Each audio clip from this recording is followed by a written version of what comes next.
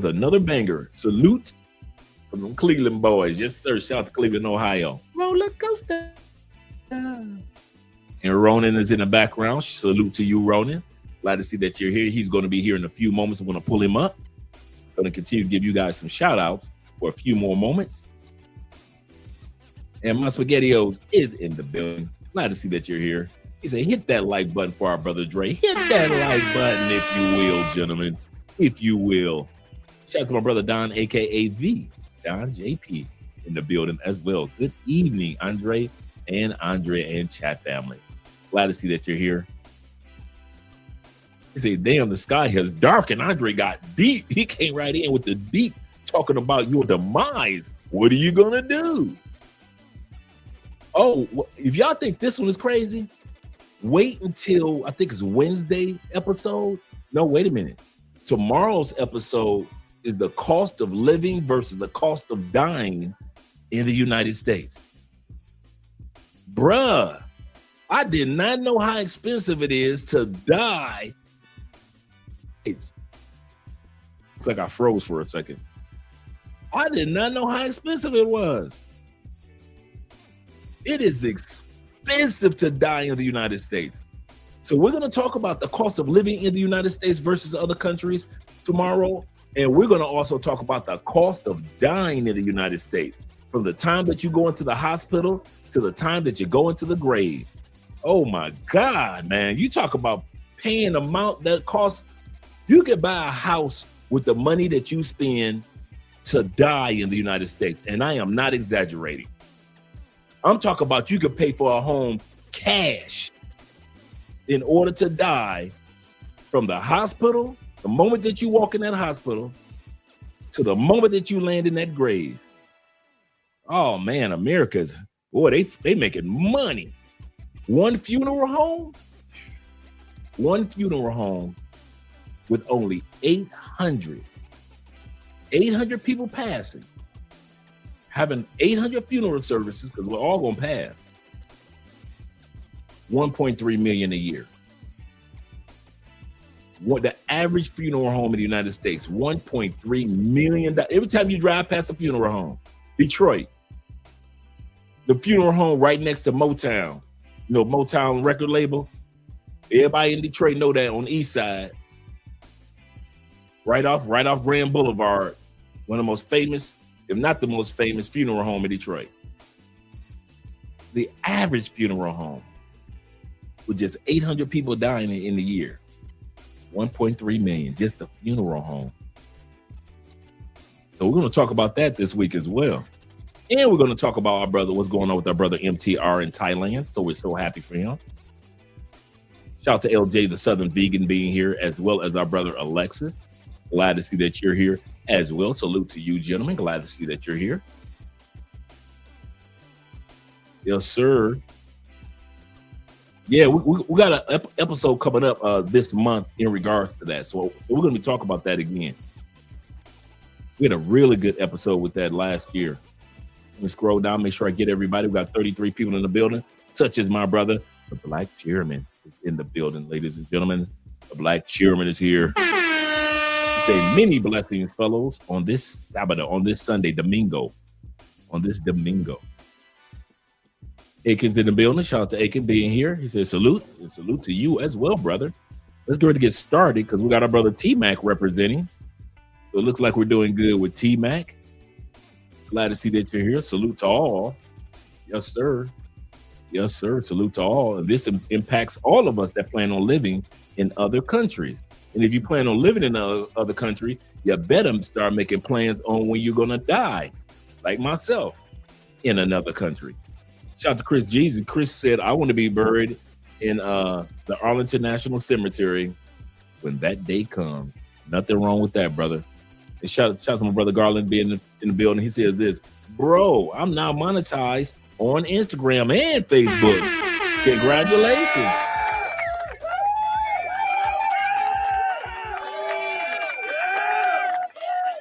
He said, if any of y'all not on Facebook, y'all better get on it, because Mark is paying. Okay, cool. I need to holler at you about that one then. Because I've been on there forever.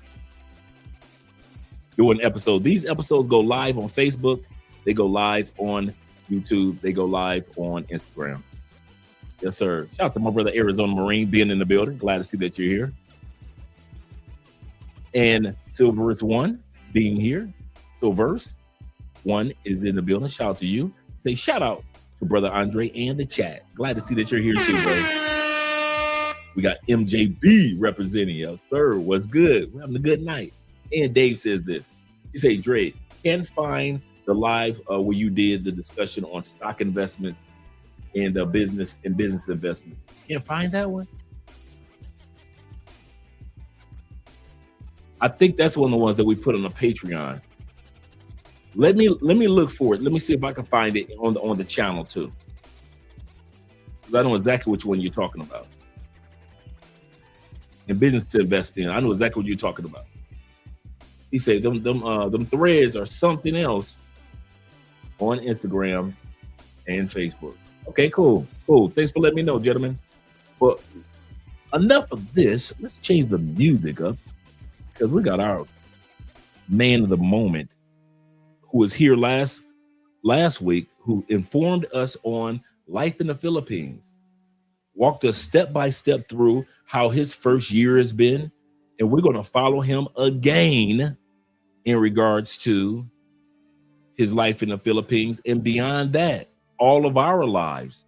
It is very important to set ourselves up, or at least set our families up for success after we pass on. Those of us in the Black community, come on, let's be real. Before I bring our brother Ronin up, we know what it's like to have an auntie, a grandmama, a granddaddy, a cousin, or a brother pass on, and they didn't put themselves in order. Then we basically have to have a family GoFundMe. Everybody in the family donating $50 here, $300 there, $500 here to help pay for the funeral. Let's not go out like that. We've experienced that enough in the Black community. So our brother Ronin is going to show us step by step. If we're outside the country and it ain't nobody to have a fundraiser for you, you better make sure you have things in order. Shout out to our brother being here. Let me bring him up. As he laughs. How's your night going, Ron? It's going well, man. You know me. I've been up early this morning. We were texting already. Texted before I went to sleep. You know, my AI is not trying to have me be great, but I'm still going to get it done and make it entertaining enough. Because here's the biggest thing I do know. Nobody likes talking about this subject. No. It's not the funnest one, but it's necessary. Absolutely is. It is necessary. Okay, let me get. Okay, I see the yeah, so I loaded the slide, and then I have some clips, kind of get people emotionally involved in this conversation. And the reason I do that is people learn auditorily and visually, and then the combination of the two is the best. So to keep people interested, I'm kind of got a little story going on while we're talking about certain points of this. Okay, got you.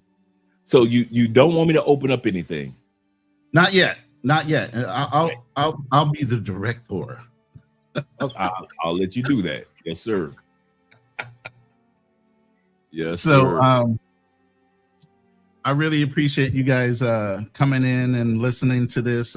It's a topic that I've been talking about for several years. And I don't know if you know anybody who's been in the insurance game, been in fiduciary businesses and stuff like that. We always look at the what ifs. Okay, what if this? What if that? What if I turn too quickly on this? And am I going to roll my truck? There's always a what if in everything. And in the insurance business and things like that, they have what they call fiduciaries. By the way, let me back up a little bit. If you don't know me, I'm Ronin Travelers. But I also have another channel that I'm trying to grow, which is my first love is helping people. And it's called Wealth Talk Legacy Walks. It's because I've been in the business for almost 15 years of insurance. And before that, I've been in sales for a lot longer. So once I got in insurance, I started getting into annuities, fiduciary work, and also doing retirement counseling or advisory. So, and I did the typical thing. You know, I had a huge business in California. I ran an agency for a company called Health Markets. They later were sold into a health insurance company. I also worked for Transamerica. I was recruited by New York Life to get my Series 6, Series 7 and trade on the open stock market. I didn't want to get that. I didn't want to start advising people in risky factors and still take a commission. I had a conscience and I wanted to sleep at night. So I found products that kind of made it safer for you to want to invest, still gain interest, but grow your money tax-free. We're not here to talk about that today. But what I am going to talk about is what happens to you while you're overseas. Okay, so before I get into tools and strategies or anything like that, I want everybody watching and understanding that what actually happens on the ground the moment Americans die overseas, it's like a movie, because now it's a whole investigation going on. Why you died, autopsy has to be done. That country has to kick out a death certificate, has to be certified by the consulate. There's a whole bunch of processes that go in place before they can even get your body. Okay, and then that's a whole nother conversation. It's called repatriation. We're going to go over some glossary of terms. We're going to go over a lot of different things during this live. But what I want you guys to wrap your head around, this is a real thing. What I know in my business and what I know from talking to people, when you're on vacation, you have a vacation mindset, you're the most relaxed and you do more things that you never trained for in your life that you want to do it for fun. Some of those fun activities can get you dead.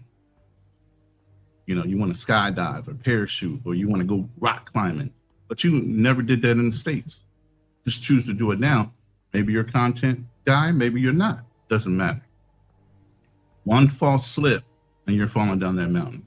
One parachute that doesn't open, basically the law of averages, you're dead. What do we do? What do you do? Did you have things set aside? Because we all think we're going to live forever, God forbid. You know, we're not going to die. We're invincible. No. There's going to be a time and a place that no man knows. I've had so many clients come in, and I've had husbands fall on the sword for their wives and want to insure their wives, but don't insure themselves, but they're the bread maker. I've had the vice versa. I've had the wife that falls on the sword for the husband and make sure he's secure, but then she winds up getting sick and getting brain cancer and dies, and now he's got kids and responsibility. The hell with no life insurance. Now he's got to be able to take care of all those things, life balances, right? Nobody thinks about that. It's all happy-go-lucky until that incident happens. Then it's like, damn, you know, somebody's having a cookout or a fucking car wash, excuse my French, in order to pay for a burial. It happens too much. GoFundMe's are not life insurance policies or burial plans. So tonight we're going to get into all these steps. I got some nice, pretty slides for you to keep you occupied visually. I got some little clips that are going to go on, but Dre, you can pull yourself back up real quick if you want. Yes, sir. Give me a second. And I'm not looking at the chat right now, so I'm totally in a whole nother element. I got too many windows open, so I don't know if anybody's addressing questions to me or whatever. Give me a second. I don't know why that is not. Okay, there we go. Here we go. So here, let me pull back into studio here real quick. Okay. All right. All right. If you'd like, let's get everybody in the mood. That first video that you see down there says Act 1. Yes, sir. Go ahead and play that. Okay. Su familia.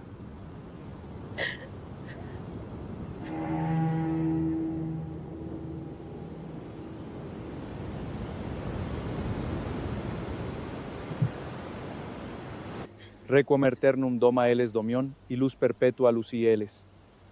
Marco fue un hombre de amor, un hombre que cruzó el mundo para construir una vida con la mujer que amaba. Y esa vida, esa familia, es su legado. We go until we are laid to rest. That part, nobody can stop. But what happens to the people you leave standing at that grave, that part, you control, or you don't. All right. Go right into that slide. Thank you. I actually, just like I said, my AI is trying not to make me great today, but I struggled through it and got a couple of them done. All right. So you want to go to the slide? Yes, sir. The slide deck is right there. So what happens when you die overseas? This is basically 5 different areas that you have to look at. They're all layered. Okay, before you get any deeper into it, guys, if you are interested in the slides in which Brother Ronin has put together, shoot me an email and I'll send you these new slides as well. So he's made some new slides. So some of you guys got slides from last week. Just shoot me an email, and you guys know my email address right here, aspence2011@gmail. Shoot me an email, and all the slides that he's going to be going over today, you guys will be able to get those directly from me as well. These slides are going to be going into the Patreon also. All right, Ronin. Thank you. All right. Let me just drop this one thing in here. By the way, only thing I ask is if you guys could promote my new channel, that would be great. All right. And I'll back chat. This is my channel where I'll be talking more about this. So I'm actually simulcasting between the 2 channels right now. All right. There we go. All right. So let me put this in the comments. Go ahead, Ronnie. Yeah. So you can see there's 5 sectors. And look, there are multi-layers, and I'm not going to get boring with this because there's multiple layers to each one of those sections. Okay. And overseas death triggers a lot of different tracks, one on the local side and one on the U.S. estate administration side.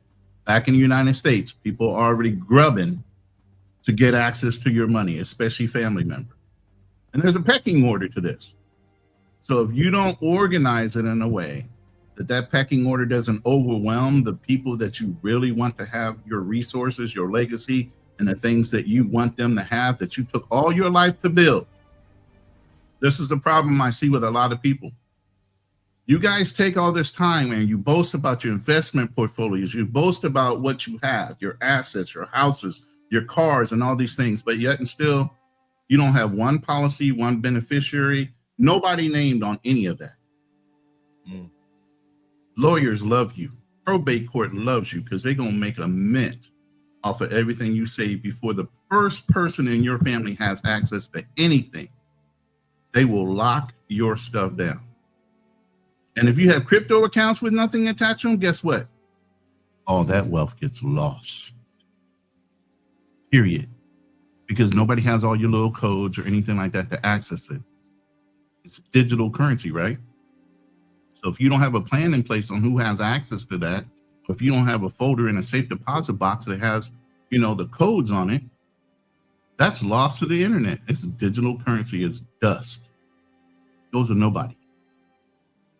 Nobody knows about it. You've been secretive all this time about what's in your account, how much you have it, and all those things, which is good. You should be. But there should be a plan on when you die, if you die, even if you're a young man. We're not just talking about guys our age, 58 or older. No, young guys die all the time, all the time. Some guys succumb to pressure and self-delete. You just never know. That's the point. You don't know. So if you guys aren't thinking in this mode, you need to get in that mode. I hear you guys making plans. You guys are studying, you're making 6 figures, you're going to Theo's class, you're doing all the right things to build up what? Your resources, your assets, become marketable, be a high value man to do whatever you want in your life. You do all these things and you jump all these hurdles, but you don't put contingencies in place. And as men, analytically, we should be having contingencies in place, a plan B, a plan C, a plan D even. If you don't even think that far, at least have one fallback. When we travel, we talk about having a safety net, have a couple of credit cards that you don't touch, that you can grab in a minute of notice. Why? Because we might have a family member that we really love die, and you need to hop on a plane to go see him. You want to pay your last respects, right?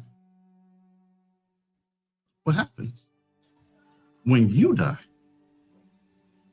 What did you set up for the people that you love? or are you going to let them rip it apart? Now, I can tell you some stories now. I've seen some people that die. While I was going through PTSD, I stayed in a military veterans home, apartment complex. A lot of brothers died in that apartment complex as I was living there.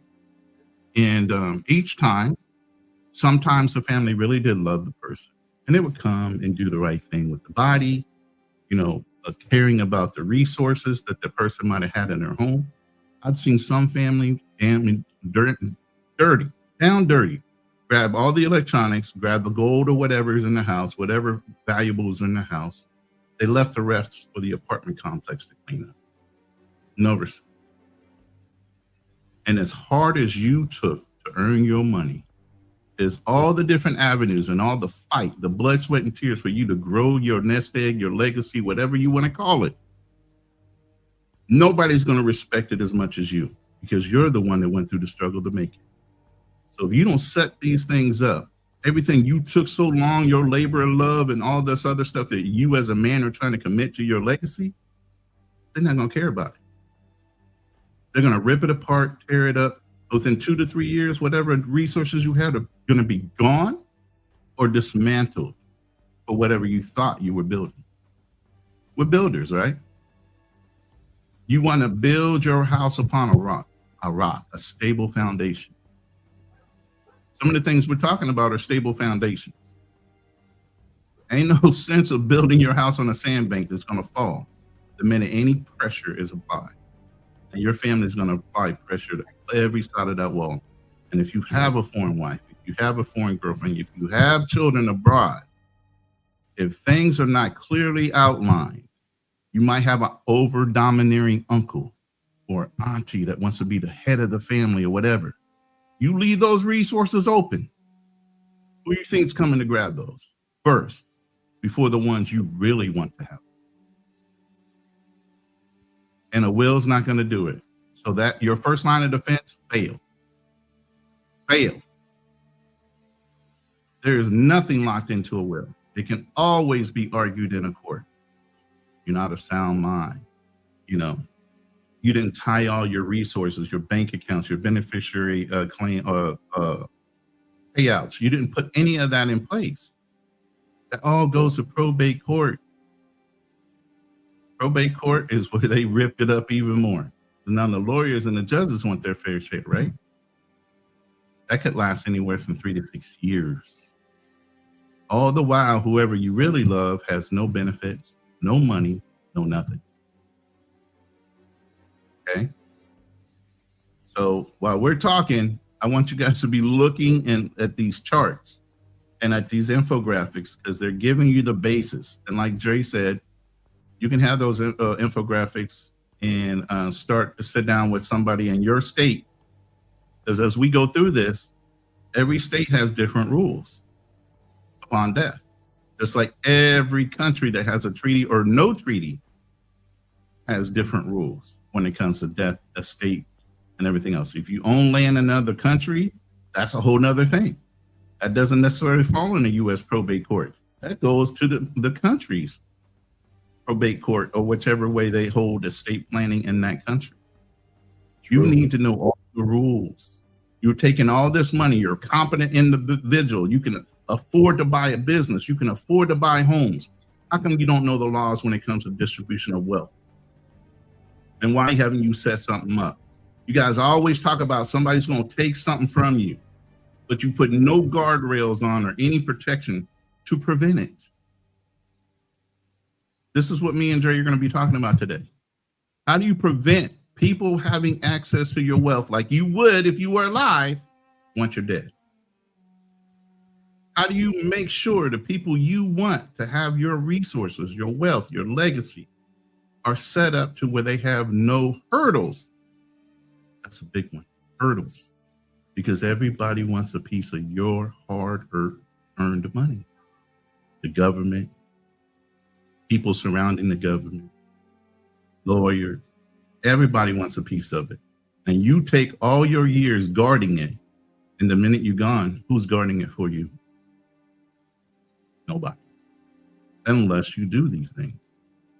Now I get I don't get no financial benefit off of this. I was a fiduciary for like 15 years. Okay. I don't do that. I don't keep my licenses up or anything. I can only counsel you and advise you, and I'm going to point you in the right direction of where you need to go. I get no general benefit from for lying to you or trying to deceive you. Okay. When I'm telling you are basic facts, you can refine those out with your CPA or whoever you want to sit down as a fiduciary to outline trust with your lawyer and all these things and set those things up that we're talking about. But at least start working toward it. How do you eat an elephant? One bite at a time. Okay. All right, Dave, we can go to the slides again. All right. Got me your stage, man. Great foundation. Great foundation. I like what you said about knowing the laws in another country. I'll give you a perfect example of what Ronin is saying. Here in Colombia, let's say you got Colombiana that you've been with like forever in the day, and I keep hearing them dogs outside. Let me close this window right over here. There we go. Okay, let's do that again. All right. Let's say you got somebody that you've been in love with in Colombia. Y'all been tag team, but you never got married. Y'all got a couple kids. It's okay. How Colombia works is this. If you were married back in the States and you never officially got a divorce, everything goes to your woman, your ex-wife back home in the States.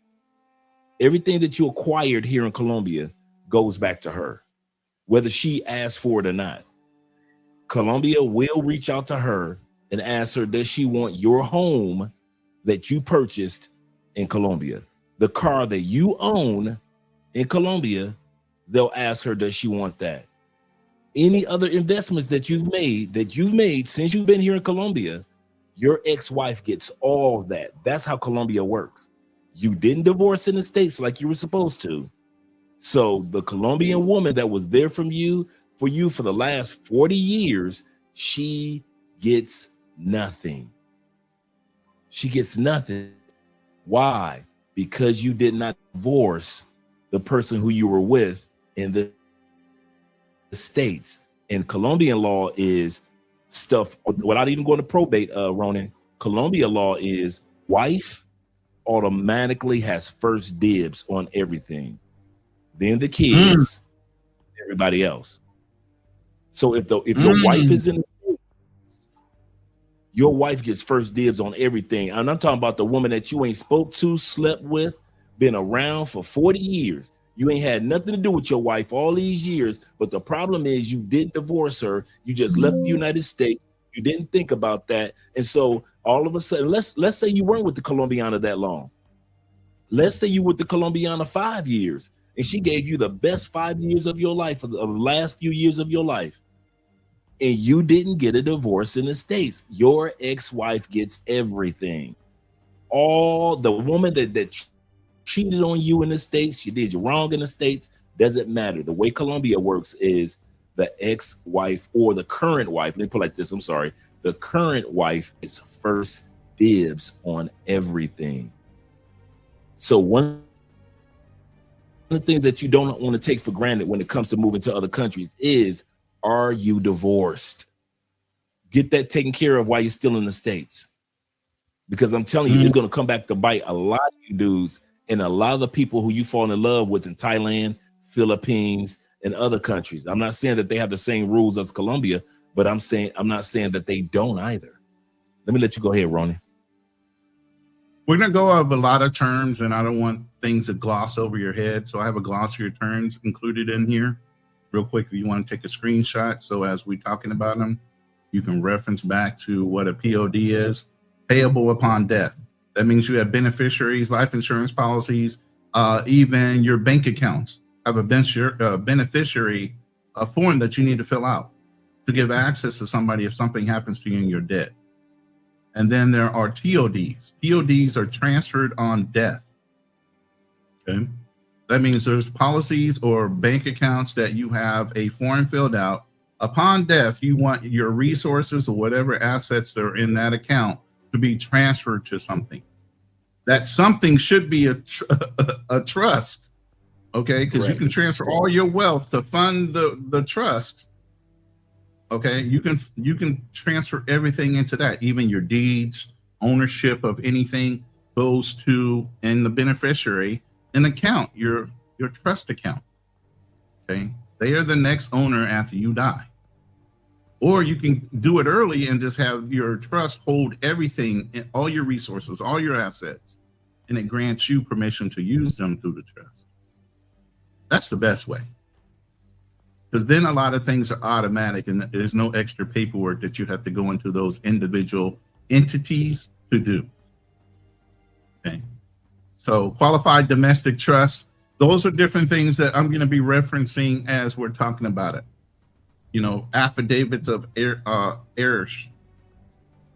You know, we're gonna irrevocable, revocable. These are all words that people hear, but they don't really understand what it means. Okay, so I just want you guys to know. All right, here's the first hurdle: no will, no plan. Who gets control? You would think the hierarchy is your surviving spouse has immediate control. Then your children, if you don't have a spouse, you're divorced, like Dre was just talking about. Your children should be next, right? No children yet? Okay, then it goes to your parents. Nope, they passed away, God forbid. My condolences. Goes to your siblings, right? Nah, bro. It can get real nasty out here in these streets. Notice it's a different one when it comes to the U.S. government. Pecking order starts getting out of the way. Grandparents, aunts, uncles, cousins. Depending on what your pecking order is, you might assume this person has first. And remember, I just said U.S. Dre just gave you a scenario where if you were in Colombia, what the pecking order is. So your Colombian or your other country's resources automatically default to that treaty and that country's laws. True. Now, do your family in the U.S. have access to those resources? Even if you own them, who has first right of priority? That country does. Then you have to go to court and start figuring out how that works for your descendants that live in the United States, your children, if you're starting a second family, like myself. You know, who has access to what? You know, and people will always say when family dies, somebody is always going to come up and say, well, he really wanted this. Well, no, he didn't. He wanted this. Of course, it's always for their benefit. Mm-hmm. Okay. Nothing breeds greed than free money for somebody in your family, like sharks around blood in the water. They coming for it, whether you intended them to or not. So true. This is a big one right here. What happens when you die overseas? How does your body get back?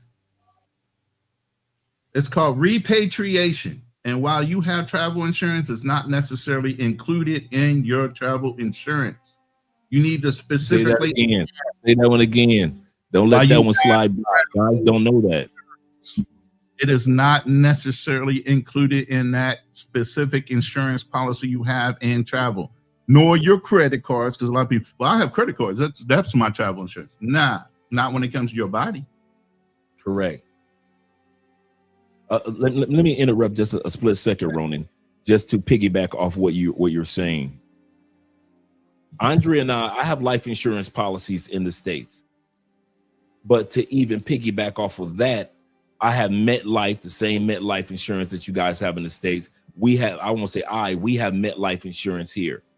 One of the things that I made sure of, Ronin, was that if something happened to me while Andre and I are on excursion in another country, are our bodies covered for being shipped back to whatever our home country is, whether it be Colombia, whether it be Spain, whether it be Brazil?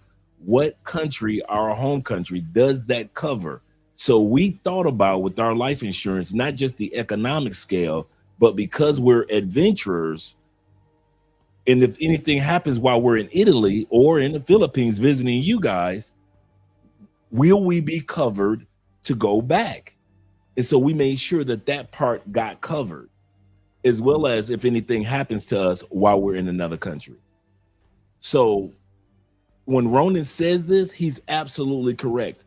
And I'm letting you guys know that you don't only have to have U.S. life insurance. You can get life insurance in your home country. That's very important for some of you guys to, you think as an American, I can only buy American life insurance. That's not true. I have the same, like I said, Snoopy med life insurance here in Colombia, and I have other life insurance policies back in the States. And Ronin, I don't know if you guys can do that there.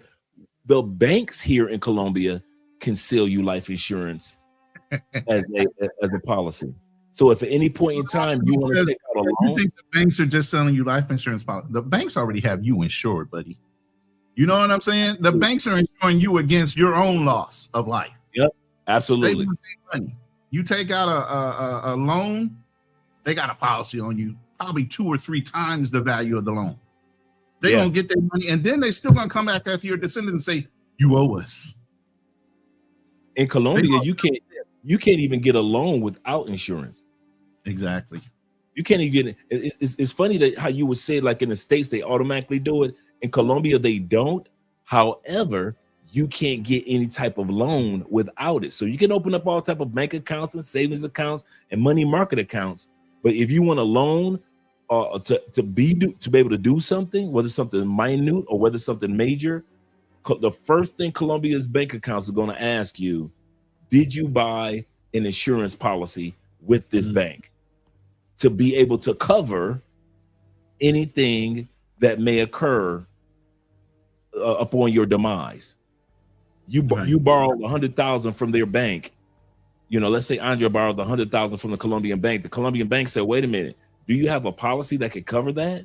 If you don't, we will not approve your or allow you to have a loan with our banks. So whereas what you were saying in the States, a lot of people don't know that they have, that the banks insure them, no matter if they know about it or not. Here in Colombia, they will let you know you are not insured. You cannot have money. First step is get insurance coverage. So I have insurance coverage with the bank. So if anything happens to me, I not only have my stateside insurance, my Colombian insurance, but also have insurance with the Colombian banks as well. And you can upon death, your loved ones can be a beneficiary of that actual insurance policy by way of the bank. Right. And that just goes to show you that there are a lot of things around the world that these guys, I hope some of you guys realize to take advantage of. But let me let you continue on, brother. Go ahead and pull that slide up while we're talking, and we can sit off to the side real quick. Here. The cost of the recovery of the body. Now, those costs are just to get it back to the United States to a legal recipient of bodies that die overseas. Now, that might not be your mortuary that you want to be buried in. That's just to get it into the borders of the United States. Now, once it hits the borders of the United States, there could be extra cost to get it to your home of record where you'd like to be buried. That's why I like myself and Dre's plan. I want to be cremated no matter where I am. Yeah. Cremate me. Don't worry about doing none of that other crap. Put me out in the ocean. You know, so you have to think long term on how does that work and break those steps down. Okay. Now, just for those in these particular countries, if you want to take our faces down, they can see the bottom. I put up the big 5 or whatever we want to call it: Colombia, Dominican Republic, Brazil, Thailand, Philippines. Okay. These are locations and places where you can start to look at your official resource path in order to recover bodies. And remember, once again, guys, for those of you that want to get these slides, because I'm even though you guys are looking at it from the show slides, I'm looking at the exact same slides that Ronin sent over to me. So like I said, if any of you guys want these slides, make sure you send me an email at aspence2011@gmail.com, and I'll get these actual slides over to you because you can see the screen a little bit more. And he's got the embassy information for you with each one of these locations that we go to. Let me let you continue on, Ronin. Thank you. No problem. So pay attention to that as well. What resources and who's where. While you might be able to call the U.S. consulate, all they're going to do is help you fill out paperwork. They're not doing it. It's not a movie. They're not going to do anything additional to help you besides help you follow through on whatever paperwork or give you resources for those paperwork. That's it.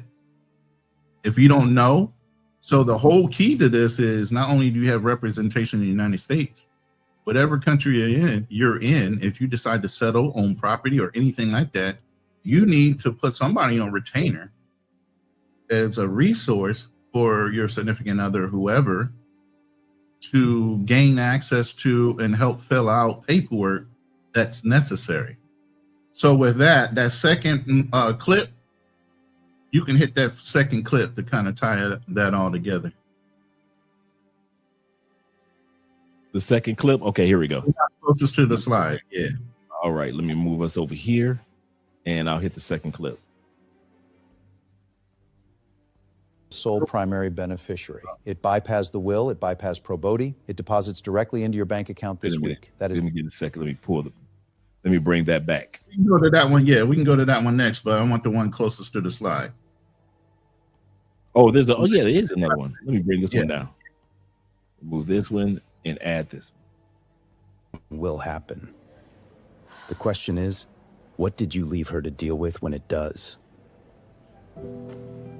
Plan today.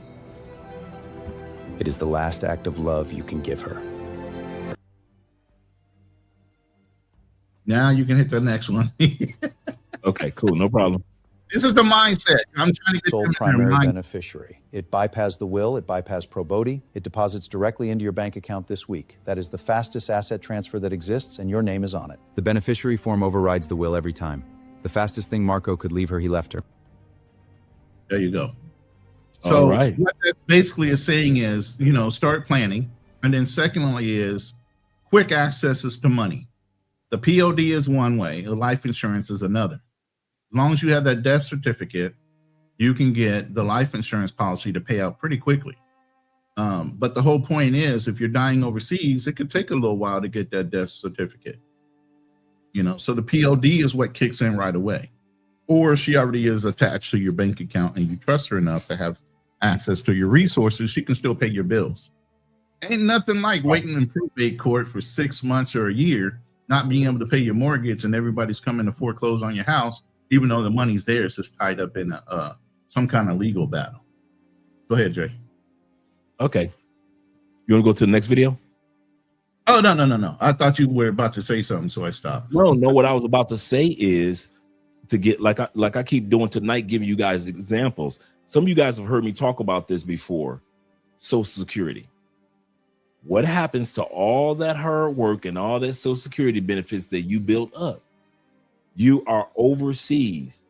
You've been old enough to receive benefits, and you've been with the lady that you've been with, and let's say she's 31, 30, 32. You guys don't have any kids.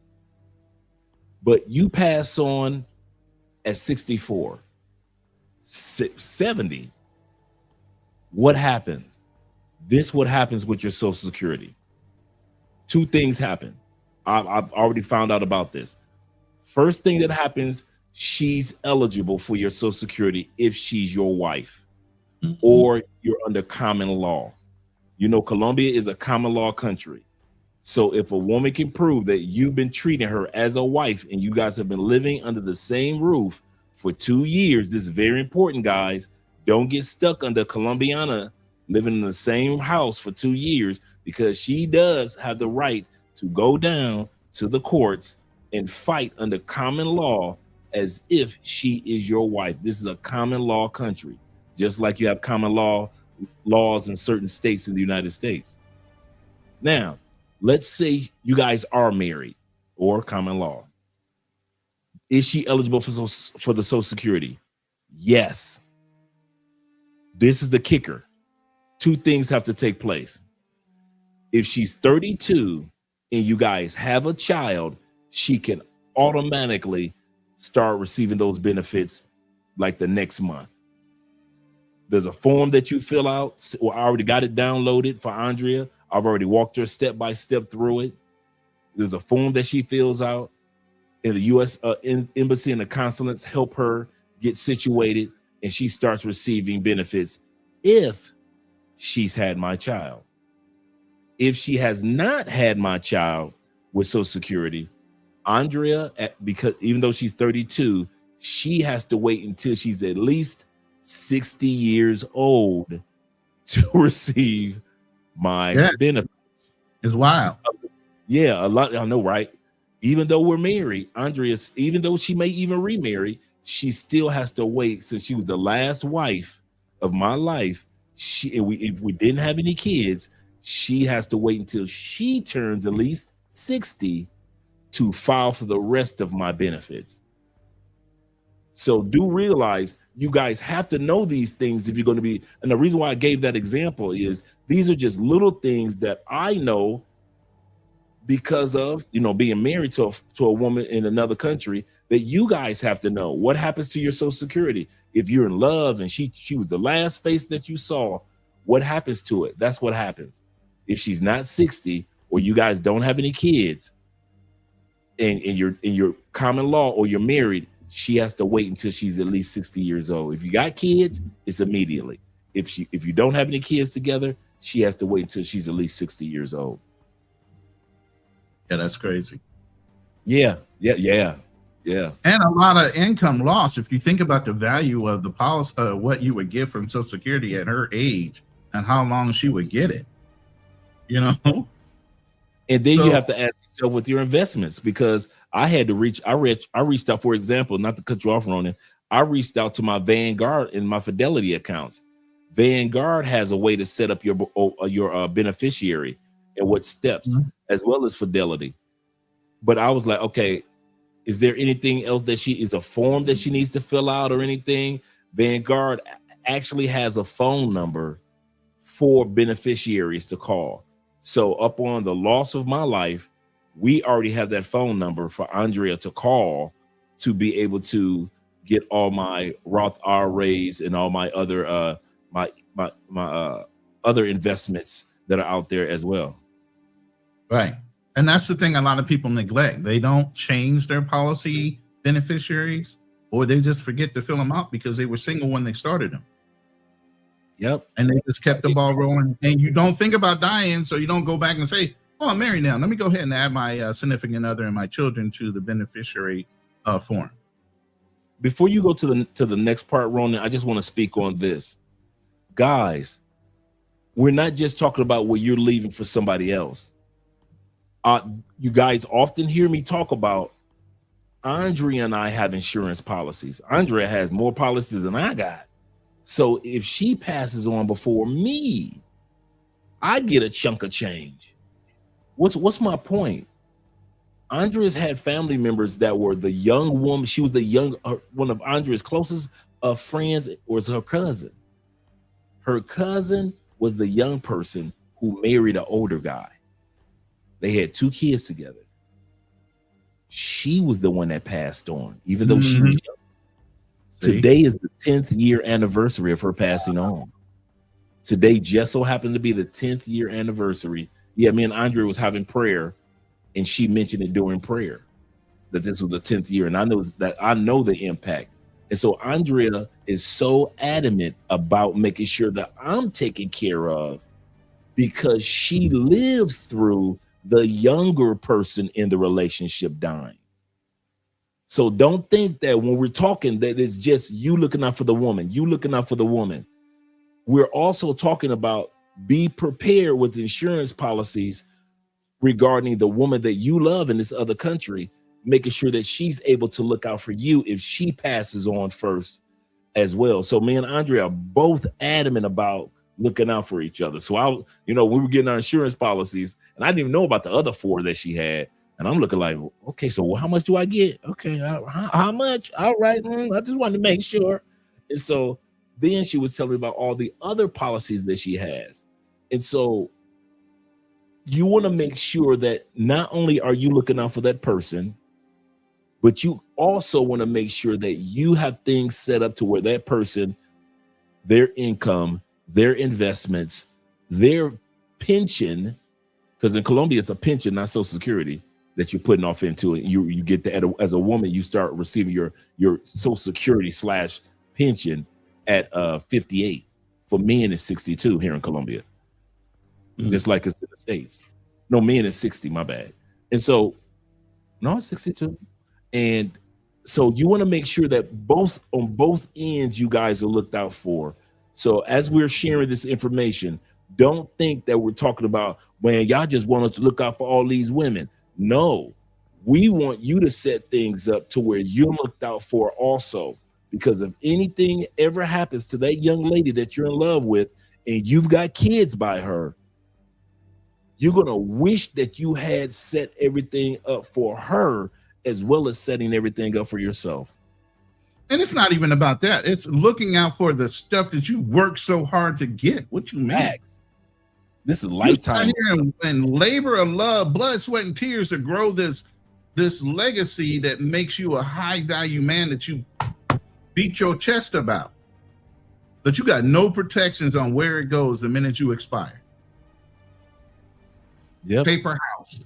I call that a paper house. That'll burn up with one match. Say one. That's all it takes. One. But the other thing, like you were talking about with the insurance part, and we played that, so I'm going to go ahead and talk about this real quick. Partnership, sale, insurance, and mortgage life policies. Okay, those two policies right there.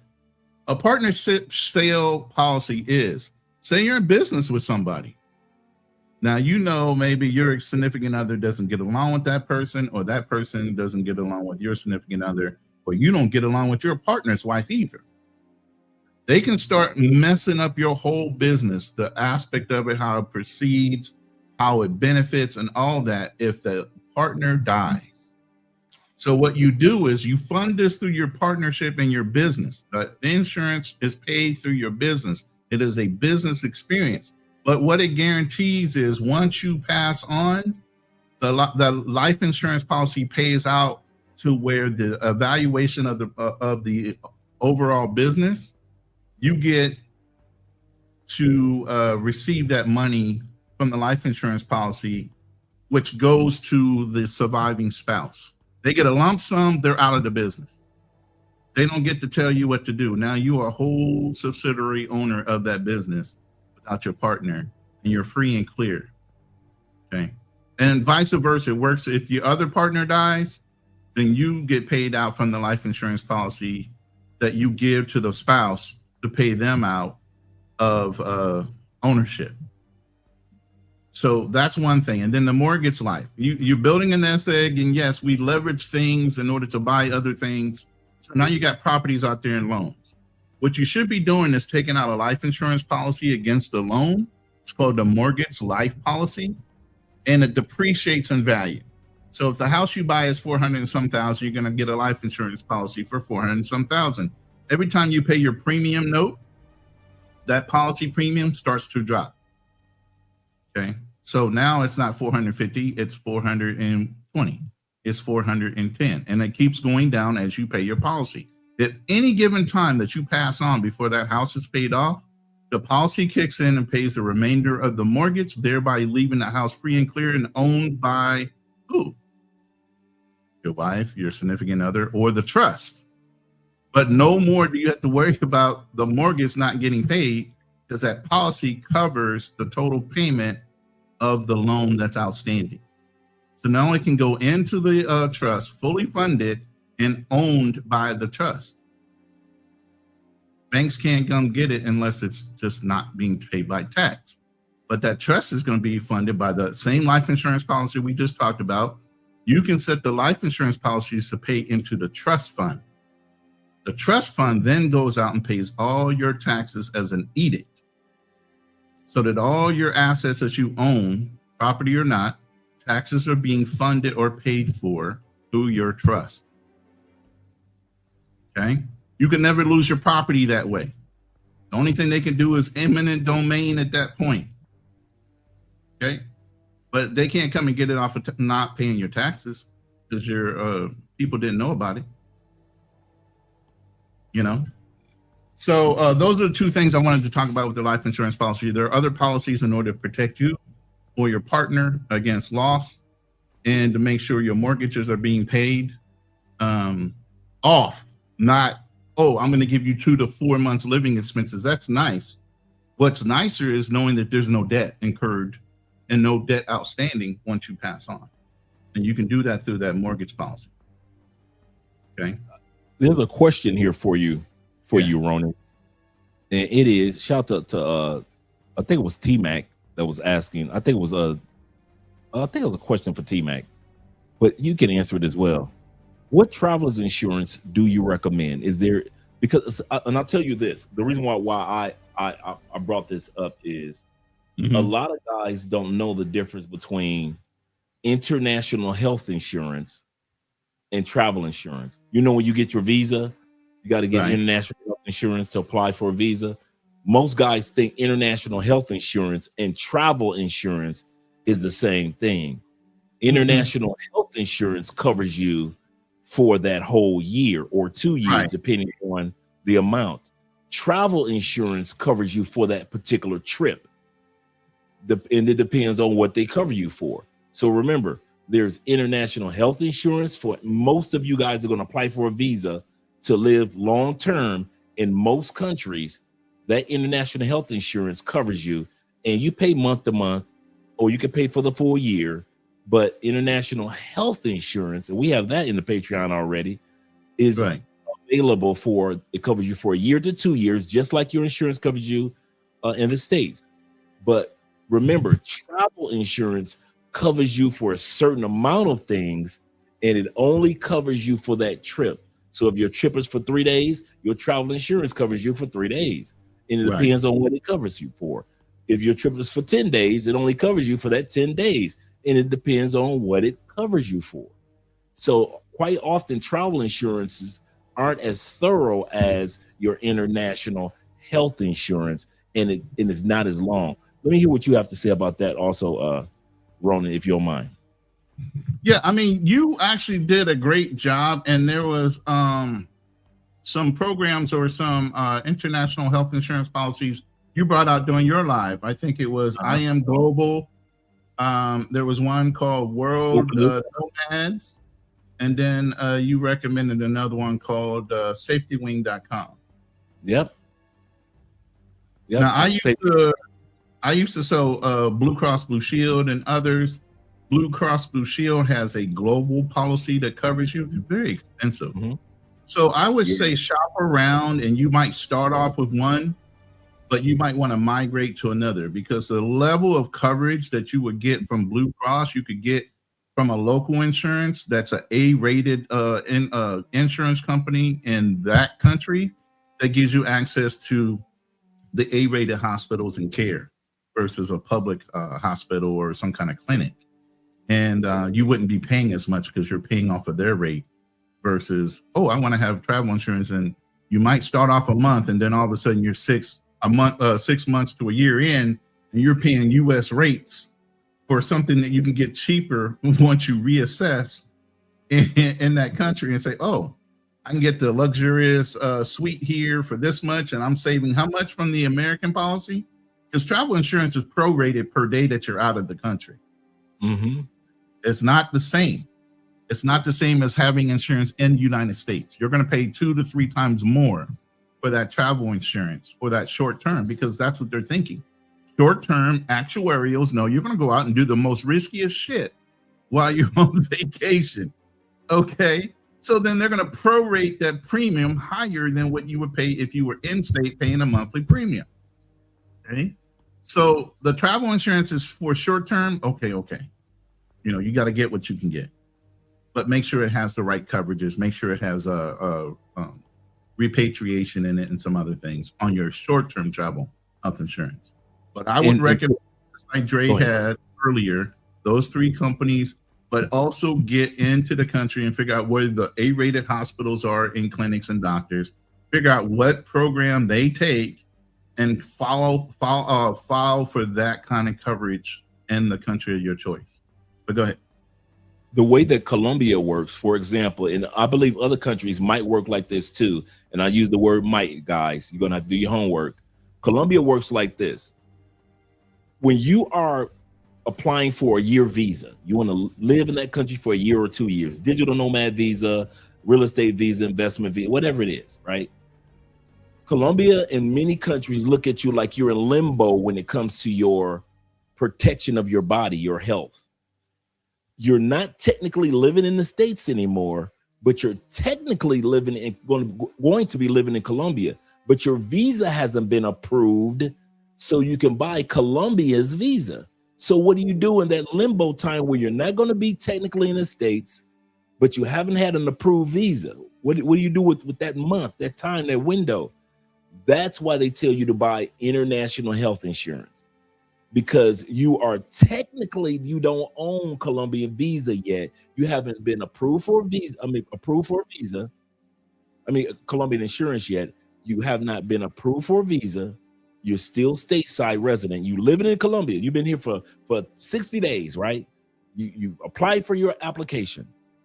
Colombia is like, okay, if anything happens to you in that 60 days or beyond, until you actually buy, for example, we have the best one in the country, SORA. Until you officially have a SORA insurance policy, which could take maybe 3 months for you to go ahead and apply for it and get it approved. If anything happens to you while you're on the land of Colombia, how are you going to get covered without cash? So a lot of guys, because of the cost of living and the rate of exchange, can afford the cash. Cool. But a lot of guys say, I really want to be covered. So that's what international health insurance does. It covers you as soon as you land on that new country. You can buy it while you're in the States, but as soon as you land in that new country and you're applying for a visa and you're waiting for that visa to be approved, now your visa's approved. Now you're hunting around. Now you officially buy regular insurance in that country. What do I do? Which insurance did I buy? Oh, okay, I want that one. Now you've purchased it. But look, it took you a month and a half to do your research, figure out which insurance. Let's say you're in the Philippines. You're in the Philippines. Which insurance do I get? Do I get this one? Do I get that one? Oh, I slipped and fell playing basketball. I twisted my ankle. What do I do? Yeah, you can pay cash, but if you don't want to pay cash, you have to have international health insurance for that limbo time between you landed in Philippines and you officially have one of the Philippine life insurance, medical insurance coverages. Both, really. Yeah, really both. But since I started with the talk about health, I didn't want to be too confusing. So that's what that's for. Another thing that you guys are going to have to realize too, and I know Roland's going to talk about this for his area, there is an age limit on what level of insurance you can get. Your insurance, just like in the States, might be, for example, both of Andre and I are on MetLife, like I mentioned. My coverage is a little higher because I'm 58. She's only 31. So even for the same coverage, which is really great, her month-to-month policy might be a little lower than mine. The other thing that Colombia does here when it comes to health insurance, if you're a big boy, Colombia won't let you get on health insurance. Mm-hmm. Get that damn weight off your body. We're not about to cover your fat ass. Seriously, Colombia will tell you if you do a physical and you are too big. Now, I'm not saying that you're a big boy and they go give you no insurance, but if you're obese, Colombia will tell you, a man and a woman, you can. That's why y'all don't see too many fat people in Colombia. You notice that you see a few every once in a while. And when you see somebody fat like that, I promise you, they're not insured in Colombia.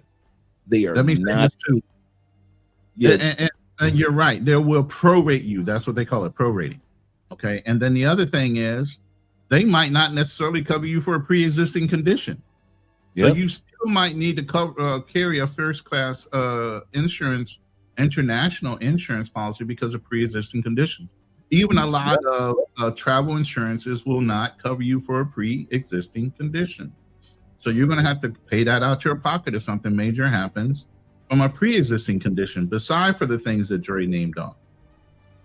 So that's why we're saying that's why it's so important to apply for international health insurance. When I post this video on the Patreon, yeah, babe, thank you.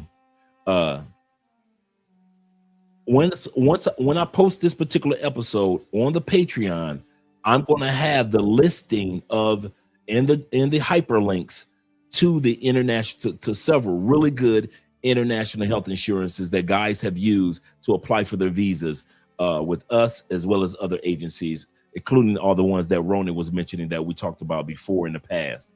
So, and I'm going to, in each one of them, I'm going to have information about the insurance company, and I'm going to put down why I chose this list. It's easy for me to give you a list of insurance policies or companies, and you're like, okay, why did you give me these instead of these over here, Dre? Mhm. I'm going to have down there the why these particular policies work best with expats, guys and ladies that want to relocate outside the United States. But do remember, guys, it's very important that you realize what the policies are in each country.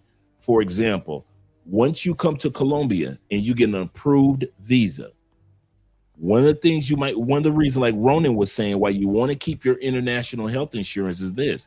Even after you can buy a Colombian visa, is this reason. Thank you, Sexy Boo. Cafe. Now I'm here with Ronin enjoying some cafe. Yeah, I'm almost getting ready to get a refill here. I know, right? And one of the things that you guys are going to have to realize that in Colombia, there's an age cutoff for your insurance level. Under 60 years old, I always recommend pay for the best of the best of the best insurance. Why? It's only like $150 to $200 a month anyway. You get house calls, you get free surgeries. Like I said, my copay every time we go You to the would doctor. never get that in America without paying thousands of dollars in premium. Oh, I know, right? I've had 2 surgeries, 0 copay.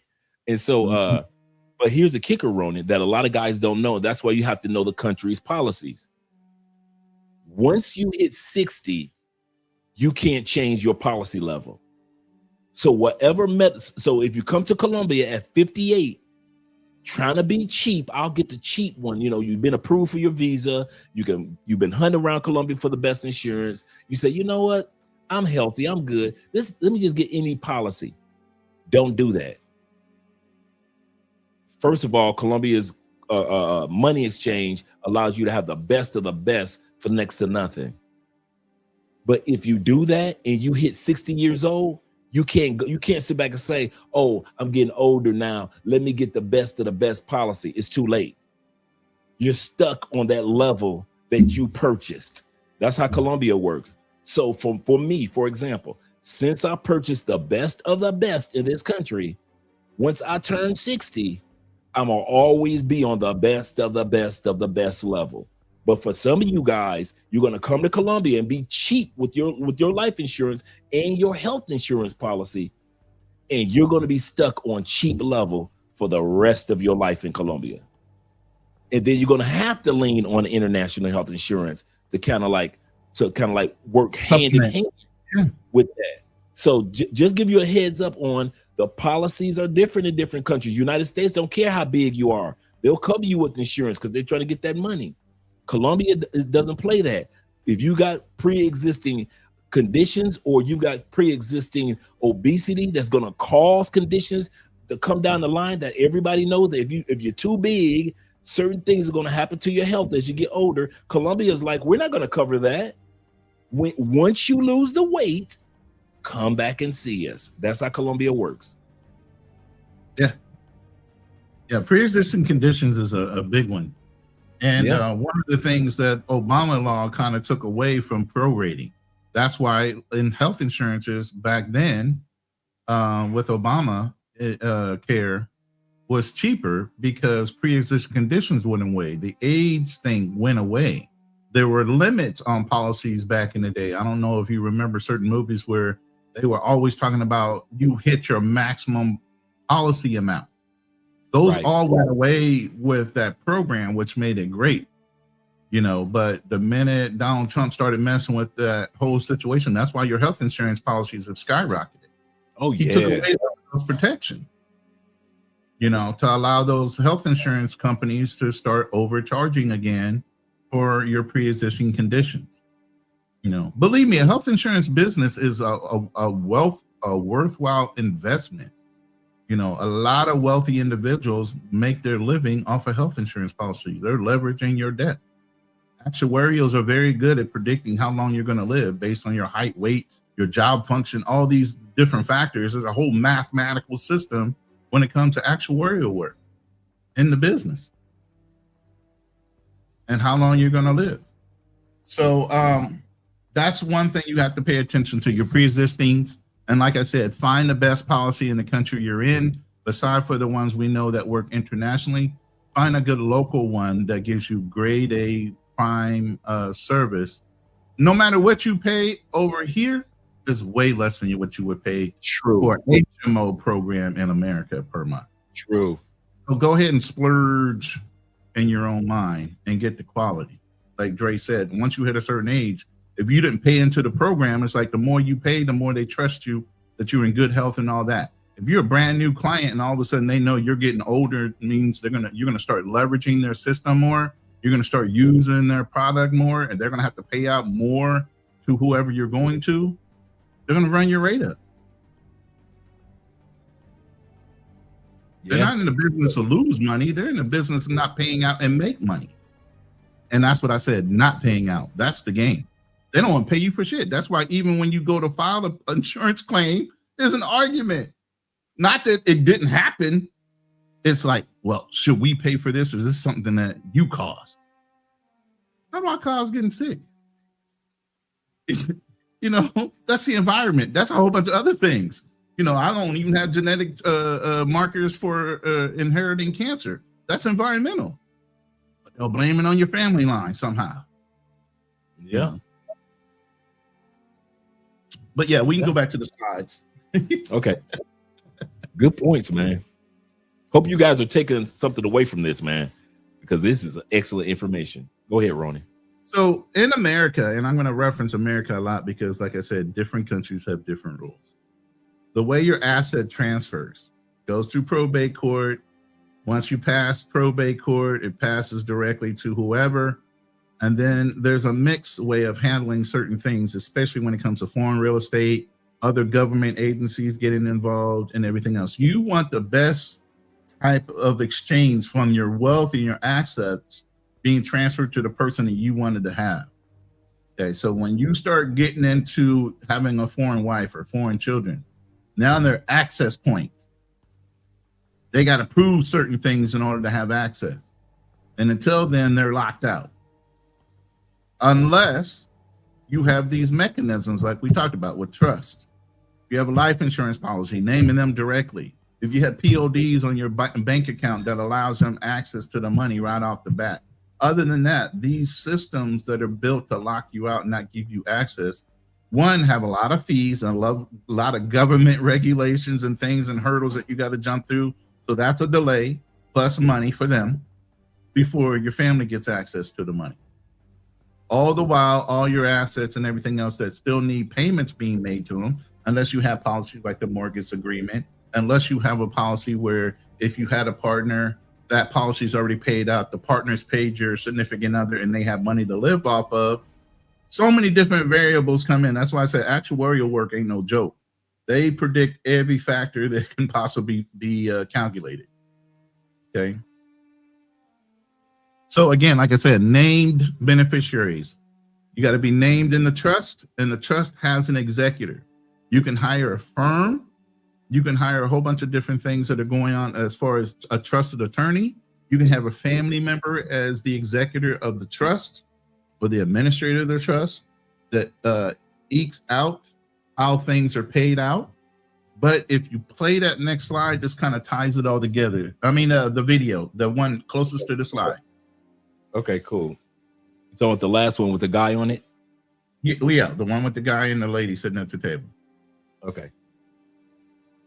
A monthly payment to you on the first of every month from the trust. This protects the principal. You are not spending the core of the estate every time a bill arrives. Not just fast cash. Treasury manages the distributions. You receive the income. The estate stays intact for you and your children long term. The difference between an estate that lasts and one that is gone in 3 years. That's a good So point. now you have a revocable trust. Like I said, if you've done this right and you structured everything right, all your assets, all the things you own are all titled into this trust funding. Okay. So that means they have, or the executor has, immediate access once he files paperwork on your death to all those resources, all those accounts, aside for the ones you gave her direct beneficiary to, whether that be your life insurance policy, your bank accounts, or whatever. Okay, that she has her name on. Okay. Now, even if she has her name on it, it's still an asset. And if it's not outright owned by the trust, it still can go to probate court. Because you have relatives that want to be paid and they want their quarter of fucking skin and weight off of your body, even though you're dead. You owe them. And they're going to harass the one that you really love and that you really meant to have the money. They're going to harass her to give it to you or your children. Okay. Don't think it's going to go by quietly in the night. Your family knows how much you make. You know who you trust in your family and who you don't. You know who's greedy in your family. You know what aunt, uncle, cousin, at any time or place, they will turn or try to scheme to try to get you to give them money because they know you're well off. That will not stop. That's why you have in our society right now, every famous black man that marries outside of their race, oh, you're transferring wealth. What's Dr. Umar's favorite thing? Oh, you're transferring wealth into that community. My brother Kenny says, he said, that's what I'm going through now. He said, probate for my late mother's property. Mm-hmm. And Bobby, and just to let Bobby and anybody else know that, once again, if you guys shoot me an email tonight, let me go right here. Shoot me an email tonight. This is my email address.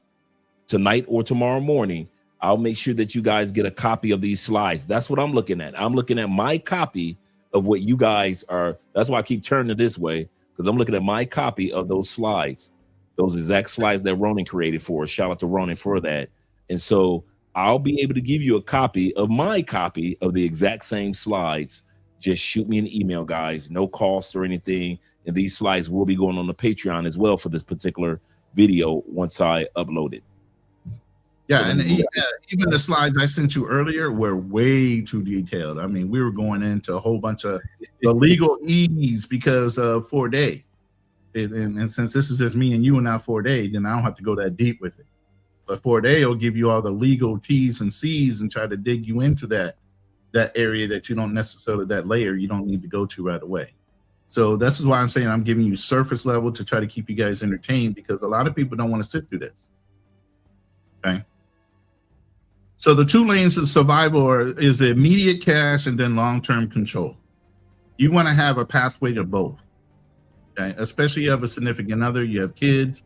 You want to make sure they're being provided for immediately and not relied upon the family and at their will or leverage, because family like to use leverage on you. Okay, so the POD, okay, that's the one that they get automatic access to. That's your bank accounts. That's the life insurance policy. It takes days if they have a death certificate. Okay. Okay. Now, like Dre said, I would carry life insurance policy in both countries. Both countries. Okay. So if you're living in the Philippines, you're living in Colombia, get a life insurance policy in that country. Why am I saying that? I'm saying that because it's easier for her to get a death benefit or death certificate in her country real quick so that she can file that with a life insurance company and get her payout. Okay. The one in America is going to take a while because all that has to be certified. Some documents have to be translated, and then it has to be sent over to U.S. consulate. And then the U.S. life insurance policy will kick in upon all that being verified to pay her out. But in that country, it's a lot easier to get that death benefit for that country done and over with, so she can submit and get additional monies besides for what you set aside in the POD. Now, if you have a trust set up, all those things start to fund the trust. And then, like you saw just a minute ago, matter of fact, let's just go ahead and play this last video, and that'll talk about exactly what I'm about to get into. Okay, let's play this. Okay, is there one more video? Yeah, it's just that last one sitting there with the two people at the table. I Or thought board I showed that one. A monthly bad. payment to you on the first of every month from the trust. This protects the principal. right. You're not spending the core of the estate every time a bill Okay. arrives. Not just fast cash treasury manages the distribution. Is this the one? Yeah. Okay, So, let me bring it. Yeah, that's the one. I thought I loaded another one, but maybe that is the last one. But yeah, go ahead. Inside the trust, there is a distribution schedule. A monthly payment to you on the first of every month from the trust. This protects the principal. You're not spending the core of the estate every time a bill arrives. Not just fast cash treasury manages the distributions. You receive the income. The estate stays intact for you and your children long term. The difference between an estate that lasts and one that is gone in 3 years. Inside the trust, there is a distribution schedule. Okay. So that is the big thing, is the trust has the wealth. So then whoever's your executor, whatever firm you set up or person that you set up that you trust to execute your rules within the trust, that's how that gets done. They also pay the bills. They pay all the taxation on your property and your assets so that they can't be reclaimed by a bank or country or state or country, because that's how they reclaim land after you own it. And that's why they say you never really own land, because you're still subject to what? State, federal taxes on your land or state tax on your land. And they can always come and get that. If you don't pay after so many years, they can put a lien against your property and take it. So that's how you're protected on your assets. Other than that, we're going to go through this next one here. We're on slide 10 to 13. There was 17. So Social Security survivor benefits. It's the big one. Okay. How does it work? Who's getting it? How they're getting it? And Dre, you gave a perfect example of how that works for you in Colombia with your wife. If something wants to happen, you guys are married, and if you have a child, she instantly gets that money right away. She doesn't have to wait.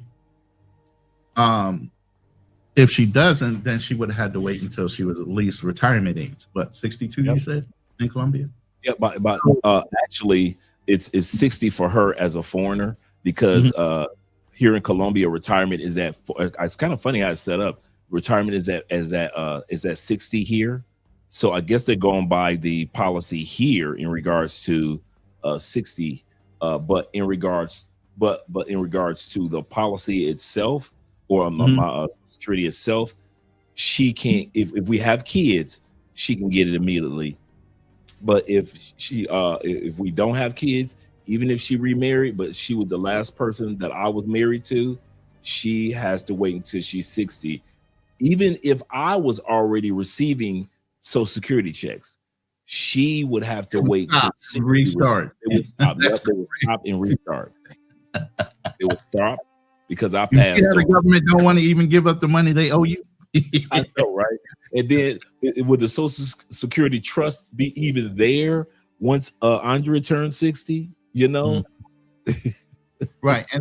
And see, I sent you a video earlier this week where Sunshine Shoulders here in the Philippines was trying to do something similar. He makes enough money in his retirement that he doesn't need a Social Security check, so he was just trying to attach his daughter to a bank account that had the Social Security money going to it.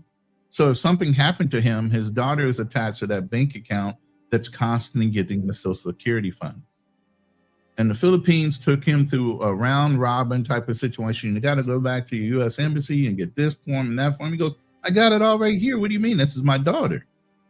You know, but every system has its own thing. And then you got to worry about who you're talking to within that system and whether they're knowledgeable or not, or they're going to see you running around. That's why it's better to have representation in every country you're in when it comes to legal matters, because at the end of the day, it's just going to make things a lot smoother when it comes to implementing what you have planned, because all plans go awry when things don't go the way you think they're supposed to go.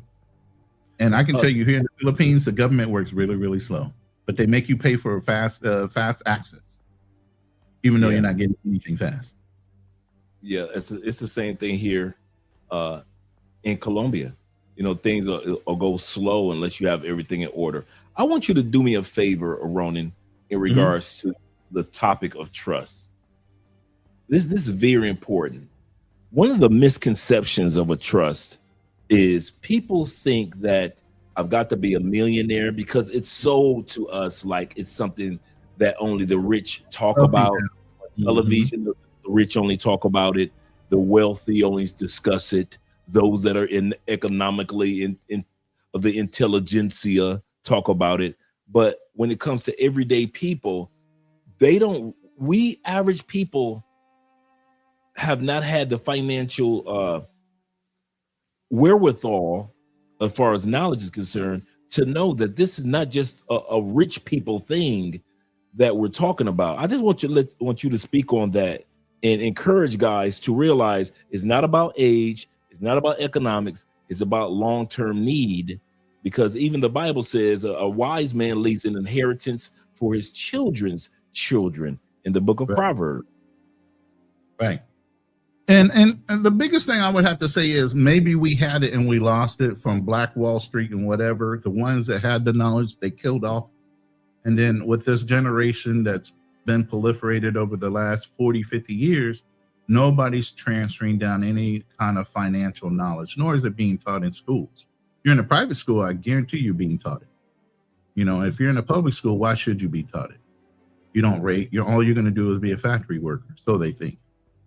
You know, but the biggest thing is, financial literacy is a big problem in the Black community, where things that should be obvious are not so obvious. Captain Obvious is not in the room when it comes to our money.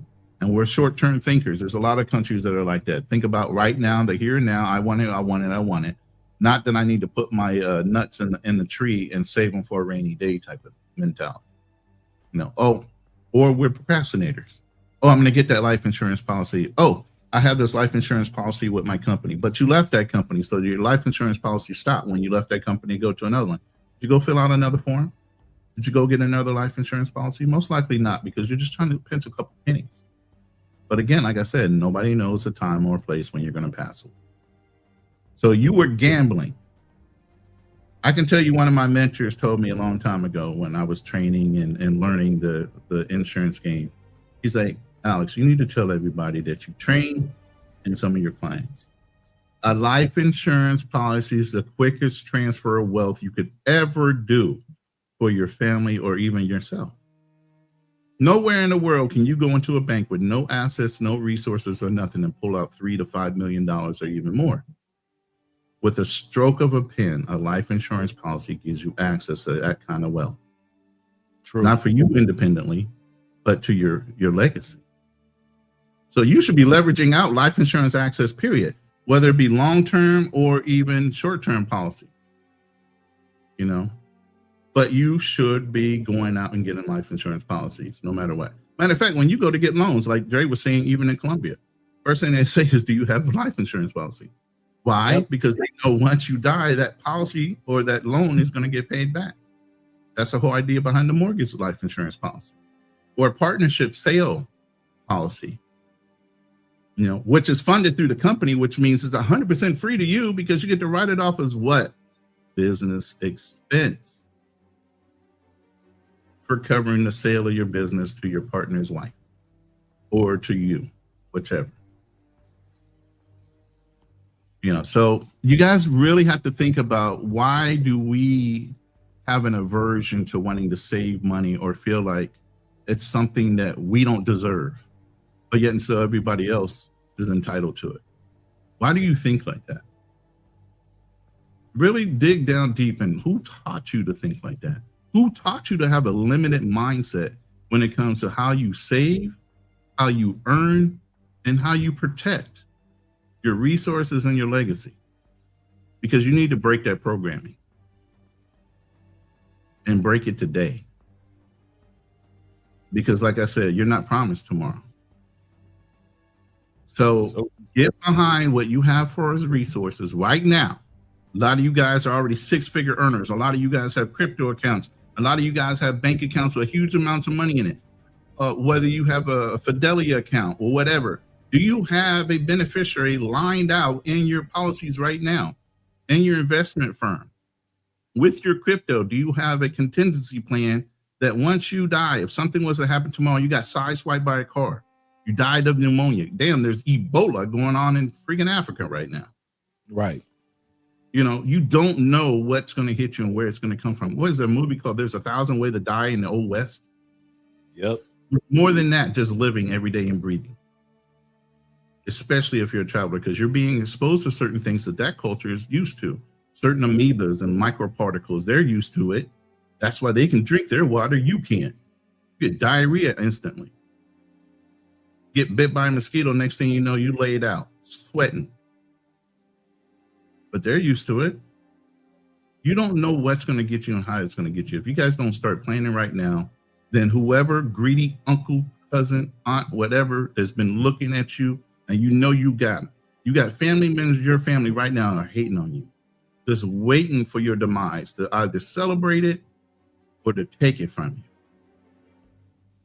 At the least, that's beside for what's going on out in the world. You got family members that want yours, and you haven't done anything to protect it.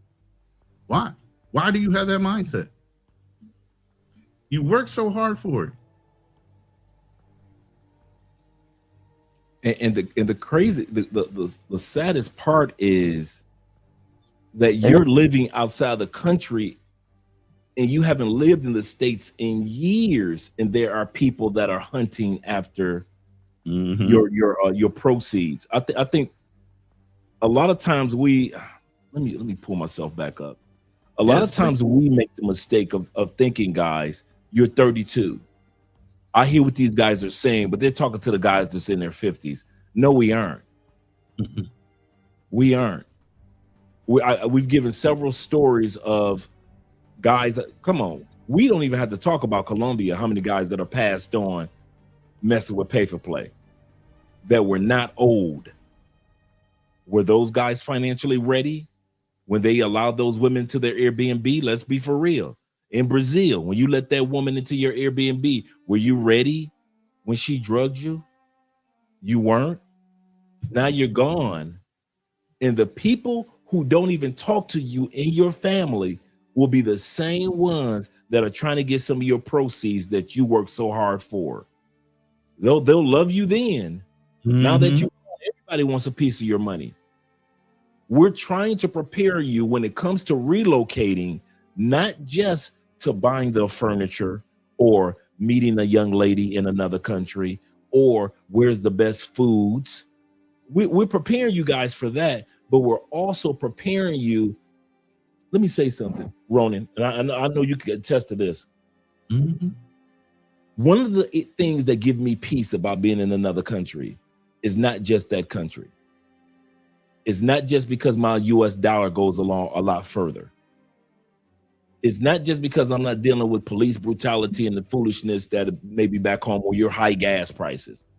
One of the things that gives me peace overseas, Ronin and guys, is that I am insured and my woman is insured. That gives me so much peace, especially as a Black man that has seen in my family and in some of y'all families what it's like to have a family round table or a family version of a GoFundMe because Auntie so-and-so died and she didn't have any coverage. So when we say we want to go to these other countries and have peace, it's not just because I want to be away from the modern woman.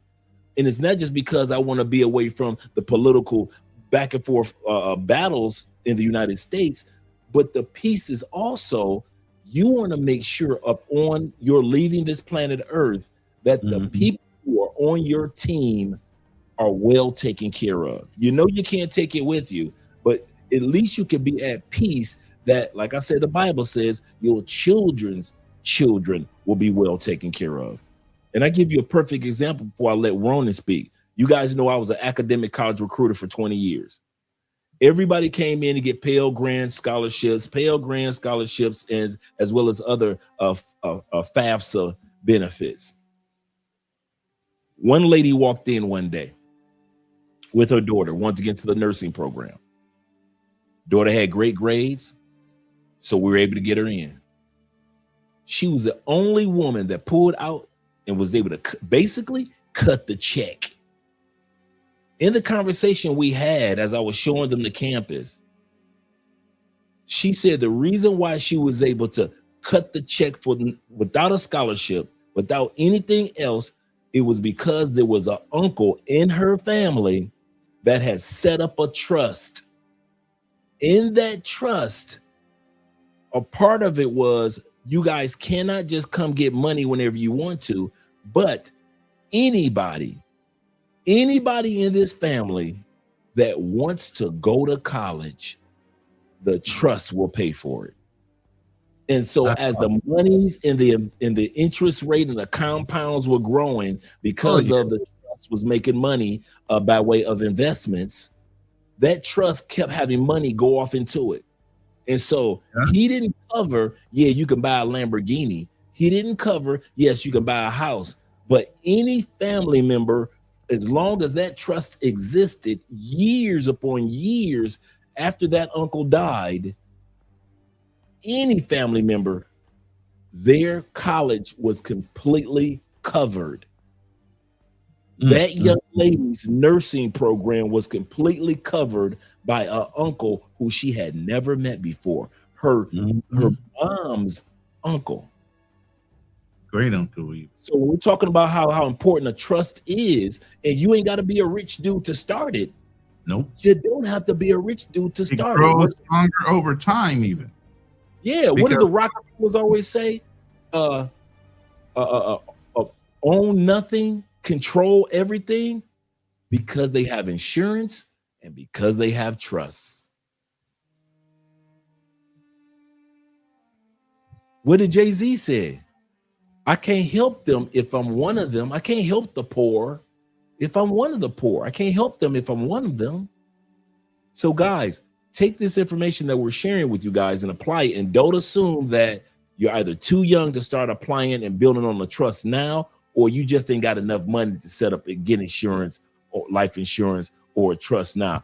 I'm telling you guys, the peace that I have, if anything happens to me, man, feels so good. Because I'm gonna tell you something, Ronin, I was kind of worried for a couple of years because I had insurance policies for the States, but I wasn't sure if it covered me, my insurance policies, and the headaches that Andrea was gonna go through if I passed on and I had American only insurance policy. So now that I have insurance policies here upon my demise, I'm like, okay, I'm good now. I'm dancing in the streets now. It feels so good as a Black man to know that every month, and I have whole life insurance. So yeah, we're gonna talk. I need to tell you about that. Okay, talk to me. Talk to me, because we might have to make some. I have no problem with learning to make adjustments. Yeah. But let me say this: Warren Buffett, Howard Hewitt, Rockefellers, the Rothschilds, they all own insurance and insurance companies. Do you know what the thing about an insurance company is? Before they give you one policy, they must have that much money that they're going to cover you with, liquidity wise. Oh, wow. So tell you something here. How many people do you think they have policies on? That means they have cash assets that they can access immediately. They can't leverage one against the other in order to sell you a policy. Whatever policy, whether it's 3 million, 5 million, 6 million, whatever the policy is that you take out, before that company can issue it, they got to have that in liquidity, not in investments. There's huge sums of money owned by insurance companies. When the last depression hit, the Rothschilds, Rockefellers, all they did was leverage loans against their life insurance policies or their policies, period.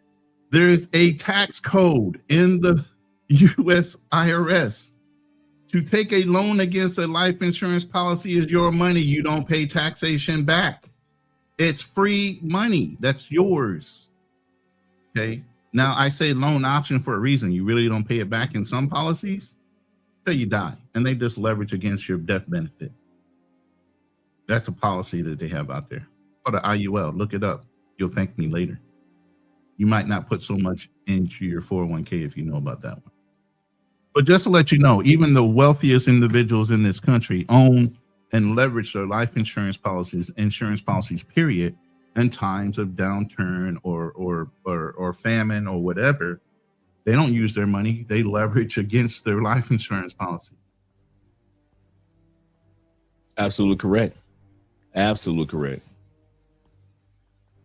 You want to continue on with the slides, or do you want to give me advice on whole life? I think you were going to, I don't know what you're going to say. Go ahead.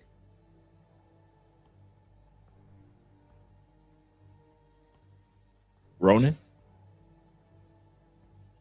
I think Ronin froze for a second, gentlemen. Hope I didn't freeze on you. Let me take a look.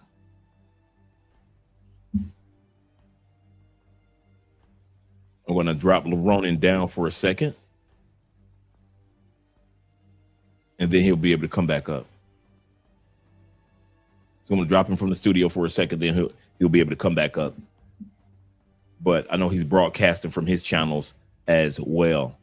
But guys, I pray that this information that we're sharing with you guys, that you're going to go back and watch this video again, that you're going to sit back and say, you know what? My insurance policy, just a regular term life policy, is like $25, $50, $100 a month. Listen, if I cut back on some of my beers, I can go ahead and give me a regular inexpensive term life insurance that covers me for $50,000, $100,000. Start there. You don't have to start with, yes, I have $1 million, $2 million in coverage. You don't have to start there.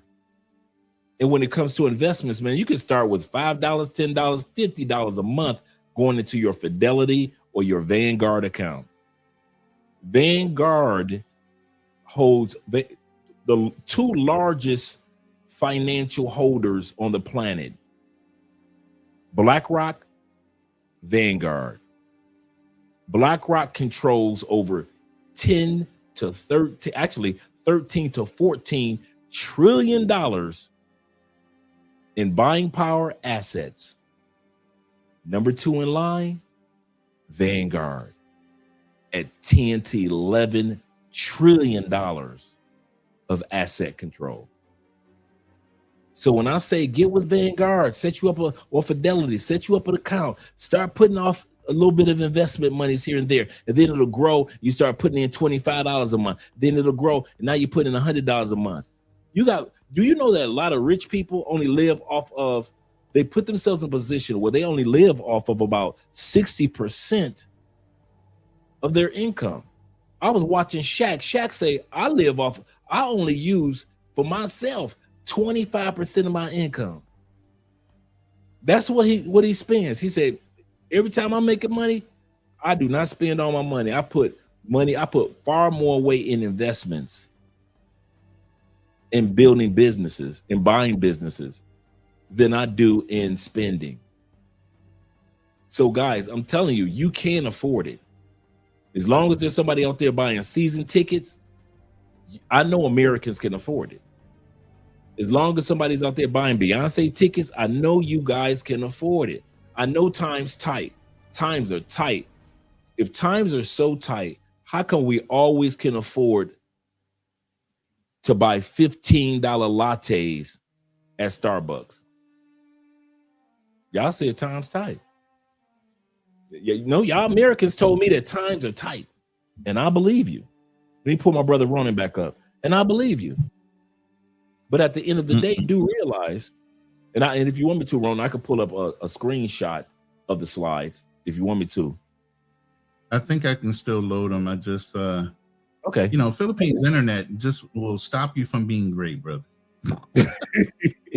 Welcome to that island life. I'm thinking about really getting that the satellite one. The Elon Musk one. Yeah, the star something. I forget what it is. Starlink. Thank you, Starlink. Yeah. Mm-hmm. Yeah. But yeah, guys, I kid you not. You don't have to start with much. We just have a habit of looking at those that have a lot, and we assume that we have to start with a lot. You know, in the Black community, we always say scared money don't make no money. This is not about scared money. This is not about starting with a whole pool of money. It's about just when you get ready to move to another country, your peace is not just going to be because you got a good woman. You're eating healthy foods. You live on an island. You live in a nicer city than you did in the States. I promise you, a part of your peace will be that you've got everything set up for the day that you pass on, and you ain't got to worry about it. That feels good. And I won't lie to you guys. That gives me so much peace to not be scared to pass on, because I know Andrea will be taken care of, and our future children will be taken care of. And speaking of another trust, Ronin, as many of you guys know, I was incarcerated for 10 years. Up on my passing, a part of the distribution of my grandfather's trust, I mean, upon my release from prison, I didn't know this was going to happen. I think you've heard me tell this story. 6 months before I was released from prison, I'm ready to apply for jobs. I got my resume set up. I'm good. I'm one of the people that just, focused when I was in prison, right? I had a check for $20,000 waiting for me in 1999. A check for $20,000 waiting for me. Why? Because my grandfather down in Tennessee had a trust and had insurance. And part of the distribution of that trust was to release a certain amount of money and a certain amount of land to his children. So I got, when the day that I walked out of prison, I got $20,000 check and I got 12 acres of land in Tennessee. And I still own that land to this day. That's awesome. That is the best gift you could ever get. Land? Bruh. Land. Yep. Come on. I mean, the cash is nice, but the land is better. Yeah. You can tell I'm a land guy. I want something tangible, something I can touch, taste, and feel. Right. It's going to be around for a while, And my grandfather wasn't a rich dude. He was just a regular Southern man with some land, and he inherited because his father's father and his father's brother were the first two brothers in their region of Cedar Hill, Tennessee, to buy land post-slavery. So once they were freed, they made some negotiations with that particular land owner, and when he passed on, they inherited like 200 acres of land. And were able to purchase even more land. So as time went down, of course, you got more siblings. So the land in the trust kind of like split. So by the time it got down to me, it wasn't like I was able to get 200 acres of land.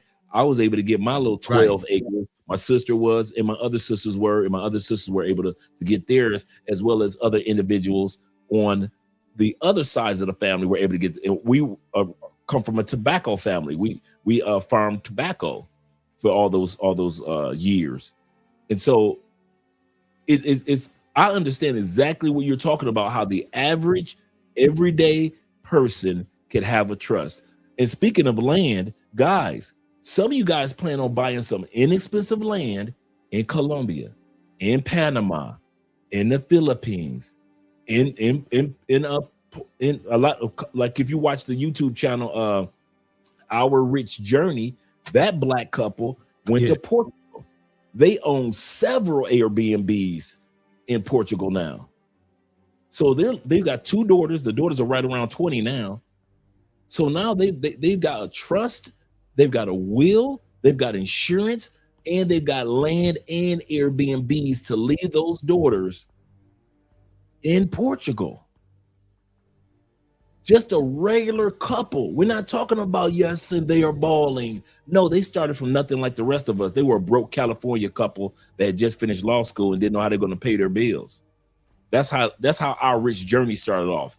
Two young black people in their mid to late 20s, college debt, broke, and now look at them now. They got life insurance, they got wills, but they definitely have a trust set up. So I'm telling you guys from experience, if you plan on buying land in all these apartments and condos in other countries, and get a great bang for your buck, you might not want to just go to probate.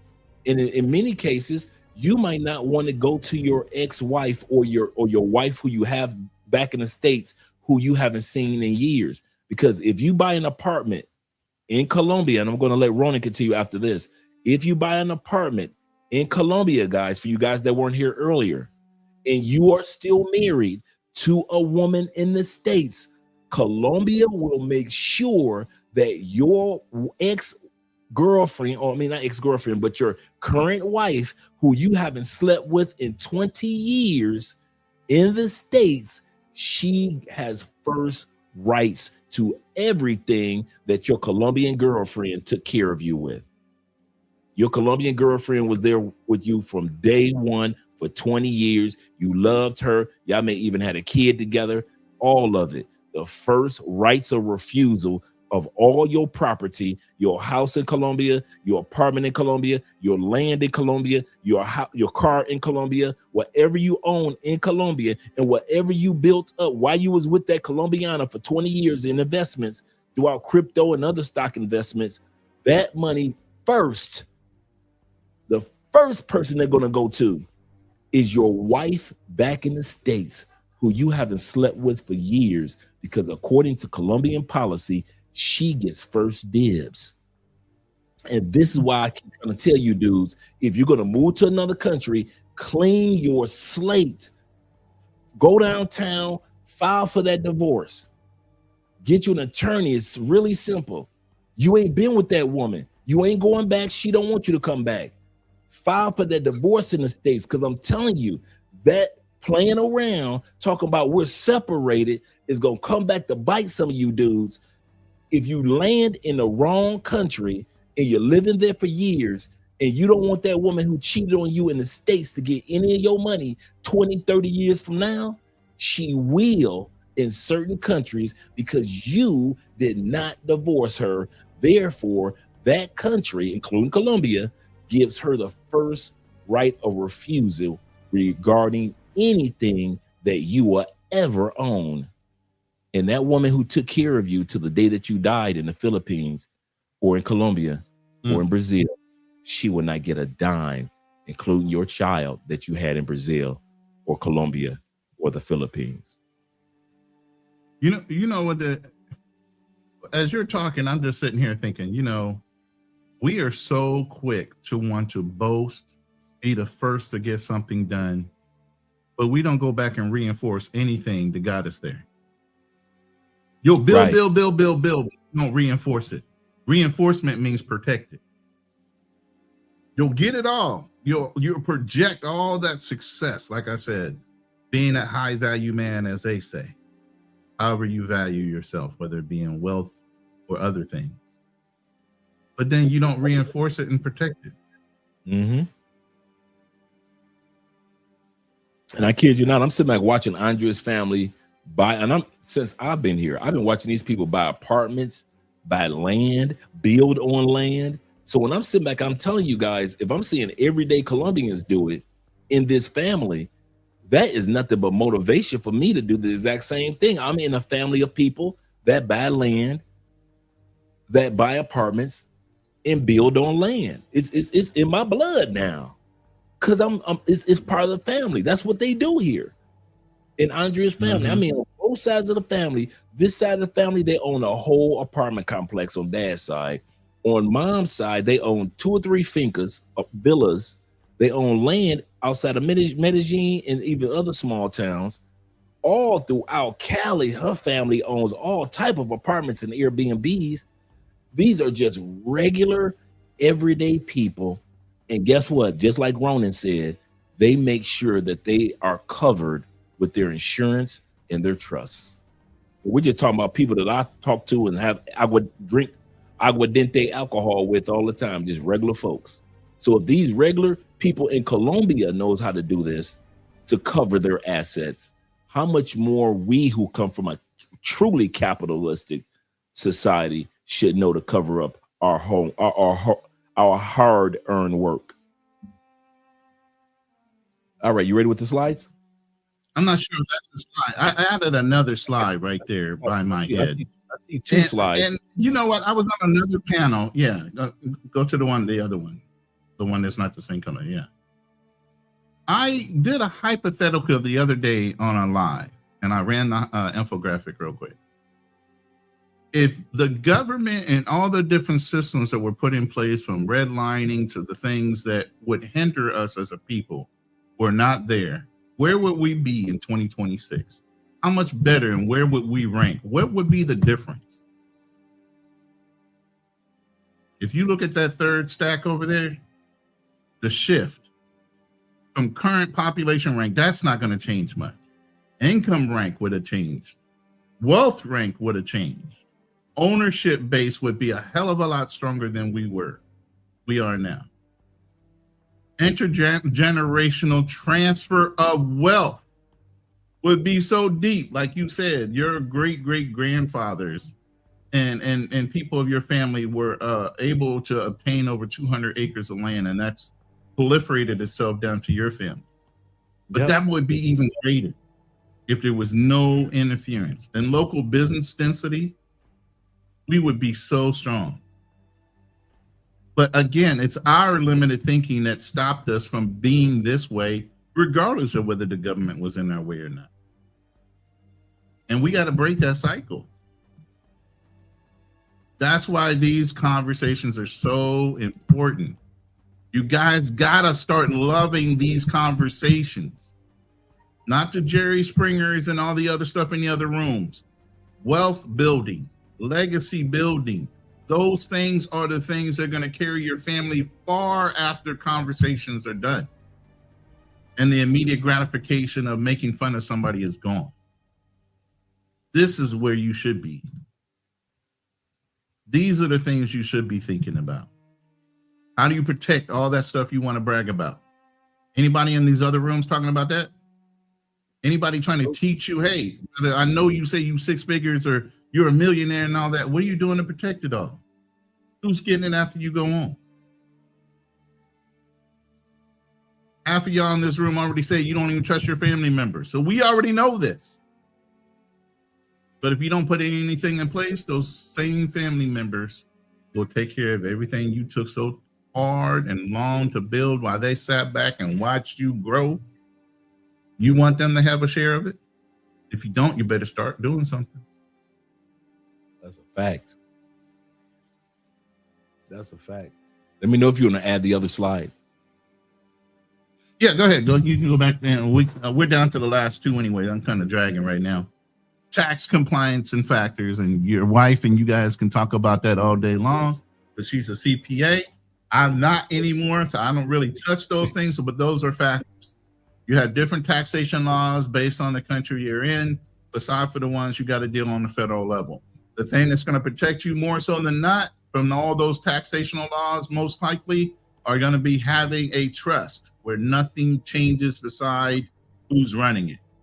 You run your own trust when you're alive, but once you die, your executor and everybody else administrates it, but everything else is exactly the same.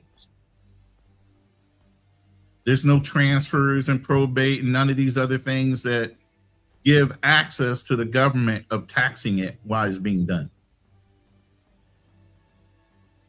So everything stays status quo. Okay. Like I said, a consulate can and cannot do certain things. This is the breakdown of what a consulate can and cannot do. Oh yeah, let's walk through that. For her. Mm-hmm. Okay.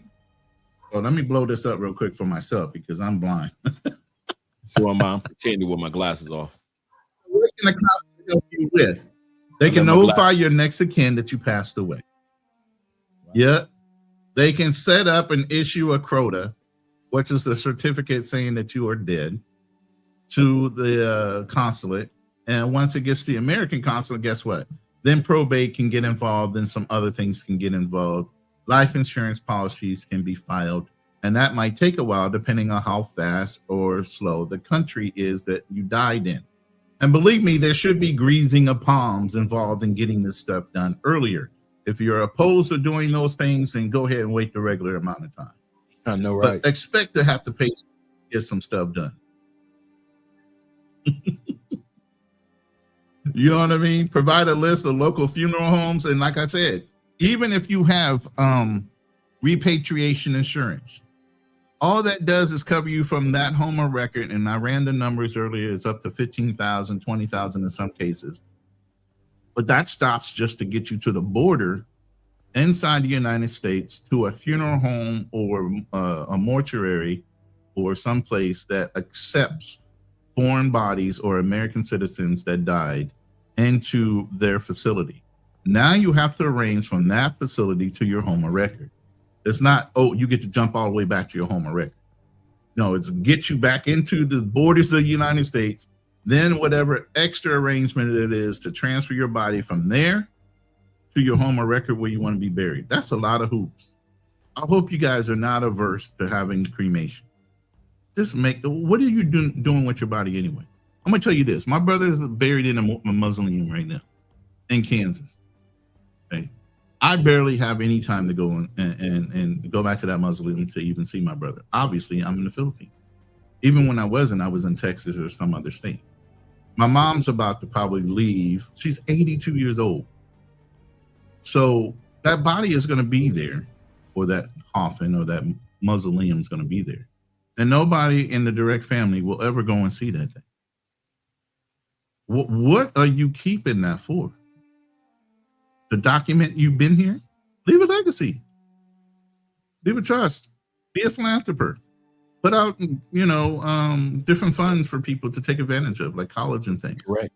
If you don't have children. Scholarship. If you have children, your legacy is your children. Why do you need to leave a marker?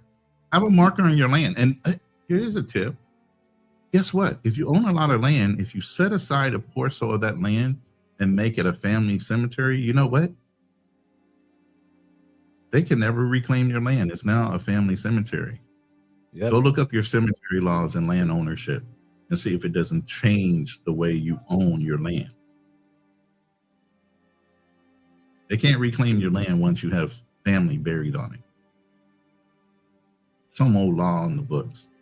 But go take a look in your country to see if that applies. There's a lot of people that have little burial plots set aside on the land somewhere that makes and protects the rest of the land that's owned. You got to know your limitations in your country.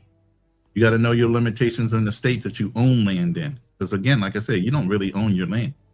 Anything that can be leveraged in taxation and taken away from you, or eminent domain and being taken away from you, do you truly own it after 30, 40 years? Because you're constantly still paying taxes on it, right? I'm leveraging it because Texas gives me a benefit for being a disabled veteran at 100%. I don't ever get taxed on my land that I own there. Why wouldn't I buy? That's true ownership without fear of somebody coming and grabbing it later. But even when you own land in the United States, you have a fear that somewhere, somehow, somebody neglects doing something like paying taxes. Even after you're gone, they can reclaim everything you worked so hard for just being irresponsible. That's the point of the trust. The trust dictates and gives you control, even after you're long gone, on who benefits from everything you blood, sweat, and tears grew from nothing. You have control. Not your siblings, not your kids even. Some kids are ungrateful. They don't appreciate things. Kids are entitled nowadays. They don't know how hard you work to get it. So they'll blow it away if you don't give it. Give it context or direction. That's the whole idea behind the trust. It dictates, like you saw in that little video clip, how much of a stipend you get monthly as a payout. My brother, my brother was killed. I'll share this little story, by a policeman, indirectly out of jealousy. My brother owned a security company. He wanted to be a local cop. They didn't want him to be, because as a younger man, he did some criminal activity. So he cleaned up his life, martial arts, qualified the Olympics, all this stuff. Still, the local cops didn't like him. So instead of being a cop, he turned around and opened up his own security company, leveraged his fighting ability and everything else, became a U.S. Marshal, did all these things. His insurance company, his security company thrived to where he almost had 100 cars, huge jobs. He always had a insurance policy for the sites.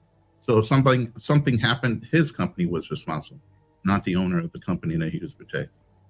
Right. Well, the local cops are pissed. It's a good old boy network in Kansas.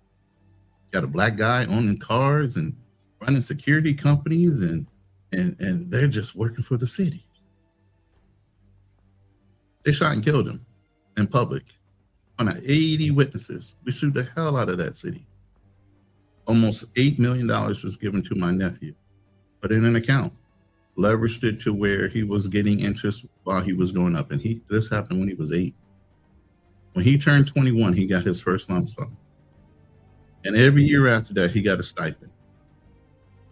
And he learned how to use his money. So by the time he was 32, he had full access to the rest of the money that was in that account at that time. And by then, he should have learned his mistakes and his life lessons as far as handling money. You know, so when we talk about things like Dre and myself, we really are calling from personal experience or things that we know about because we've experienced it ourselves. We've seen it happen. I've delivered way too many life insurance policies, seen way too many family members go gaga over money, and don't matter what color they are. And people doing the wrong thing with the money they get out of the policy. Understand this. When you get a life insurance policy, 3 million, 8 million, guess what? It is not. It is not taxable money. That means just 3 million, 5 million, however many millions or hundreds of thousands of dollars, that is tax-free money. Do not take that money and go put it in a bank or go put it in an investment fund where you now leverage it as taxable income. Put it in something that grows tax-free. There are plenty of Roths and different policies out there that you could do that in. Absolutely. That way you're getting money tax-free instead of leveraging against something and having to pay taxes on free and clear money. Common sense is not common because people are greedy by nature. But understand, you guys work way too hard and way too long to get to the level you young men have been and getting to now, and you're still growing towards, because you leverage most of your wealth and your earning potential by the time you're our ages, 40s, 50s, even into your 60s. That's your highest earning potential. You built all this time to get to these places. You didn't shore up your base. You got to start doing that now.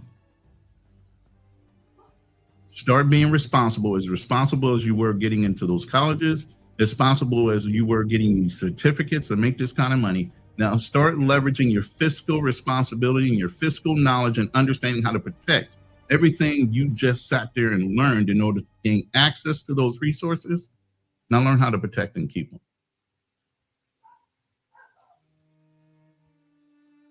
Listening to conversations like this.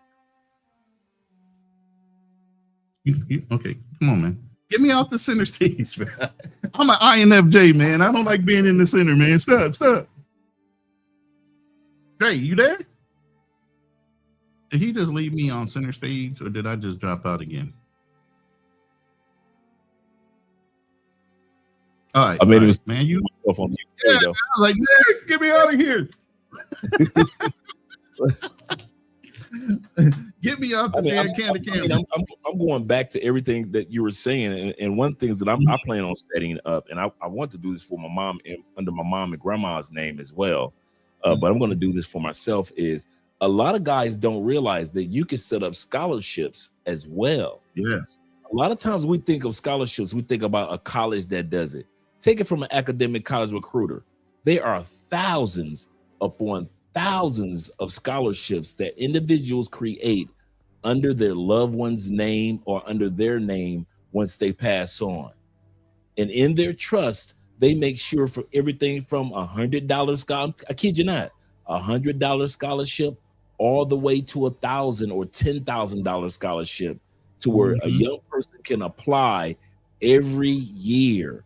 That $100 scholarship comes up, or that whatever you want it to be, $1,000 coming out of your trust every year, and it's applied for. Take it from me. I've helped young people with hundreds of scholarships. Number one cause of young people not getting scholarships is not academics.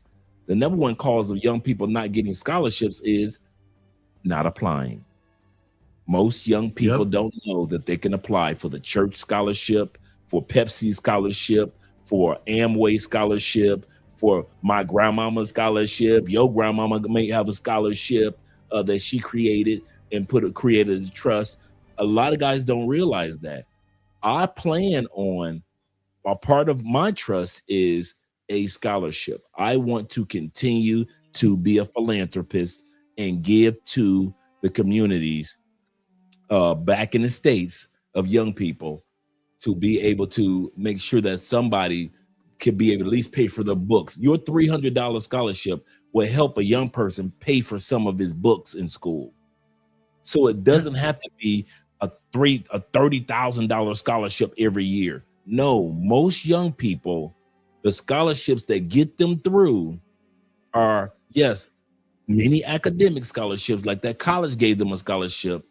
But I'm gonna tell you, most young people that I work with, they were able to pay for school by way of all those little scholarships. I'll give you a perfect example before I let you continue on, Ronin.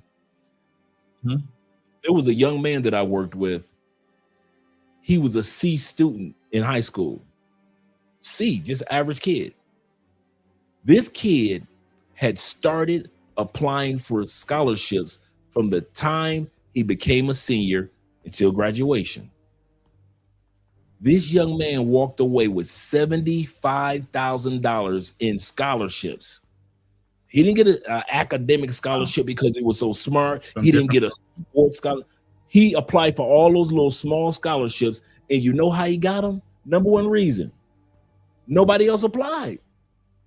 He had no competition, no other, all them scholarships for little black girls and little black boys, and he was the only one that was applying. And so he kept getting them, this $100 one, this $300 one, this $1,000 one, this $5,000 one, that $500 one. He just kept on applying while he was going through his senior year. A regular C student. Was nothing special about this young man. And this young man walked away with $75,000 by the time he walked across stage, because nobody else applied. Nobody else applied. Instead of a scholarship, he just got his education paid for free. Yeah. You know, Corporal just said because he went and applied. Yeah, just because he applied. He said, Dre, my family created a scholarship under my grandmother's name at BCU, Bethune-Cookman University, where my stepson went. So guys, don't even realize that you can do that, guys. You can create a $100 a year scholarship that some young person can apply for every year, that's a part of your trust or a part of your will or part of whatever it may be. Hopefully it's a trust that will go towards some young person. And that's how you be remembered far more than a headstone at a grave that nobody's probably, that only maybe in the next century, somebody might visit your grave times. Yeah. Yeah. And for those that are just now coming in the room, I gave you my background before. The information I give out is from years of experience. I don't sell anymore. So I'm basically giving you free advice, learned advice over 15 years of being in the industry. And I don't sell one policy. I get no benefit to lie or try to make you come to me and buy anything, because I don't sell. I don't carry current licenses. I let them all go for my sanity. Well, I'd be out here figuring it up still to a whole nother level, you know, because I was leveraging almost 3,000 clients and almost 600 agents. Ooh. I was running an agency. They weren't running me. I was running it. So at the end of the day, I'm doing this out of just experience. And believe me, if I don't get it out now, I forget more than I remember. I get these epiphanies and remembrance of certain things, but at my point with how much PTSD I go through, I forget a lot. I used to be able to recall whole reams of legal paper. I look at a bullet point and I can tell you everything that went on in that conversation in that minute. Can't do that anymore.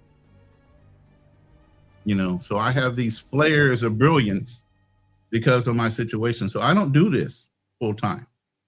I consult with people. I tell them the direction they need to go and tell them, go find somebody that can sell it to you. But I don't sell anything. So there's no benefit for me to lie to you just to get you to buy from me. Okay. All right. Go ahead, Here's a question for you, Omar. I mean, here's a question for you, Ronin. coming from Mario. And he says this. He said, what if I have no wife, no children? Mm-hmm. How does the trust work in terms of beneficiary? That's a good question.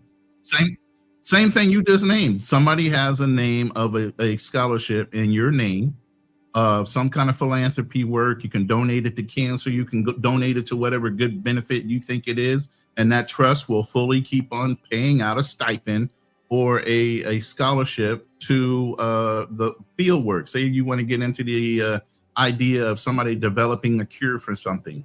You can give that research facility a certain amount of money every year they apply, or other research facilities, and it became more competitively.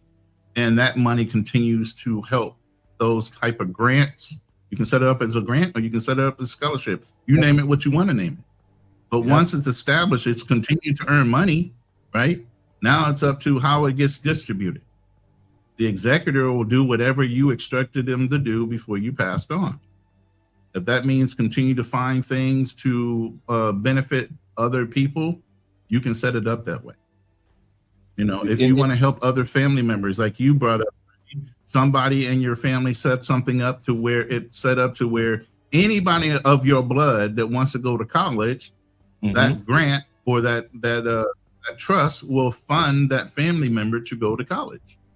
Even if you don't have kids, you can still help out other family members in your family. But they have rules in order to get that money. It's just not going to be given to them. So you can set it up any way you want, even if you don't have children. And that was the rule of the trust. The trust said, no, it's not going to be dispersed for people to be able to splurge on what they want. The trust was set up only for educational purposes.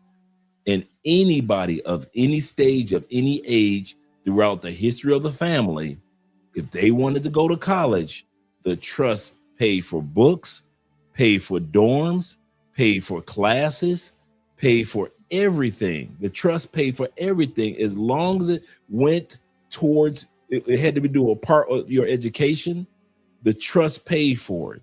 The only thing that the trust didn't pay for is your everyday living expenses, like food and you know, your clothing expenses and things like that. But anything that has to do with your academics, like I said, it didn't pay for football games or basketball games you want to go to in college. But as far as the basic foundation of getting your education, the trust paid for any family member.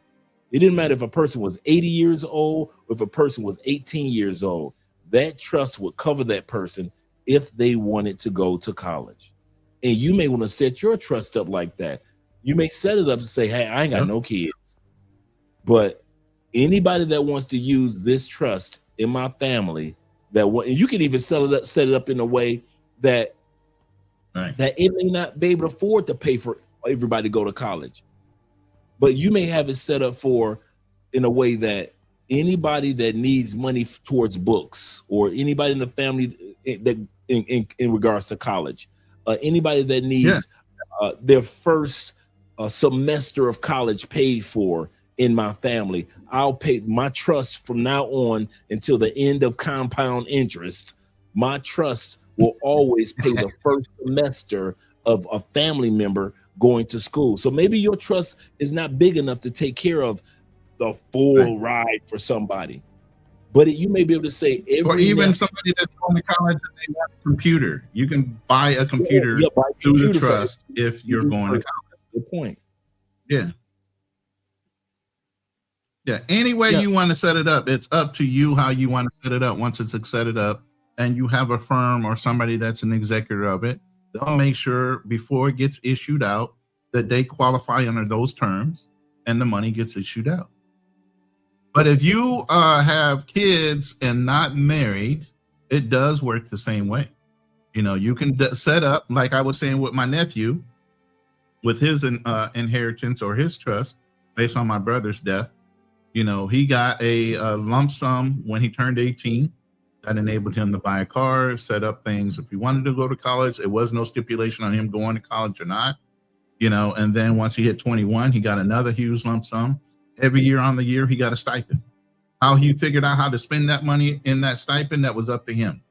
Again, it was a lesson of him trying to learn how to use that money in a beneficial way before he got the full lump sum of the money and just blew it. So that happened almost 10 years before he turned 32. And the reason we picked 32 is that was the age my brother died. Wow.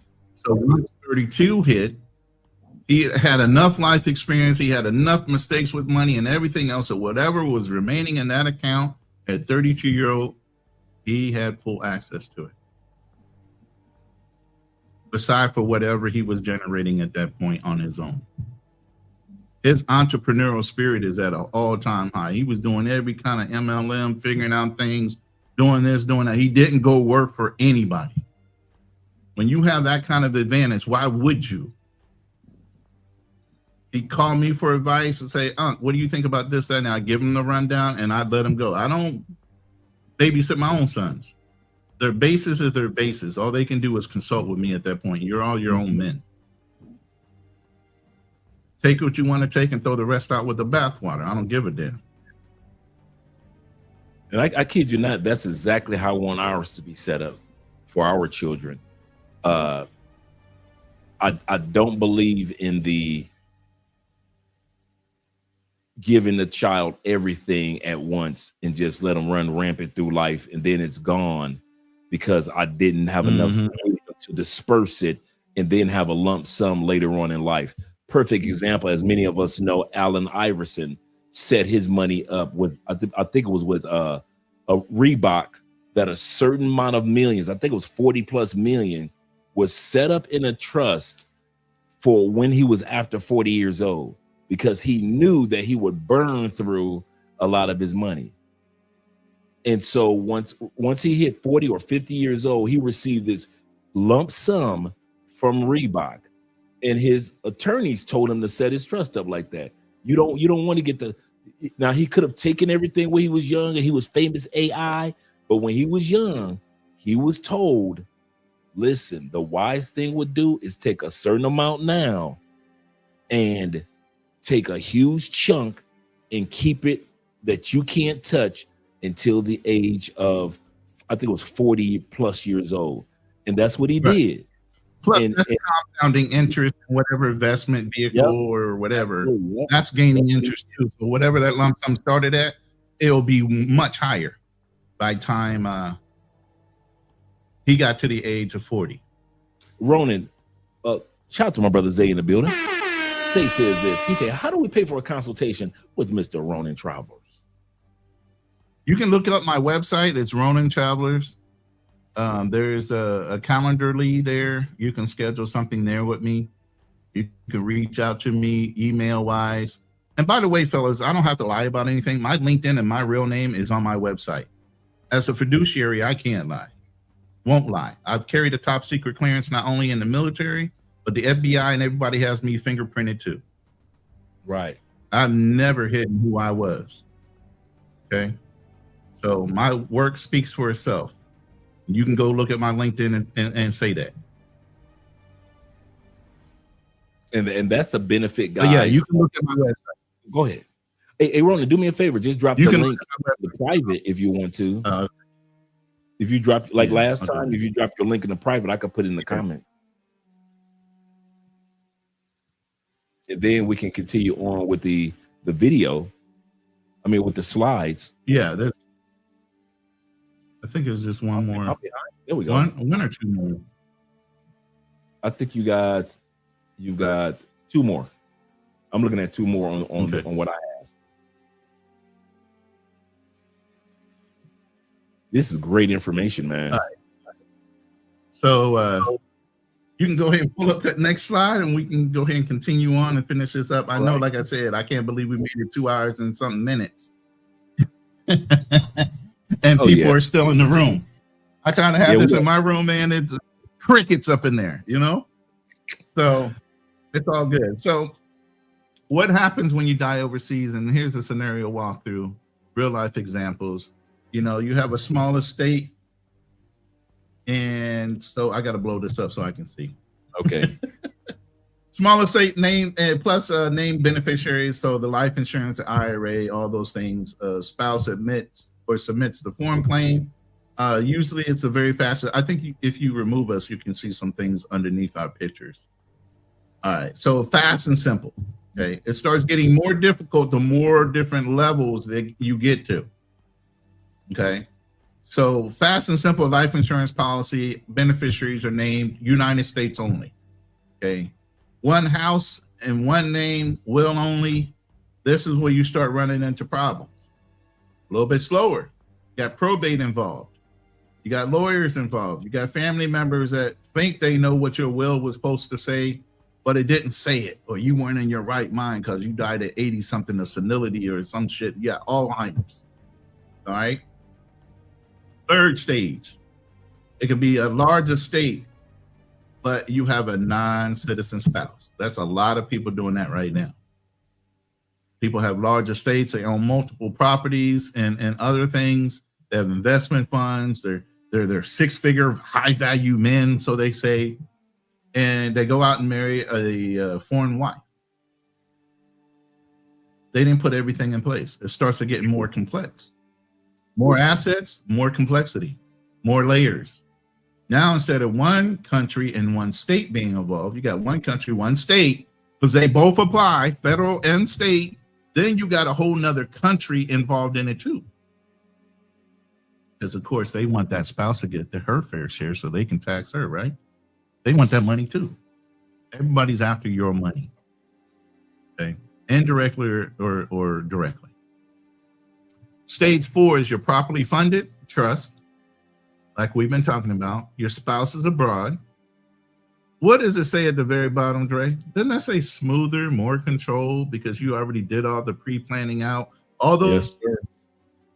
you did not necessarily plan out, you just thought, oh, this is the way it's going to work. No, if you set up the trust, it's funded properly, everything's done in good order. You have key contacts from lawyers and firms that are already ready to go the minute the button gets pushed that you had passed on. They know how to implement your wishes. You still are in control, even though you're 6 feet under or burned up into ash and floating around in the ocean like me and Dre. Either way, you still have control long after you're gone. Dre's giving you perfect examples of his grandfather leaving in the trust a certain amount of money and land.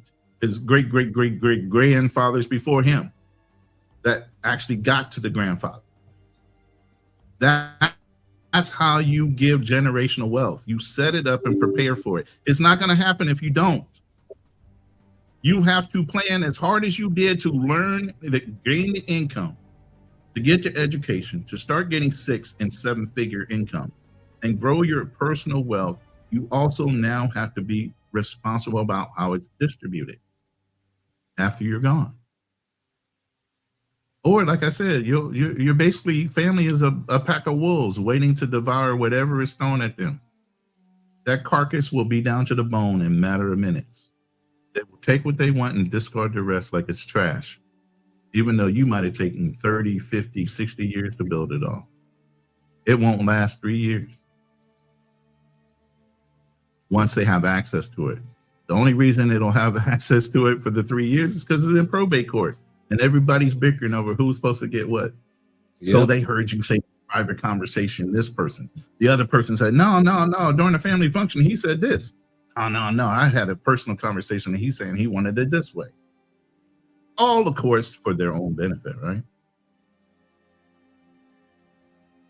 And then the worst case scenario, you're an American, whether it's Philippines, Colombia, any one of those other countries we went over, and there's nothing is planned. And she's got to fight through a mountain of paperwork in both countries, even though you wanted her to have everything you built up to that point, because she has your children. She has your legacy. Yep. Absolutely. You want them to do it, right?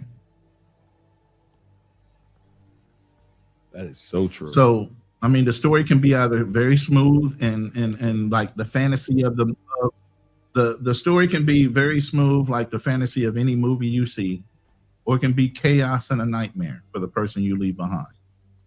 Because now they got to fight your family. Now your family is your family. They're used to dealing with you. Some stranger, some foreigner that might not have that kind of way about them, they're very docile or feminine. You never heard them raise their voice halfway for nothing. Besides to kind of argue a point that you guys are having a general conversation about. Now they gotta argue with your ruthless, trench mouth fucking family that can get downright dirty and medieval with the way they talk to people. You want them to deal with them? I ain't trying to subject anybody to that. Especially when I distance myself from them in the first place. And they know it too. But the minute you're dead, all that is gone because now they want your money. And y'all could have been the best of family members. You just lost touch.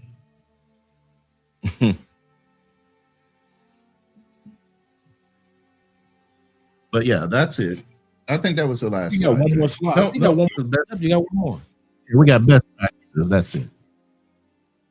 So the best practices is just basically things you can look at trying to get done. Here's your checklist. Update your beneficiary forms today. If you have net assets, you have property, even your car, your vehicles, anything, put beneficiary forms to them, put it in a safe deposit box until you get your trust set up, and then put them as far as assets listed in the trust for ownership. That's the best way you can protect anything you own. And Dre has the checklist. He has these slides. Please get them, download them. If you want them to contact me, I'll do the same thing. I'll send them to you. They're just going to sit there. Right. So somebody asks. So if you guys want to reference, like I said, I'm not selling you a thing.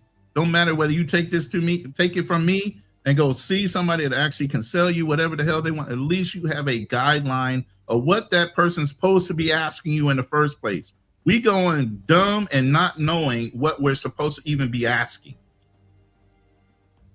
And let anybody tell you anything. That's why you got half of these scammers that's on YouTube right now selling you whatever the hell they want and telling you how you can leverage your bank account against this, that, and the other, get your ass in jail because you just believe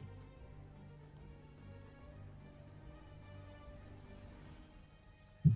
This is experience. This is what I used to do, and I'm giving it to you for free. You use it how you want to use it. Use the pieces you want, throw the rest away. It don't hurt me at all. But do something for yourself because you worked so hard to get where you were and where you are and where you will be. That if you don't get this done and start doing it now and you keep on procrastinating and kicking it down the road like a can, eventually that day will come and you don't wake up and none of this is done. And all that hard work that you thought was going to last for generations is taken, literally, and misused against what you thought it was supposed to be used for. But you don't have a voice. You didn't set up a trust. You didn't set up guidelines. You didn't set up anything. You just thought people in good nature, your family, was just going to do the right thing with your money because they knew you.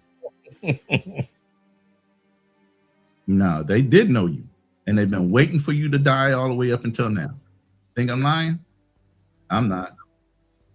I've seen people literally attack other family members and friends. My mentor, specifically, good friends with one of his clients. They consider him like an uncle, right? And then he goes to the funeral, delivers the policy. The kids are sitting around the table with him, and the mom is standing there. And the kids are like, well, you knew my father so well, blah, blah, blah. And why didn't you tell him to stop doing this? And why didn't you tell him? He goes, I did. No, you didn't. You didn't try at all. The mom stepped in and said, look, Fred has been doing this for years. He's known your father before y'all were even here. He's constantly told your father to stop smoking, stop drinking, stop doing the things he needed to do, get these policies. He was trying to tell him. He refused to listen.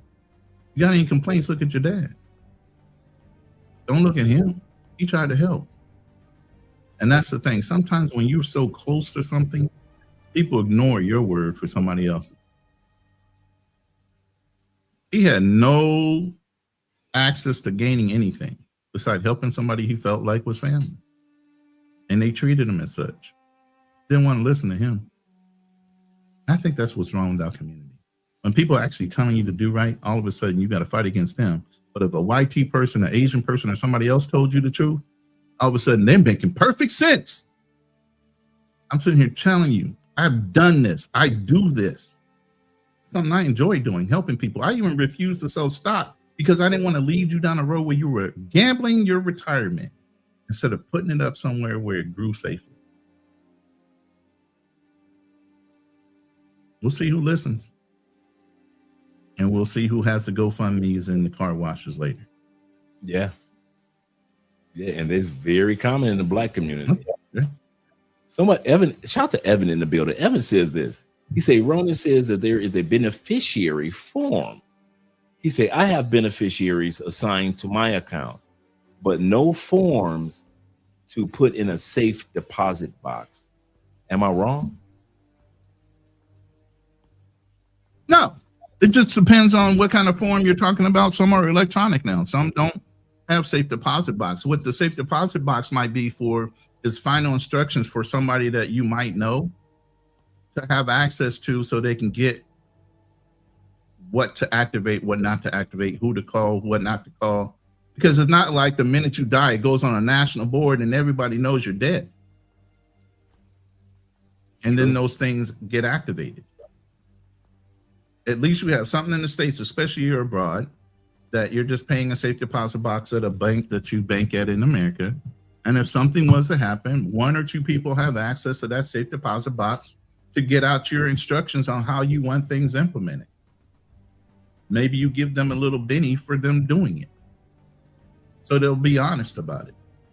Maybe they call the right people. There's only a couple phone numbers. The firm that activates your trust. This person that knows what you need to do as far as your burial. It just has a list of people and a phone number, but you're going to give them a benny for being one of the people that have access to that safe deposit box. If in the event of your demise while you're overseas, however you want to set it up. But yeah, there's some policies or some beneficiaries is 100% electronic. It's nothing you're going to have to keep in a box. Nowadays, I'm still talking like mentality wise. I used to do paper insurance policy. There was 30 to 50 pages of damn policy paper where you had to fill out certified copy, keep a record for yourself and send one off to the insurance company before you got your commission. I'm talking that way. But yeah, there's a lot of things that are now digital that all you have to do is keep on a thumb drive, whatever. Yeah. Don't necessarily have it where it's paper anymore. But hell, keep it all on a thumb drive and keep that in a safe deposit box. Or somewhere where they can locate it in your house. I mean, catch up to the technology. Yeah.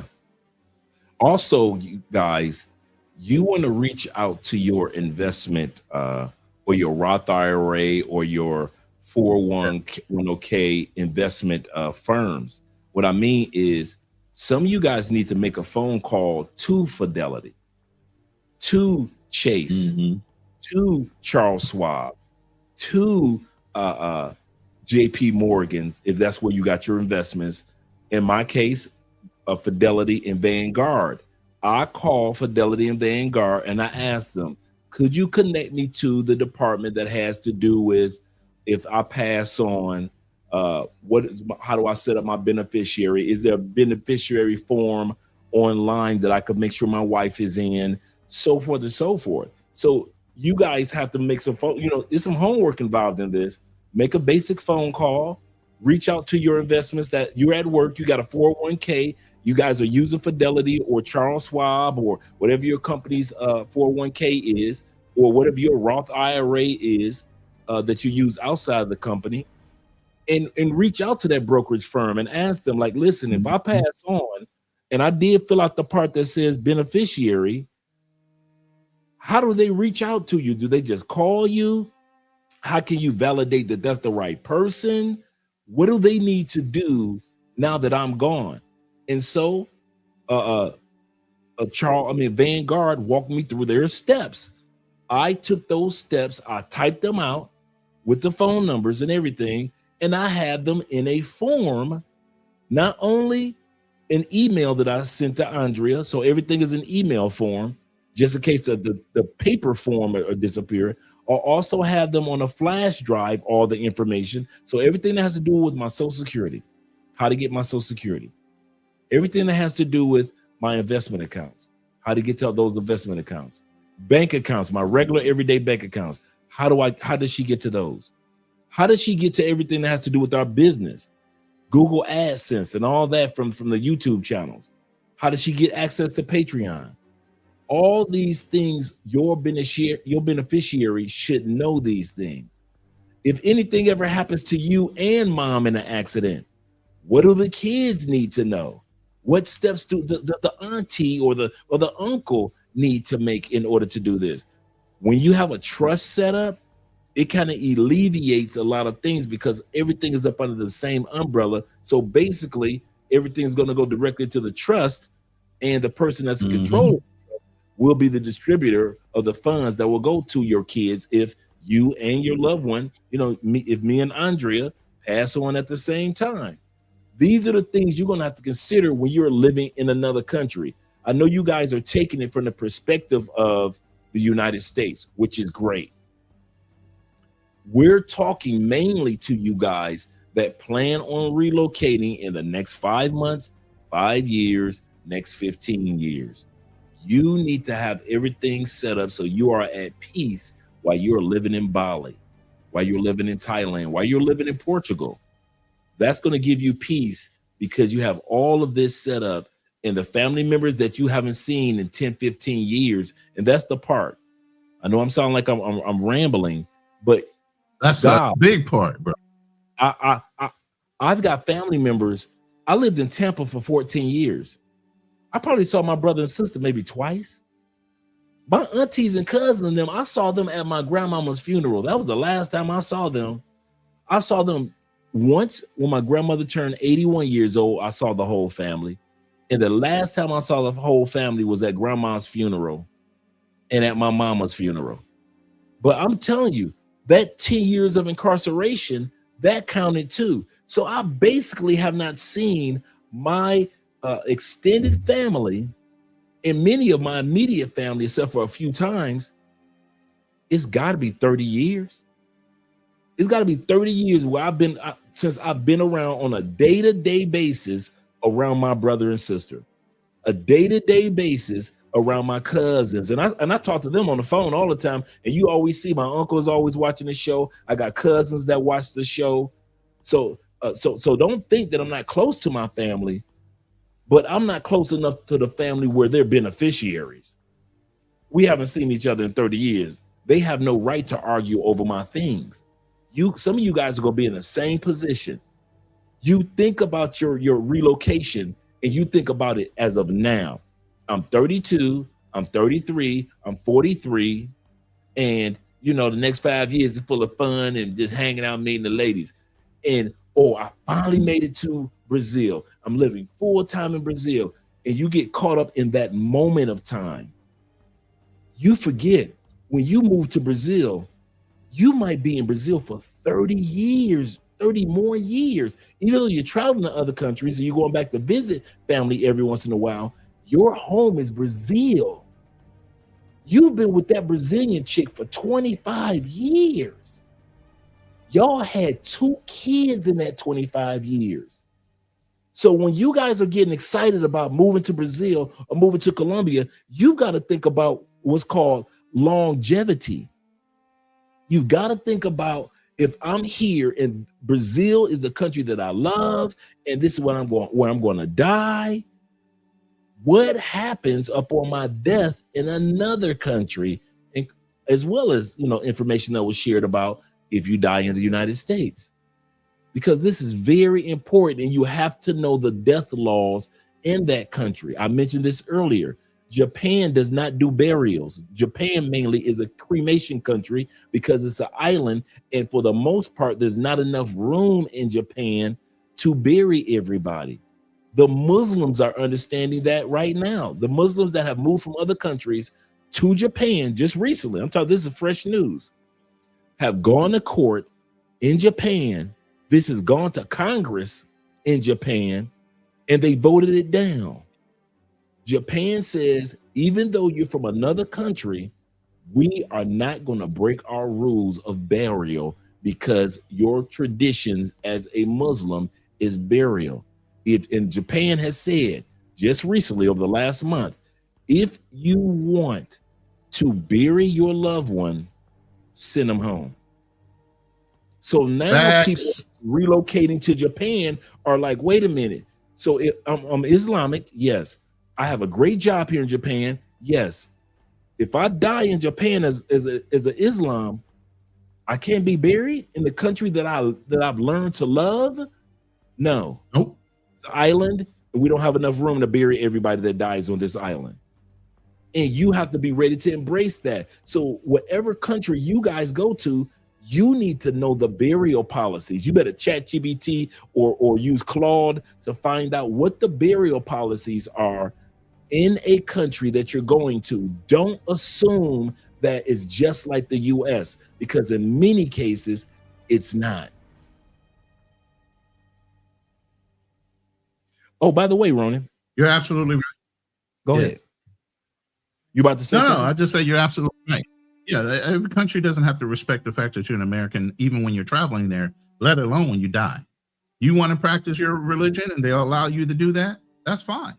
Doesn't mean they have to circumvent everything they believe to allow you to practice your own religion the way you see fit. That's true. Like you said, you your body. Yes, and sir. if you know that and you've known that for 20 years while you lived there, why didn't you set up repatriation insurance so that you know you could ship your body back? You had plenty of time to plan for this. You lived there for 20, 30 years, and now you're using that as an excuse to try to circumvent a law because they're supposed to have empathy for you. They're looking at you like you had 20, 30 years to prepare for this.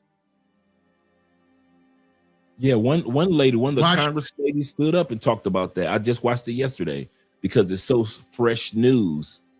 You know, the two fresh news that I saw was Japan's law against burial, and Will Smith and Jada have officially been divorced.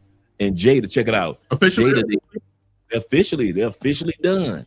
And Jada did not get the money she thought she was going to get because she cheated.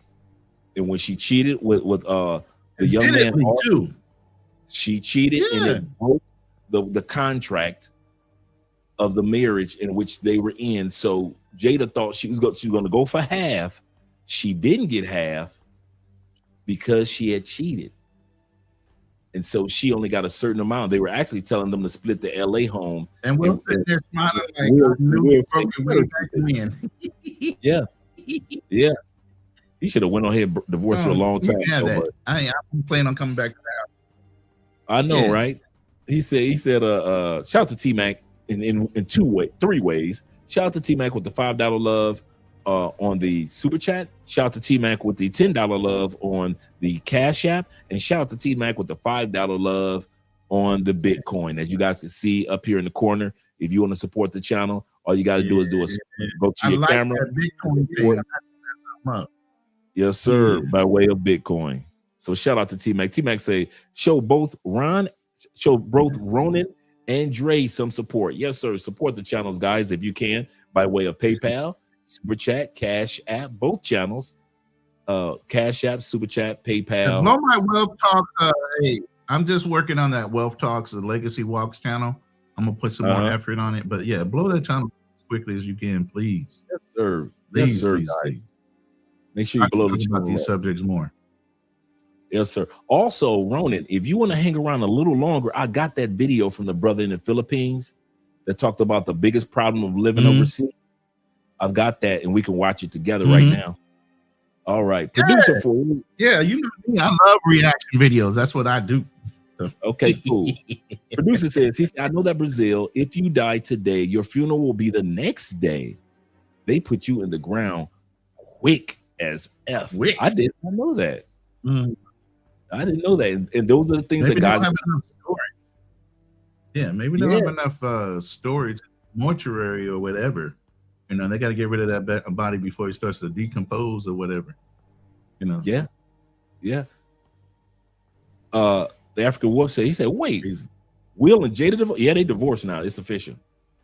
It's official. Mm-hmm. We know it's been in the making for a while, but now it's official. Yeah. I mean, this is like 7 years, 10 years ago. Will's like, I'm retired. I was like, what the fuck is Will talking about now? He said, I'm retired from trying to make you happy. I remember you you do your own that. thing. You know what I'm saying? I stole that for a while. I know, right? Yes, sir. Shout out to my brother Victor Asher with the $10 love. He said, I'm on here, T-Mac. I'm on here. He said, T-Mac says this. It takes time and effort to assemble the information. Absolutely correct. So, guys, I'm telling you, this is well worth it. I love when Ronin is on. He's always informative, and he's always transparent with the information that he shares. Before we go up with the video, because I'm about to pull the video up right now. Let me pull that up right now. This brother's been on YouTube for quite a while. Really good content creator. Let me go right here. Pull up the video. Welcome back to my channel, Sunshine and Shoulders. I'm Calvin. Thank y'all so much for stopping. Before we go and watch our brother Sunshine Shoulders, I still got a question for you. I asked earlier, but you kind of dropped off, Ronin. Whole life insurance versus term life insurance. You know, I have whole life here. I've got term life in the States. Why? And I think I know the answer. I think I know why not whole life insurance. Okay. If you look at the rate that you pay for your whole life insurance, even though it's an investment vehicle, what's the interest rate of gain on your whole life? Maybe about 3%, 2%, something like that. Yeah. As far as how much you're getting for the amount that you have in there, right? Right. Well, term life is great because you get to rent the amount of money you want to rent for the term, whether it be 20, 30 years. And I would try to max that out as much as possible because your age is going to dictate how much that premium is going to be. So the younger you can buy term life, stretch that shit out 30, 40, 50 years if you can. Lock that policy rate in there because after that term, you're going to want to keep it. That's when they hit you on a prorated basis. They're going to reevaluate you, see what your health status is at that point, see if you have some things that you've gone through like cancer or whatever. Because once you hit cancer or you hit something like that, all of a sudden the policy rate is going to go astronomically high. So odds are if something happens when you get sick, when you first get that term policy, try to push that out because they can't keep on reevaluating you. Once you're locked in on that rate, stay at that rate. The minute you give them an opportunity to run that thing up, they already know what the law of averages are. They're actuarials. Get what I'm saying? There's always going to be a rebound of having the C word, you know, and so forth. So if you buy a term policy, max it out for as long as you can that you can afford for. Okay. Based on the dollar amount. And I would go at least 500K to $1 million plus. So let me ask you this. Now, whole life. Why I don't necessarily like it. Let me finish this one. The whole life thing. Okay. This is see the smile on my face is because I'm excited to tell you guys about these things. Okay. Whole life is a great policy. It's a great product. You get some kind of interest, and sometimes it's way higher than the bank interest that they were giving out at the time. So whole life wasn't a bad way of making up money. It grew tax-free and different things like that because it grows inside the insurance policy. Plus the money you put in there is already it's already taxed, right? So the gains are not taxable unless you're putting it in something that leverages it against the market. Well, there's a little thing that's out there. It's been out there for since the I want to say 1990s or so. It's called an IUL. That's the improvement on a whole life policy. An IUL is like a Roth IRA, which you guys hear about all the time and they tout them all the time. An IUL is a insurance vehicle that gains, and I would say it's better than Gerber Baby. It's better than anything you can think of, even a college fund. Even your 401k plan, it's better than that. Because it's like all of them mixed into one product. And why I say that is, once you start the policy, you can front load it for retirement, not as a death benefit. So you can drop a huge lump sum in it. The longer you don't touch it, they give you bonuses. You hit that 11th year, they start giving you bonuses every year. You don't touch that money. Okay. So it compounds on top of compounding. I ran a scenario where I knew a couple football players, and one of my mentors, his grandson was the son of a San Diego Charger defensive tackle, winds up killing himself because he had CTE. Well, they inherited the money that the NFL gave out to all the kids and family members of the football players that suffer from CTE and self-deleted or whatever. Okay. And so when they had that lump sum of money, I said, look, just give me $250 from each kid. I'll sit down and talk to them and tell them why. And just forget about the money. Put it in an IUL and let it grow. You can go blow the 30 million, 40 million, whatever they got. Doesn't matter.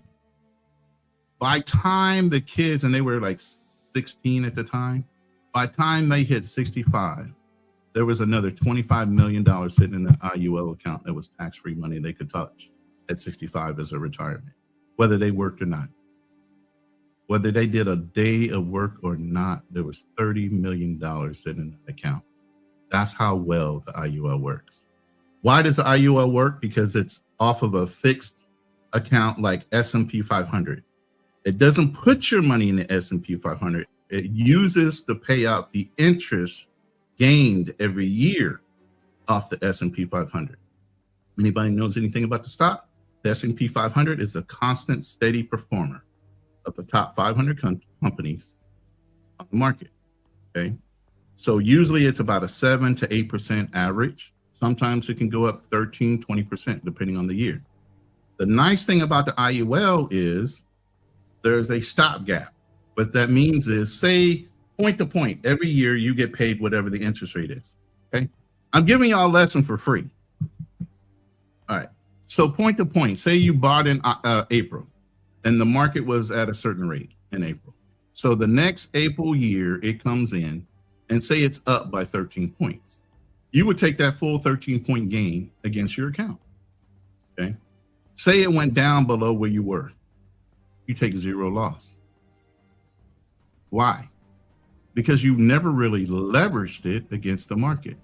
The only thing you will take is a guaranteed 2% that year that the contract automatically pays out anyway. So the net is, if a whole life pays you 2 to 3% no matter what, and you can get an IUL that might pay you 12, 13, 14, 20%, depending on what the top line max is, right? Then that means you don't have a loss, whether you go with the IUL because it's still paying you like a whole life. If no gains are happening and the market takes a dump, you don't take any hit on your nest egg, you just get 2% that year. But if the market is up, oh boy, you get 100% of whatever that gain is once you hit your point to point. So there's no loss on that. Now here's the extra thing. You're in an IRA, you're in a 401k or whatever. You got to take a loan against your money with Fidelity or whoever, right? They give you the money, but you got to pay it back, and you got to pay it back with interest. Plus, what do you have to do when you touch that money? It's a tax-deferred vehicle. The first thing you got to pay is the taxes on the loan that you're taking out against your 401k, which is your savings plan. True. Guess what the difference is? On the IUL, since it's a life insurance policy and it's paid with pre-tax dollars, or tax dollars, sorry, when you touch that money, it's 100% yours and you don't pay taxes on your loan against the policy. And the reason I keep doing air quotes like this, because the loan policy never has to be paid back. It goes against your death benefit upon your death. Whatever you took out in loans, it just gets compensated by the death benefit that is still left out over in that bank account or in that IUL account before it goes to your beneficiaries. So why I say this is you can take and start a Gerber baby account when you first get your first child. Say put $6,000 or $7,000 in the account. I think you can put up to $6,500 in the account once you establish it, once you seed it. So the best thing to do is seed it with something that you've gotten a massive payout with. Say a life insurance policy. Say you get a life insurance policy with $1 million. That's tax-free money, right? You take a quarter of that, $250. Like I told you with the scenario with the kid, NFL player, right? Take $250, throw it in that IUL, forget about it. Go blow that $750, go buy a house, go do whatever. That's your retirement vehicle, right? 11th year, you start getting bonuses on that money. By the time you get to 65, depending on how old you were when you put that account in there, it's going to be more than enough money to live off the interest on that account. And again, remember, every time you touch that money as a loan option, for your income, a vacation or whatever, you don't really pay it back.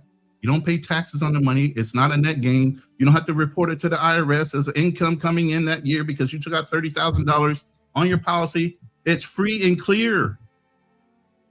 Now, for those that don't, because as you were talking, bruh, I went directly to my insurance, and it says this for me, and I'm gonna, you know what, just for the guys to let them see what I'm looking at, because this is important for a lot of guys, and they don't realize it. So as you were speaking, I was looking it up, and just to let guys know that this is what you're going to be doing when it comes to the countries that you're in. You're going to see if some of these things are available in your country. So this is what I looked up. Let me make sure you guys can see this on the screen. Let me take this one down for a sec and bring this up. Okay, let's put us down here. So the IUL, I looked it up. I say, let me see if my insurance company in Colombia has IUL. And it says in Colombia, MetLife, my insurance company, offers the Index Universal Life. In other words, IUL equivalent to the Protection Universal Flex USD. This policy combines life insurance protection with investment opportunity indexed in US dollars. Letting tax deferred cash value while covering risks like critical illnesses and disabilities. And then it tells me, you know, how to manage my account to set it all up, because I know how to get into my account already. And then it tells me some of the feature benefits of flexible income, customized coverage, protection, things like that. So okay, go ahead. Let me say one thing about this policy, and it scares me. There's a lot of fakers, and there's a lot of people that try to mirror because it's such a great idea. Matter of fact, Tony Robbins, the book about money, that first book he put out that says Money, he talks about this banking institution and the way he runs his bank. He was talking about IUL, but he didn't want to outright name it in a book called Money. Okay. The only thing that scares me, and I listen to words, especially in contracting, he's saying tax deferred. You don't want to defer your taxes. That's like a 401k plan at that point, because that means the minute you touch it, what do you pay off the rip? The taxes on tax deferred. You want taxed money to go in there, meaning you already paid the taxes on the money before you put it in the investment vehicle. That way, the money that grows in there is now tax free. So, but if you put tax deferred money into something, you're deferring paying the taxes. And what we say in the business is what's guaranteed in life besides death and taxes. That means you might defer at 25%.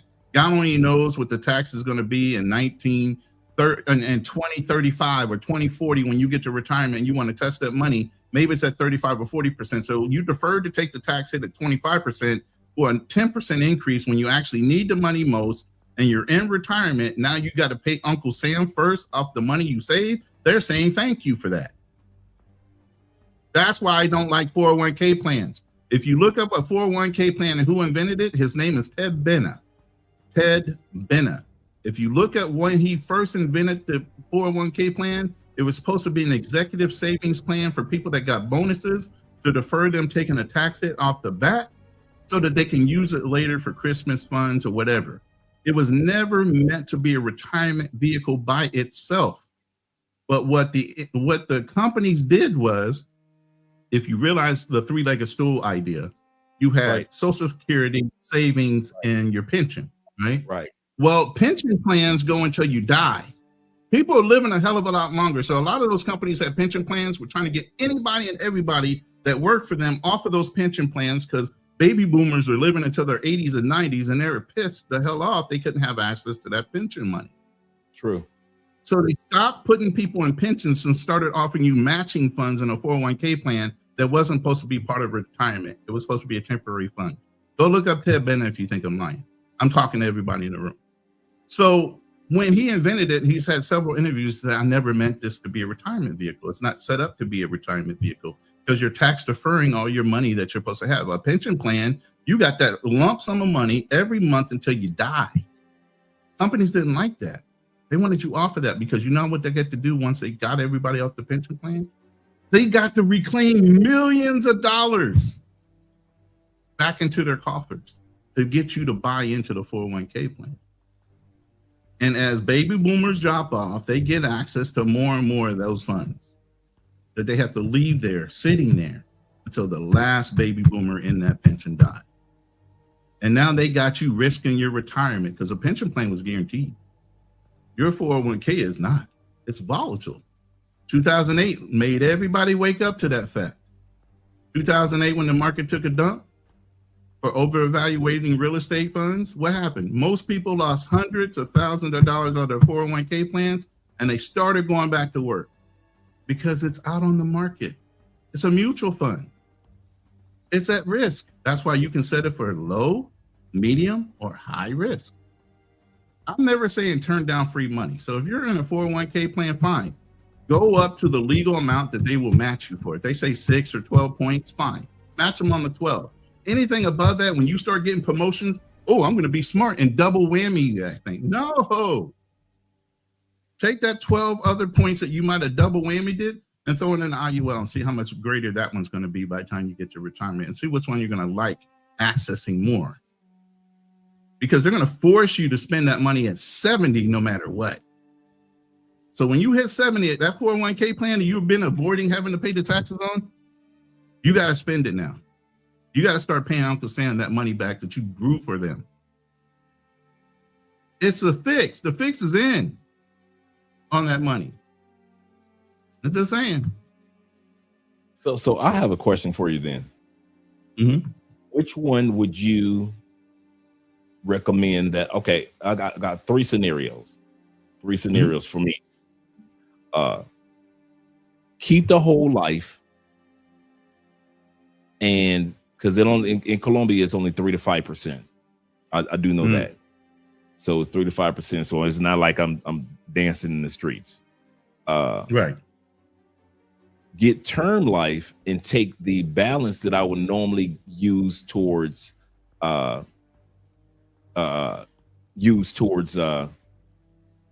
whole life, and use that balance towards a Roth IRA investment towards those investments there, or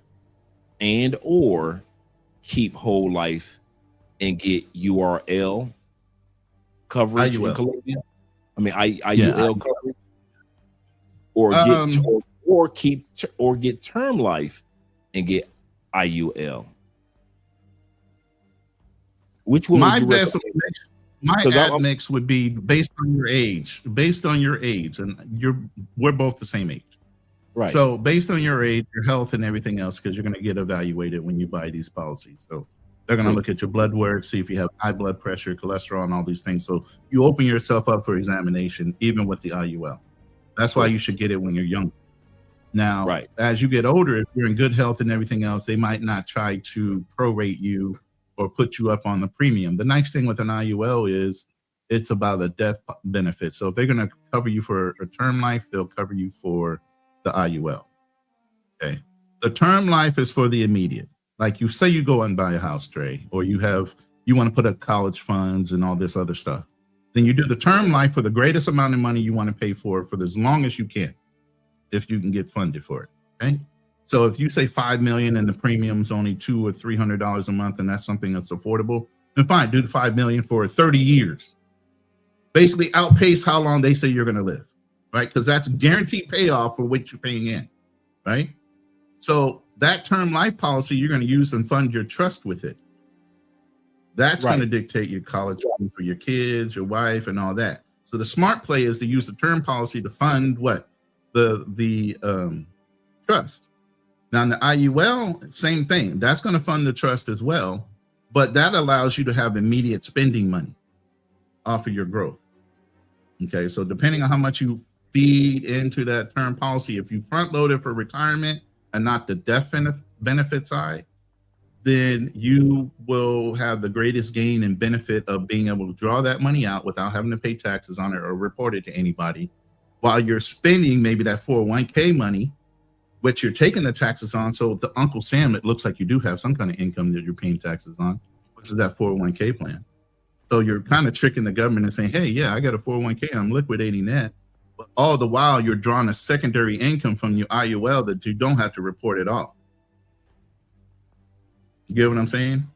So go from whole and just guesstimating, go from whole. It depends life. on what your penalty is on liquidating your whole life policy and whether you feel like that's a benefit for you to go ahead and take the knot, meaning take the hit on liquidating it and whatever funds you felt like you built up in it.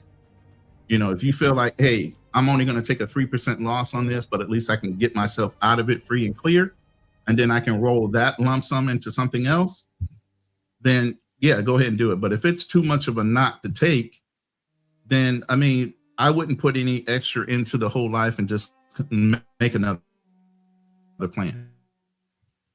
Say that last take out part another again. policy, in other words.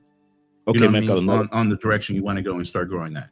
Then you have two That's policies. Nothing wrong with having multiple policies. True. So I would say if the knot, meaning if the nut is too big for you to want to pay the taxation or the penalty, I would say just go ahead and open up another policy and just start from scratch on that one, but keep your whole life running. I'm never going to say not have multiple policies. Right. Because you never know when you need to draw off one or the other or both.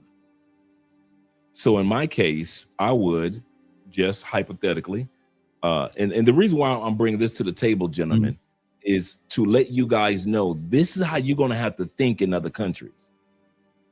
For all you guys that are back in the States, don't think that when you go to another country, you don't have to think and talk like this. You're looking at two men and two of your brothers, your brethren of the community. Shout out to my brother, Obsidian, of the community that are in the Philippines, in Colombia, and you see how we're talking. This is how we will be talking even if we were off camera. So this is why I brought my scenario, even though I'm not giving you guys any numbers, any personal information at all, but I'm letting you guys know that you're going to have to think like this. So you're going to have to know what an IUL is. So I'm like, okay, what is this? Okay, let me see how it works for me. So now I can hear what Ronin is saying by getting another policy, get a term, and then with that term, get IUL, correct? Yeah, well, like I said, what are you funding your trust with? If you're going to go through this process we just went through, say you're starting from scratch. You got your assets already acquired. Now you're going to start funding your trust. What are you putting in that trust to fund it? And then what are those vehicles going to be doing while they're in the trust? Are they just sitting there gaining interest? Are they going to be paying ancillary thing like your real estate taxations based on what you own as far as your property? That's what the fund is for, is to pay out things or to pay your beneficiaries that are taking advantage of the trust as well. That's true.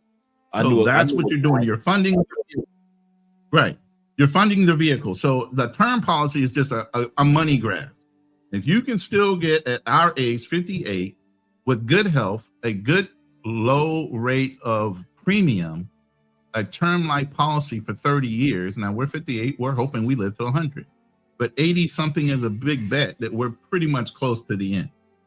So if you can get a 30, 35, 40 year term policy for a couple mil, that's a big bump in your trust for funding things on a guaranteed, hey, they're going to have to pay out. That's why they would bump up your premium. They know they're going to pay. The actuarials ain't done. You know what I mean? So actuaries are not done. So that's what I'm saying. The term life is really a bump and just immediate infusion of wealth or funding, whichever way you want to look at it. Okay, should I buy term life or this is a good question because guys want to know this. In order to buy any type of insurance that's United States, do I have to be on US soil in order to buy US as a US citizen to buy US policy? See, this is where the gray area gets involved. You know, I've been selling online way before the pandemic, and it made it easier for people. I set up Zoom calls and I was always selling online. no matter where I was. I was already a nomad in the United States. So I kept my clients, whether I was in California or whether I was in Texas or whether I was in Kansas. I was still selling to people in California. So I had licenses in multiple states. Anywhere I went, I had a license for that state because I wrote off everything. As an insurance agent, you're 1099, so it don't matter. So okay. I just I'm gonna leverage to the hill. If I gotta go somewhere, I want to make sure when I talk about insurance, I'm getting paid. I get to write off my meal that day. I get to write this off. I get to write that off. I'm writing everything off. You get what I mean? So I ain't paying Uncle Sam shit. In other words. Okay. Once again, you say as a person that just so happen to be an expat, it's a great dance of purchasing. You're online buying policies from somebody in the United States, and they're either going to say you did or didn't. That's up to them. Okay, cool. You get what I'm saying? You can always take a trip back to the States and say, I landed here on this date, signed a contract, and left. Yeah, and but everything that I did know. That I did right. know. I did know once I'm on the land, I can actually sign, blah, blah, blah. And that I did know. And the reason why I presented that question, guys, is for some of you guys, because I told my Uncle Jeffrey this. I say, one of the things that I wish that I had done, I had gotten more stateside insurance coverage before I left.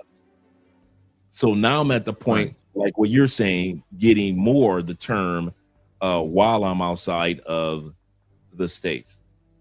And yep, I might even reach out to my to Fidelity and Vanguard in regards to that. That's a good point. AMSM, good point. But this is what I encourage you guys to do before you leave the States. Make sure that you have insurance coverage. And just like my brother was saying, term life is not going to break the bank. Get the longest amount of coverage that you can get, especially if you're of a certain age and you know, you're a younger person. Get that, because I'm telling you, even though I feel peace with what I have, I still look at my insurance as going towards my trust. The pot can be bigger. The pot can be bigger, and that's how I look at it.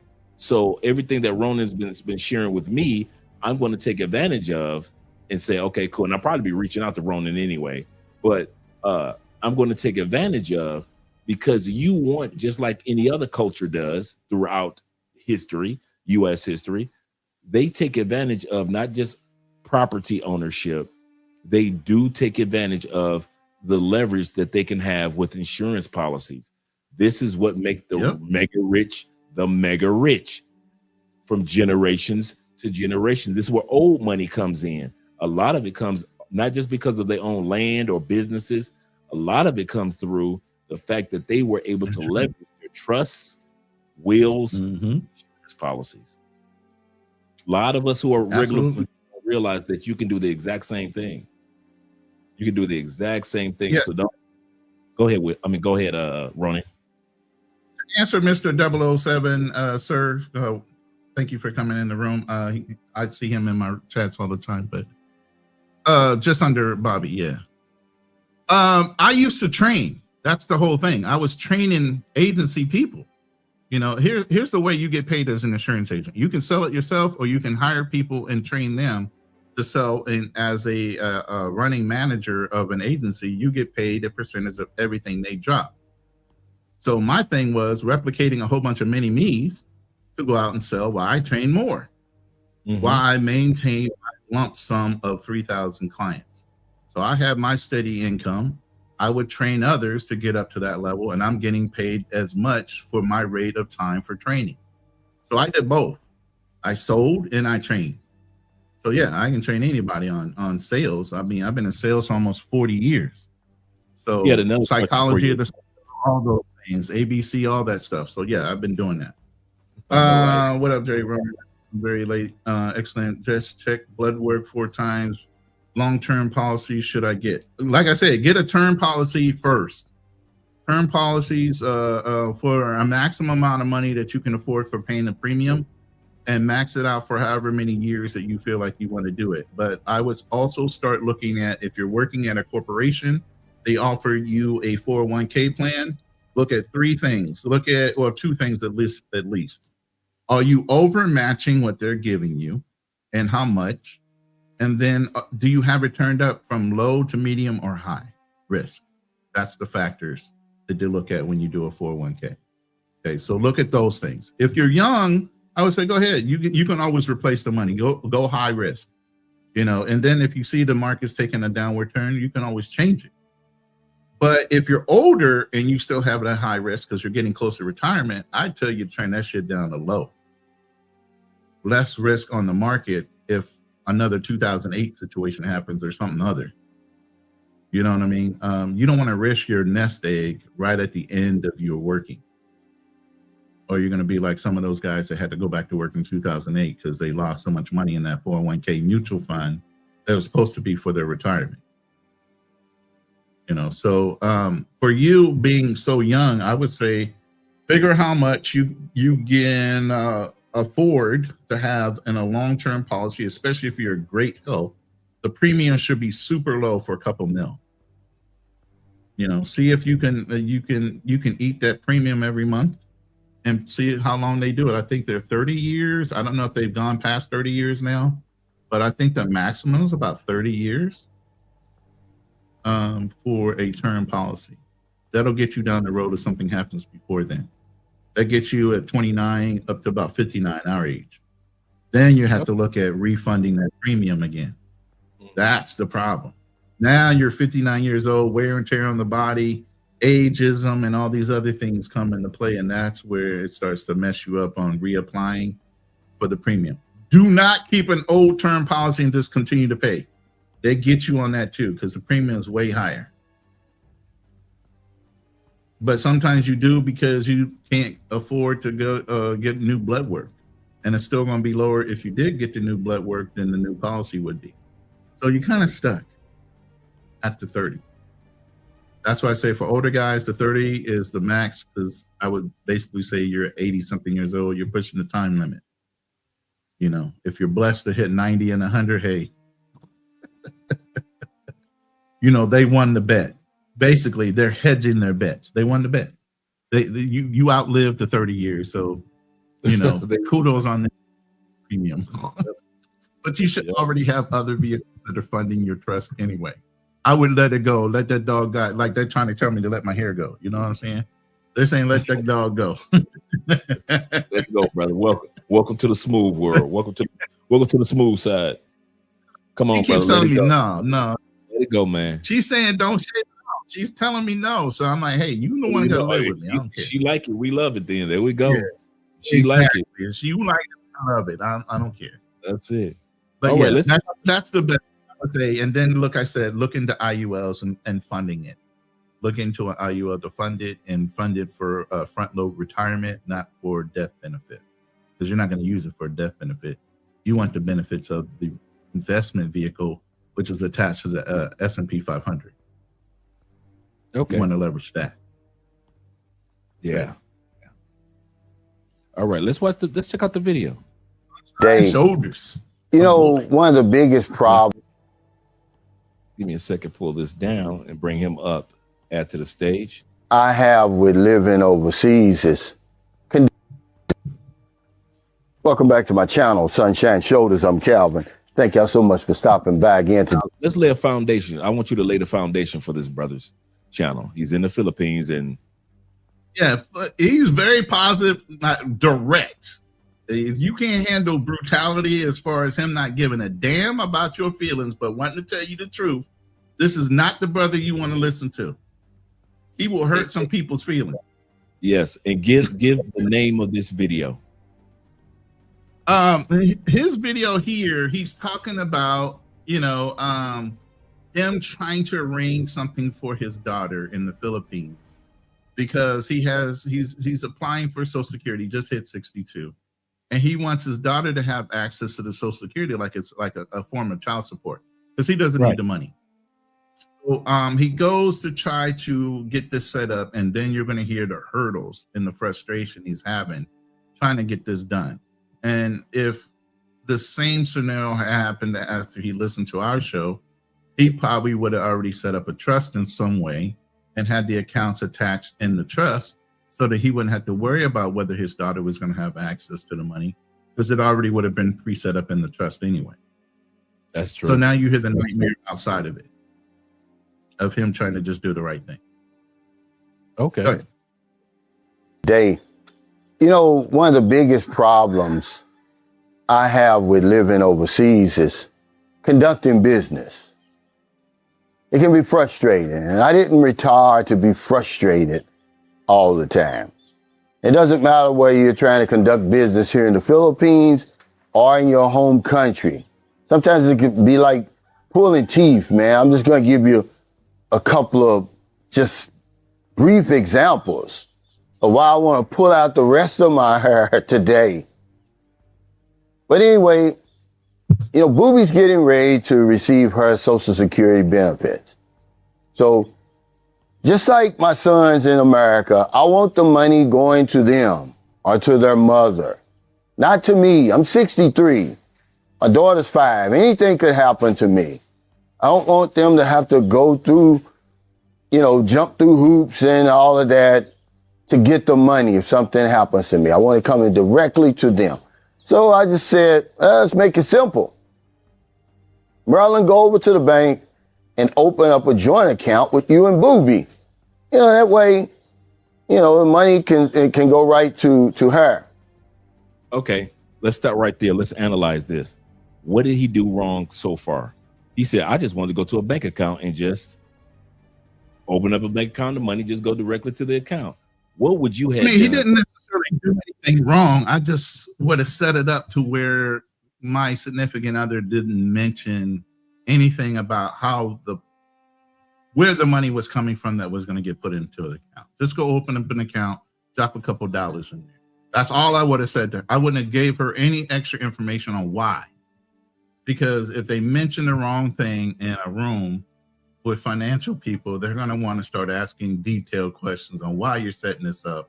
And then they want to get the government's benefit of you dropping in a certain amount of cash into a foreign bank. So they want to know why and get all the details. And then they're going to run up the numbers on all the things and forms and all this stuff you got to get done.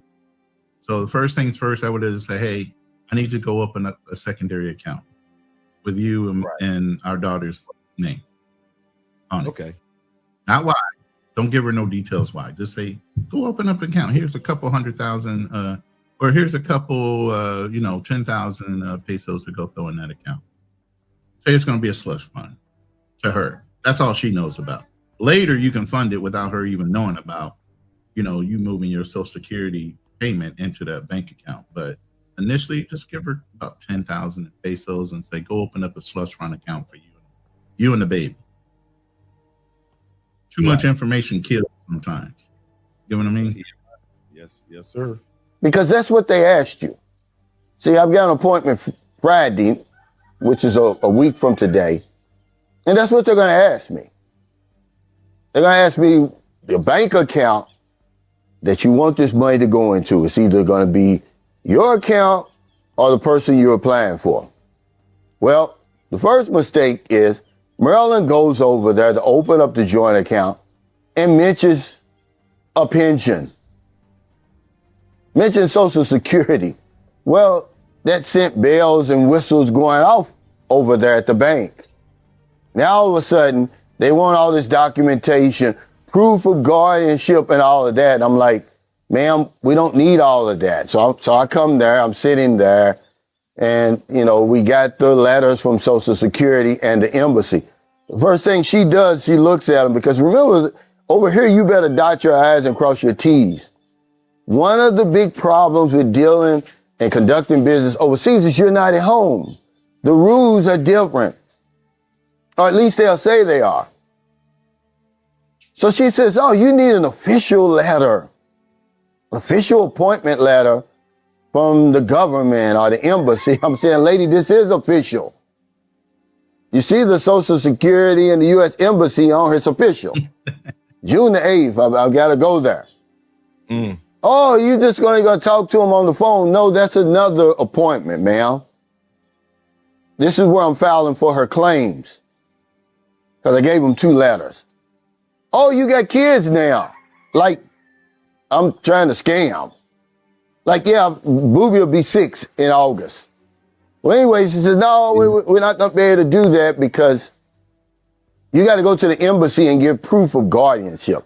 I said, look, ma'am, the only reason she's receiving these benefits from the government is because she's my daughter.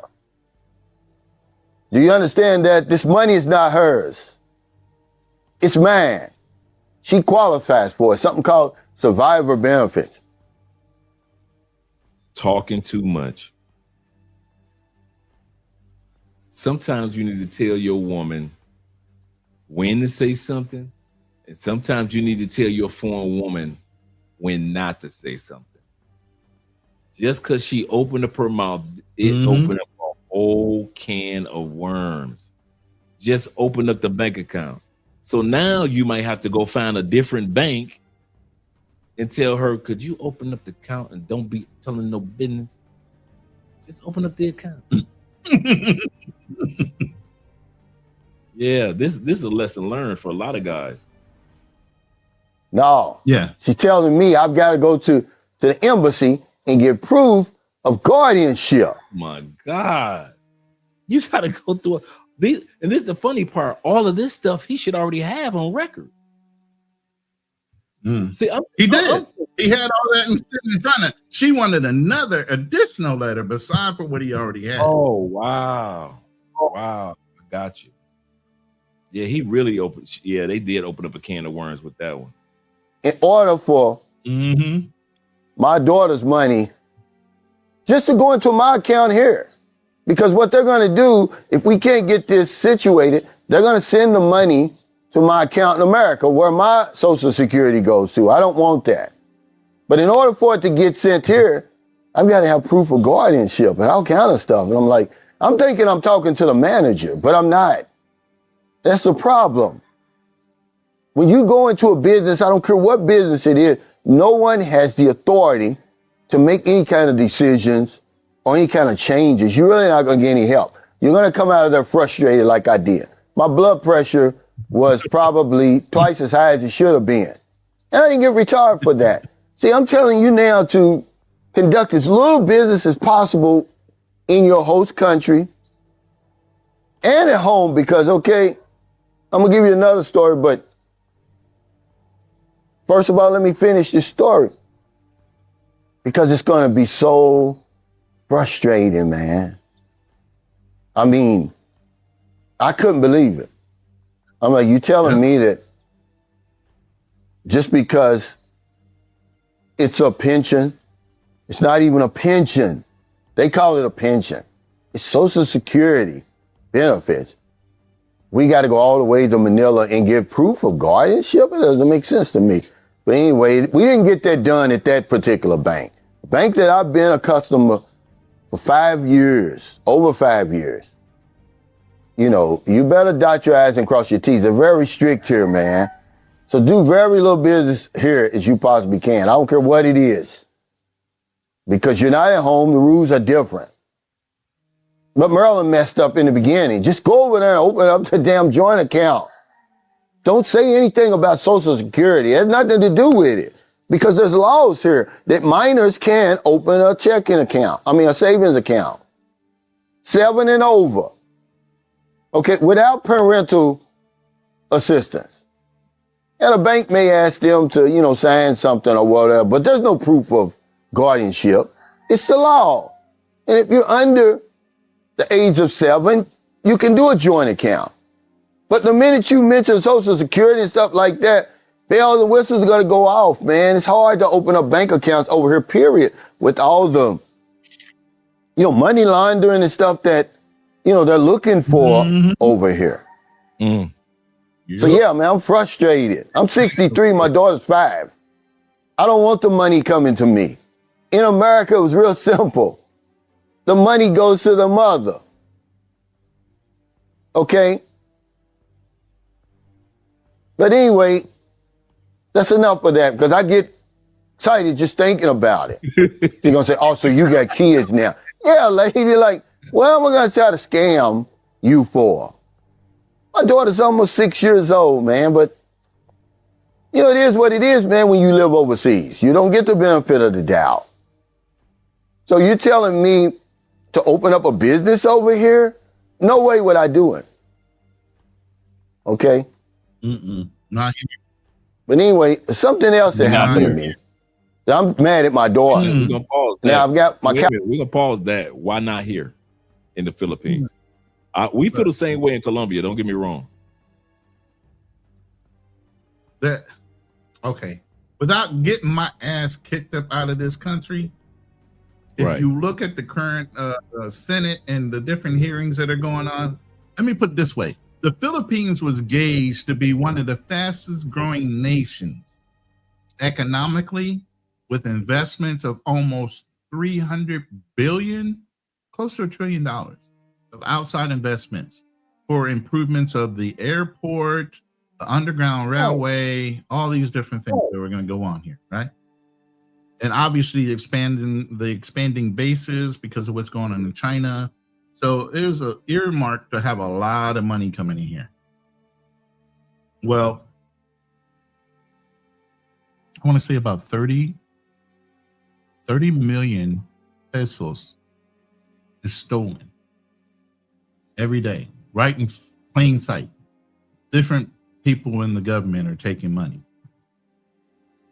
Just right in your face, like, and dare you to say anything. And half of them don't even go to jail. Wow. They can buy their ways out of that. Even Vitaly, if you look at Vitaly and what he did, he brought his way out of jail. You can buy your way out. Matter of fact, the jails are set up to where you can have civilians come and visit you.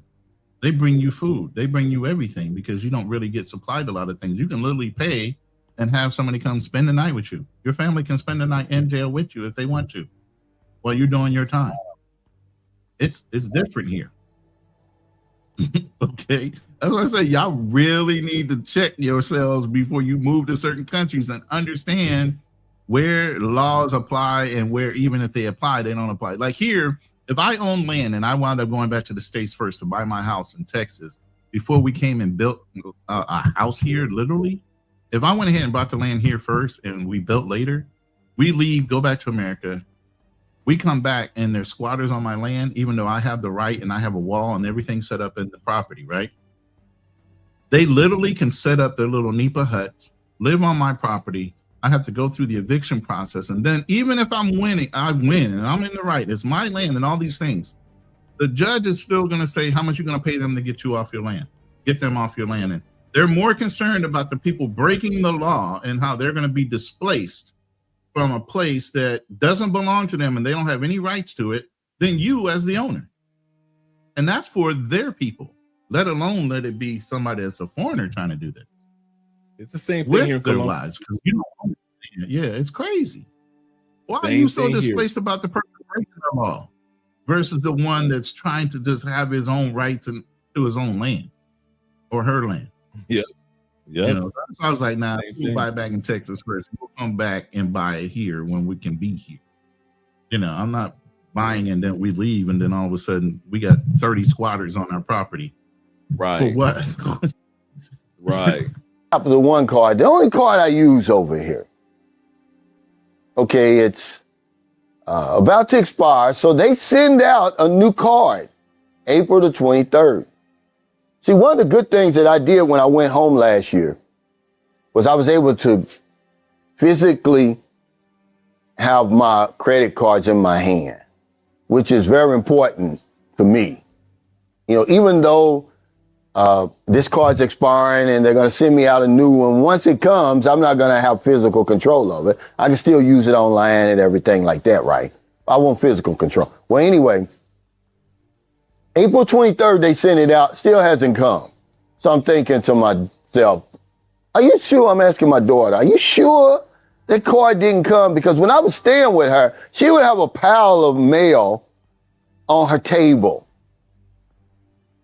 And I'm saying to her, you know, I've been gone a year. You're telling me I haven't had any mail at all from Social Security, from any of the insurance companies I represent? Nothing? She says, no, just fake credit card approval letters. One came from MasterCard. I'm saying, yeah, because my Capital One is MasterCard. That's the kind of frustrating stuff it is. So what I'm going to do, I'm going to have to pay about $100 to have her send that card to me once it comes, because they had to deactivate it. So by deactivating that account, they deactivated the card I've got in my pocket because they're connected. Now, before he goes any further, I've had to do that. I've had to do that exact same thing here in Colombia. Once my card expires, Sunday though. No, it's about a month before. Go ahead, Ronnie. No, I'm sorry. Go ahead. I'm talking to my lady. No. No problem at all. Once my card expires, I have FedEx send me out I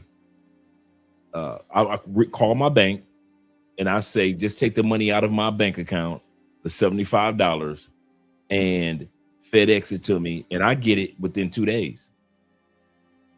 So I know what it's like to have they'll say, well, we have to deactivate the card that you got. I say, oh, that's cool. I said, it's going to expire in a month anyway. So yeah, you could deactivate it. And in 2 days, I got I've done this twice since I've been here, because I've been long enough to where cards have expired. And so I'll just reach out to my bank. My card is going to expire next month. They say, cool. Take the money for FedEx out of my bank account. They confirm the address and they send it right to me. Never had an issue. But it is an issue. But do they send it to Colombia, or do they send it to an address locally in America? Colombia? They send it directly to me. See, banks won't do that to Philippines. Wow. You got to send it to an American address, and then you got to have whoever you know in America mail it to you or ship it to you. That's the difference. That's where the frustration is. If it came directly to them, that frustration needn't come out. That would be convenient as hell. But nah, it's got to go to an American address, and then you can ship it or send it expedited. Wow. T-Mac says, Robert Harrison said, laws are messed up. Sometimes someone can steal your car, get out of jail before you you get a new one. You at the bus stop, and the guy that stole your car is driving. That's wild. That is true, though. He said, man, before you can get a new one, you at the bus stop. That's classic. You say squatters' rights is something here in Baltimore City and Bmore. Shout out to Aiken. So it's not just a foreign thing; it could be a U.S. thing too. Because think about how many even people in America, though.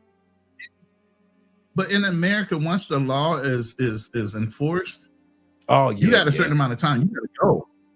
They don't care how you get displaced. That the cops will come and put that thing on the door and like, you got X amount of days, or we're gonna physically remove you out of here. Nah, not in any of these countries. They don't come and move you out. They like, you need to pay them a bribe, even though you lost, to get them off. Then find them somewhere else to stay to. That's they like.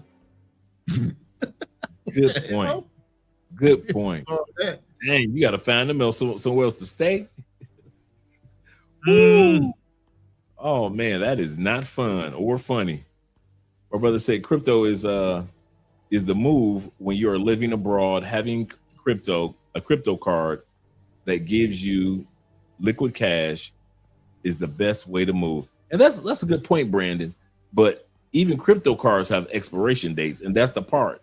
Or your crypto card can come up missing, and now you have to make sure that you reach out and make sure that it is deactivated, and then another one is sent to you somehow. So that's what we were talking about, the fact of the delivery of the item. My brother, official Kobe, the official one, says this. He's saying Los Angeles squatters have the rights. He say their apartment is their apartment. Oh, this world does not care. This world does not care. California, Gavin Newsom has allowed California to go to hell in the handbasket. I swear to you. Man. You can go and break into. You can go and do whole mob robbery scenes with kids run through stores because they're not going to be held accountable if it's less than a certain amount of dollars. They don't want cops running down kids. So now they do mob runs, and kids run through whole malls just grabbing whatever, running out because they know the cops aren't what is it? It's the teen takeovers. That's what it is, the teen takeover. Yep, crazy. That's wild. 007 says, it is wild. 007 says this.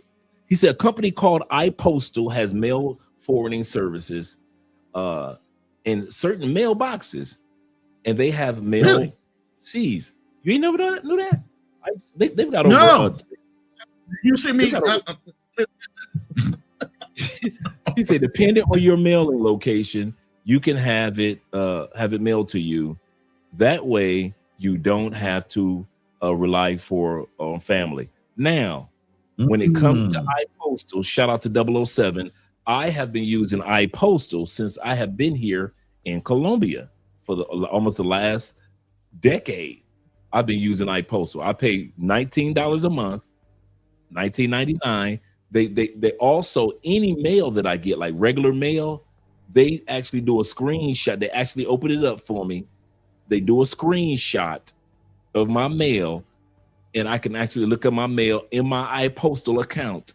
And if I want to keep it, keep it. If it's trash, I delete it, and they'll throw it away or shred it.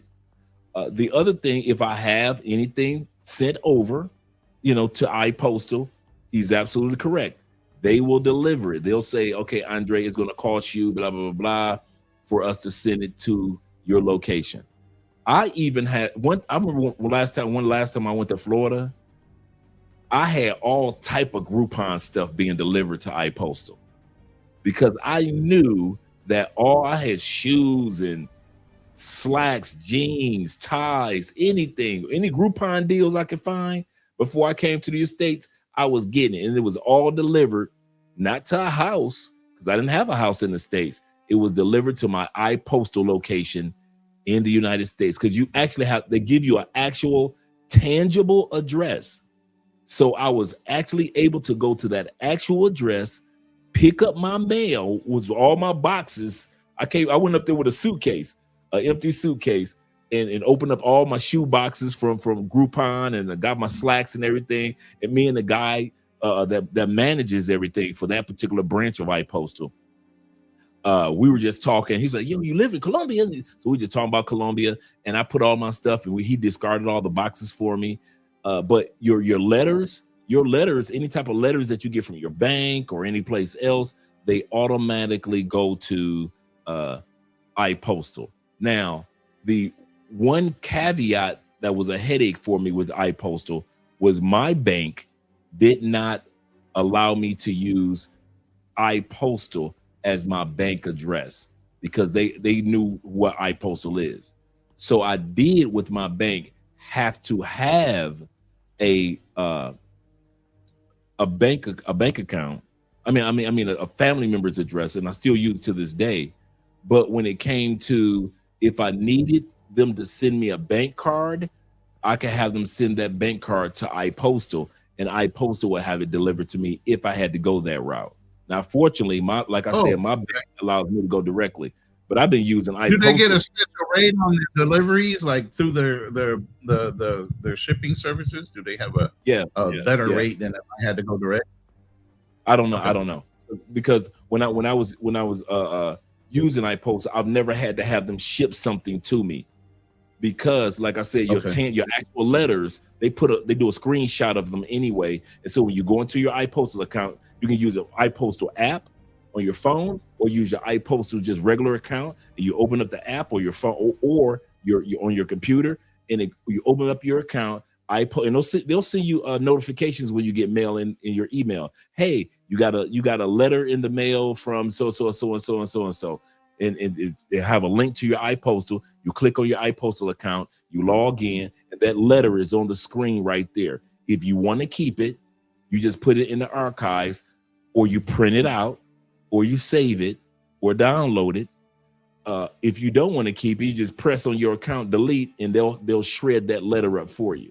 That means that you don't want to keep it. And so, like I said, I had shoes delivered to my iPostal. I had I had blazers, I had ties, I had all types of socks, all type of stuff. So when I got there, I just was able to just, because this is how iPostal is set up. They've got over 10,000 locations nationwide. The average city has 5 iPostal locations. So you get a chance to choose one throughout the city. You want one to be downtown? Did you want to choose? Okay, cool. One that was in your old neighborhood. Okay, cool. So the average major city has 5 to 10 iPostal locations, and these are actual tangible addresses. This is not a PO box at all. This is an actual address, an actual location. It's like I said, I paid $19 a month. I think it started off at $10 a month, but I got like an advanced, the advanced iPostal membership, and so iPostal Gold type of thing. But I kid you not, it was well worth it, very well worth it. All you guys out there that have not used iPostal before, and you want an actual tangible address to use while you're outside the United States, go to iPostal. I'm hooking them up. iPostal.com. You will not be disappointed. You need an affiliate link for that. No, I do. I've been thinking about it for years to set up an affiliate link, but I never did. But go to iPostal.com, and I promise you, guys, he say iPostal raised red flags to the banks for businesses. That's why I sat back and I said yes. Well, my bank, I couldn't use iPostal as my address. I had to use a friend's address. However, when I needed for them, or if I had needed for them to send me a bank card, I could have used that address as secondary, my iPostal as secondary, for them to mail it to my iPostal account, and iPostal would have mailed the card to me. That's how that would have worked.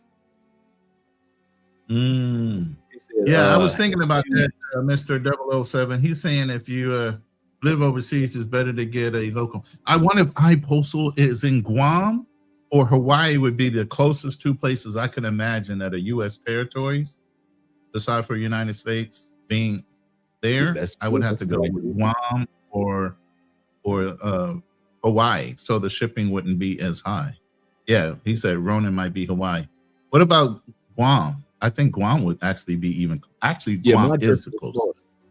Yeah, mine is still in Tampa, 007. Mine is still in Tampa. And like I said, I've had it for almost a decade.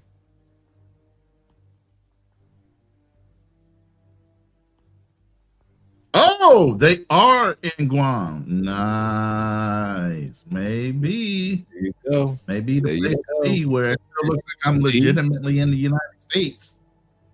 For all you guys that are watching this episode, man, you guys are getting gravy, because I'm going to tell you something. After this episode is off, it will be taken down tomorrow morning and going to the Patreon. I'm letting you guys know. It will be going down. I'm going to put my private too. Yeah, all you paid Patreon members. Members only on my page as well. I'm going to put it as members only. I'm giving away a lot of stuff here. There's a lot of information that guys are getting on this live stream tonight, and on many live streams. And that's why we often ask you guys, support the channels. Support us with subscribing, clicking the like button, putting things in the comments. A comment section makes a channel introduces videos to people that haven't watched the video yet. Any YouTuber, I kid you not, they want more people just to put, I don't care if you put one word in the comment section, put something in the comment section of your favorite YouTubers' videos. That causes YouTube to say, wait a minute, action is taking place over on that area. I give you a perfect example. I dropped a video, a YouTube short on TikTok yesterday. I don't know what it is. It was just about a Nordic country's healthcare system versus the United States. Do you know in 24 hours that little TikTok short of the lady talking about Nordic countries got over 30,000 views in less than 24 hours and almost 400 comments, because the people are commenting. So when you guys are commenting, I kid you not, go ahead and do that. So click the like button, subscribe to the channel. So Ronin was presenting his new channel. Make sure that you guys put comments in our videos. I don't care if it's a 1 minute, a 1-word comment. Put comments in because that helps YouTube to say, let's push these videos out because this is important.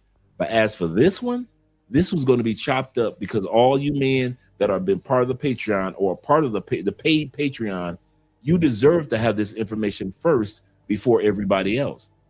So shout out to all you guys that are here tonight. But by tomorrow morning, all the latecomers are called latecomers for a reason. And we haven't even finished with this video, but yeah, iPostal, I kid you not, I am a alumni, if you will, of iPostal, so I can validate use of iPostal. And they give you a choice of an actual address, and you get to choose what part of your city that you choose. Like my brother said, Andre, you'd be better off in Florida. There are 5 of them in Tampa, Florida, where I'm from. So I went on ahead and I have a Tampa, Florida downtown address. And it's not a P.O. box. It's an actual address and a manager that actually works there. I've met him because when I went there and I had all type of packages and mail sent out there. I kid you not. So yeah. Wow. Yeah, I gotta look into that because that man, I got Amazon is here. But as far as returning product, man, I had a product I've been trying to return since December. Dang. Guys just don't want to come pick the stuff up. So I've already got a return authorization twice now. And it's still sitting here. Broke. Don't work. Wow. Let's go back to the video. Yeah, I need to find a better way. I know, right? Especially on the island. So I got to pay all that. You understand how frustrating it can be when you move to a whole different country. It's always going to be something. Okay, take care of everything before you move, guys. Doing business overseas is crazy. It's one of the biggest problems with moving overseas. Certainly, I've got a divorce that I've got to get done. I didn't get that done when I went home. You see what I'm saying? So I got 1 foot in the United States and 1 foot in the Philippines. You can imagine how frustrating that is. But that stuff didn't even bother me, but the Social Security, getting that money sent over here, oh yeah, that frustrated me, man. It frustrated me because they don't understand. Once they hear government, once they hear pension, oh man, they go crazy. Now all of a sudden, it's all different rules now. Maryland has to prove her guardianship of her own daughter. I said, well, when you sign up for school, you don't have to have proof of guardianship. If you do anything else but try to open up an account over here at this particular bank, where you need proof of guardianship. But the minute you mention government and Social Security and pension, it all goes out the window, guys. Do as little business you possibly can over here. Okay? Remember, that's always going to be a problem. You're always going to have something going on, either in your country or here, that you're dealing with. We didn't retire for that. See? That's why I only use 1 card over here. Imagine trying to manage all them cards that's expiring and all of this and all of that. Not worth it. So if you're in America, if you're in the Philippines, wherever you are, finding your heart to help somebody. Not a day goes by that I don't help somebody. We ended up giving away helping 75 people get free gasoline on my birthday. Imagine that. 75 is a lot of people, man. 200 pesos each. And then I gave 5 people 500 pesos each. Well, I actually gave 4 500, and then I gave one guy 1,000 because his birthday was the same day as mine, and he had it on his ID. Because if I don't know anything else, I know this one thing for sure. We help other people, we help ourselves. Take care, stay safe, stay out of trouble. I'll see you next time. Don't do anything stupid, guys. Have all your I's dotted and your T's crossed when you talk about moving overseas. Because eventually the day's going to come when something's going to be due. Something's going to expire. And you're going to be like, man, do I have to go all the way to America for my Social Security appointment or to get my new credit card or whatever it is, to get my divorce finalized or trying to do business over here? It's like pulling teeth, guys. You know, I know some people going to say, oh, it's easy for me. Man, look, you ain't doing a whole lot of business over here. Because if you was, you would understand what I'm talking about. Just opening up that account was a headache for me. Even though it's the law that you can open up an account over here. They're going to put you through the ringer to do it. So a friend of mine, Angelo Habib, shout out to you, Angelo, he made a great point. He said, look, if you're able to open up an account in the Philippines and you do go back home, leave it open. Fund it a little bit, you know, but keep it open because it's hard to get a bank account here. It's hard to get a joint account here. Okay, I want to hear what you have to say about that, Ronin. Yeah, like I said, you're jumping through hoops. There are other YouTubers that'll tell you, I wouldn't necessarily want to open up a bank account here because stuff takes forever. They claim they don't get wires from American banks. There's some serious chaos going on in the Philippines when it comes to money and tracking of it. You know what I mean? So if you were to open up an account for whatever reason here in the Philippines, I'd say keep it very lowly funded, but keep it open, obviously, because when we come back, it's going to be a whole nother thing. My lady has a bank account, so I don't really necessarily need one. If we're going to do something big, I just move it to her account and we can pull it out that way. Matter of fact, right now, I just use Wise for a lot of things, you know, because it converts into Gcash, which they use here as a digital currency. Only thing I don't have is a Wise card. Everything's on my thing. But I heard you can't apply for a Wise card until you're overseas. So I was thinking about in the next couple months, I need to go ahead and see if I can get a Wise card sent to this location and then have that. But it works fine. You know, everything here is digital. You can literally take a cell phone, put it against whatever and pay for it with Gcash or whatnot. You know, and the conversion rate on Wise is really, really good. I mean, I'll tell you right now, PayPal is ripping people off on transactions. Yes, they are. They do not give you a good rate. I mean, it's terrible. You know, and the fact that your bank would give you a better rate if you could deal with them directly, Wise is at least keeping it a little bit more honest. Now I'm getting like 55, 53 pesos per dollar when the exchange rate here is 59 to 58. So for every $1, they're taking so many pesos from me, you know, and then you got a fee that goes on top of that too. So you're robbing me on the exchange rate and you're charging me a fee. Then when my lady gets, she got to pay a fee in order to liquidate the money and turn it into Gcash and all these. There's fees left and right coming and going. I'm like, nah, I got to find a better pay. I got to find a better way, you know. That's an excellent point. I actually use Remitly to do transfers. I do transfers through Remitly, and I kid you not, it's been working out great. It only takes seconds to get money transferred from my U.S. account to my Colombian account or to Andre's account. And I've been using them for me. I have to see if they have Remitly here in the Philippines, though. I'm not sure if they have Remitly. I know there was one you were saying you can literally order anything. I don't know what that service was, but similar to like a Uber, but it's more. Yeah, that's in South America. That's Rappi. R-A-P-P-I. Yeah, Rappi. That's Rappi. They have Grab and some other ones. They don't even have Uber here. No, it's Grab. Wow. And like in Thailand, places like that. But what was I going to say? I can't remember. Go ahead. Yeah, what I was basically, I'm going to continue on with the last part of his video. Let him finish off his that was his closing right there. He said, anything I can for do your daughter. Somebody. I found that out. I was so frustrated because at some point I just stopped. I said, okay, ma'am, thank you. Have a nice day, because I was not getting through.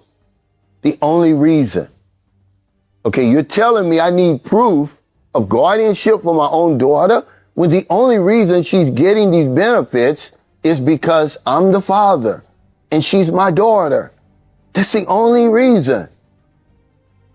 But she says, no, you need authorization from the U.S. Embassy.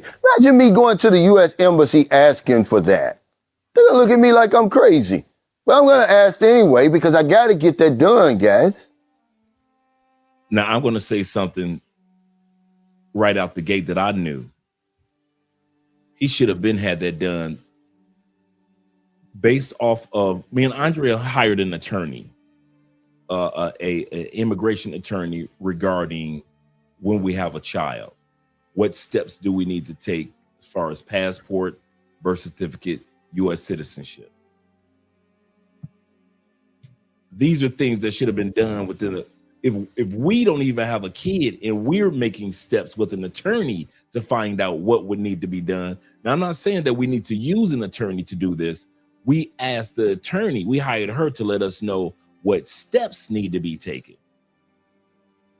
So, for example, DNA test, the blood test, the validation if I'm the father, that's a must. That has to be done to validate if I'm the father.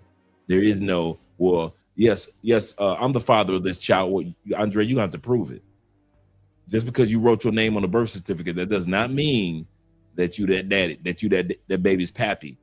In other words, that does not mean that that child is American. We need a paternity test, so that has to be done. So we already know that. We're not this.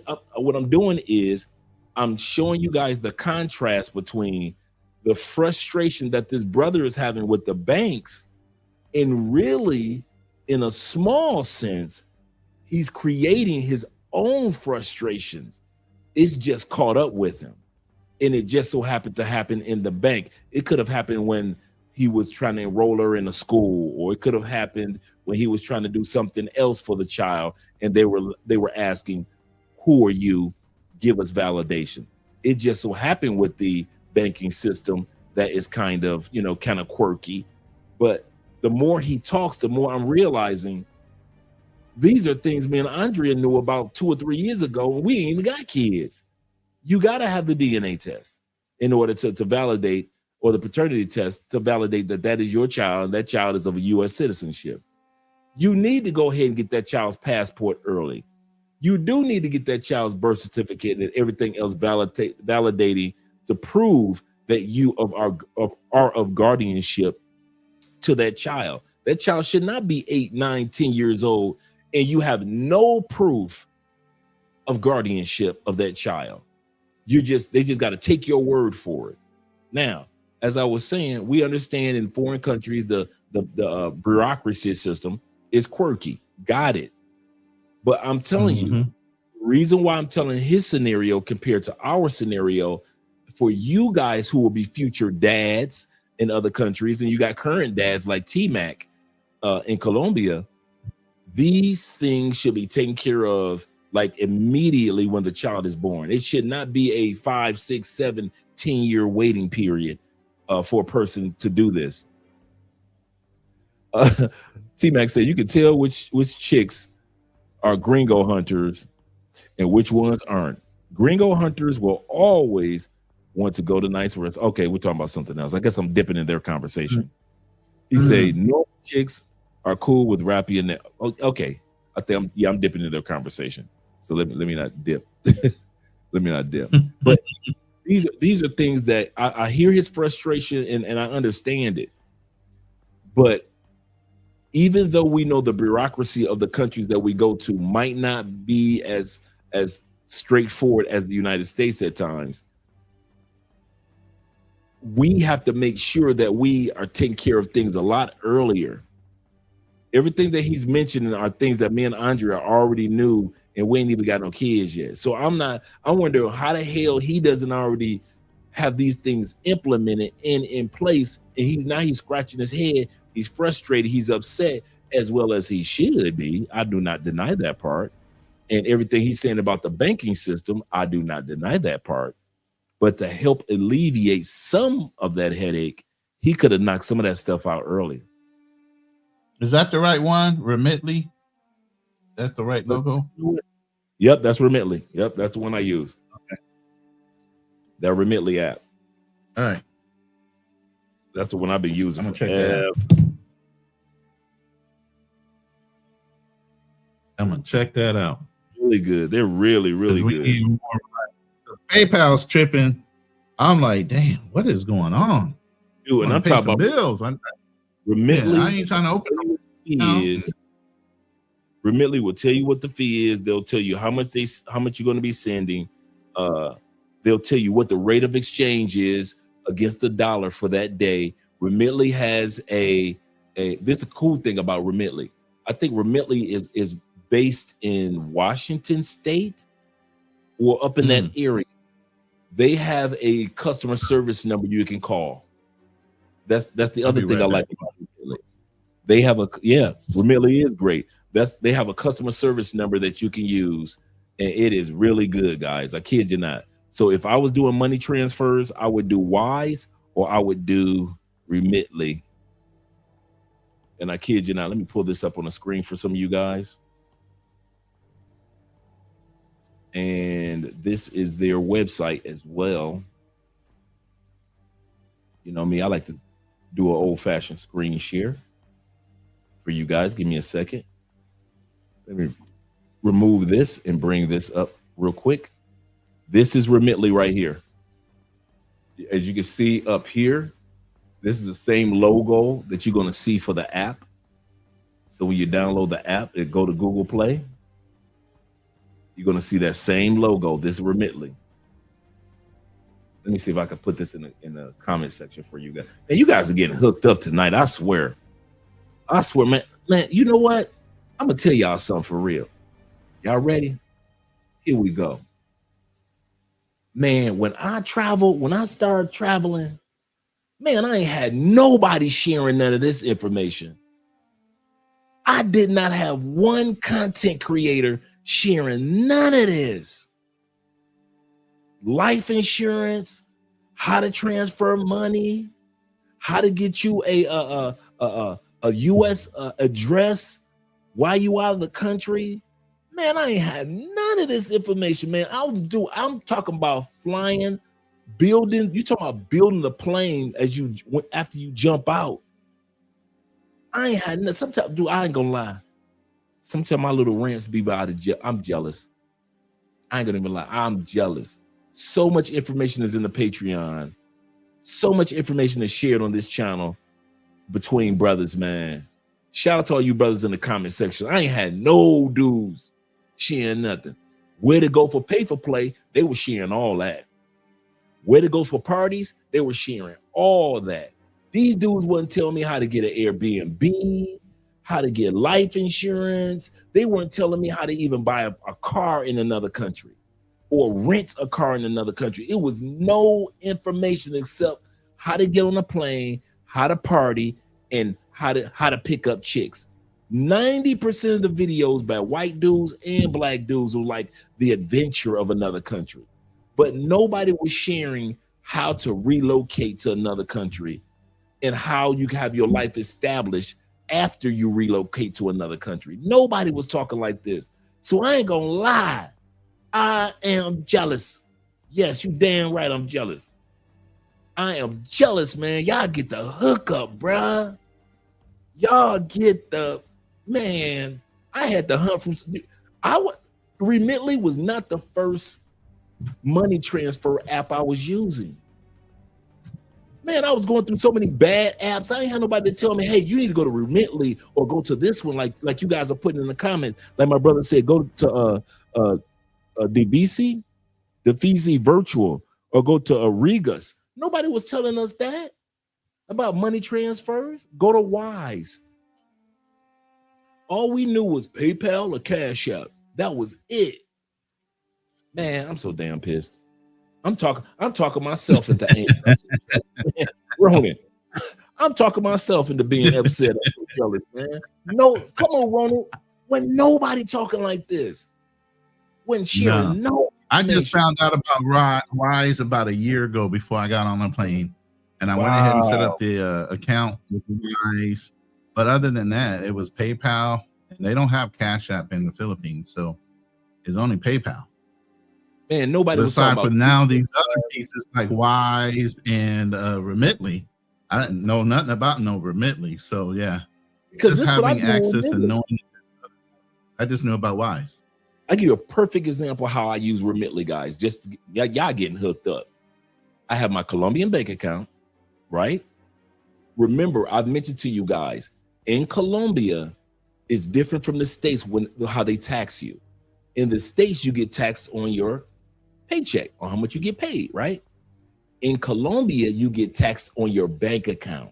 So that's why most people in Colombia that got real jobs, not under the table jobs, they get taxed, as T-Mac knows, on their bank account in September and October, depending on what your number is, your like your last digits of your cellular number, right? So my date is October. So Andre does my taxes for filing in October. Hers is September.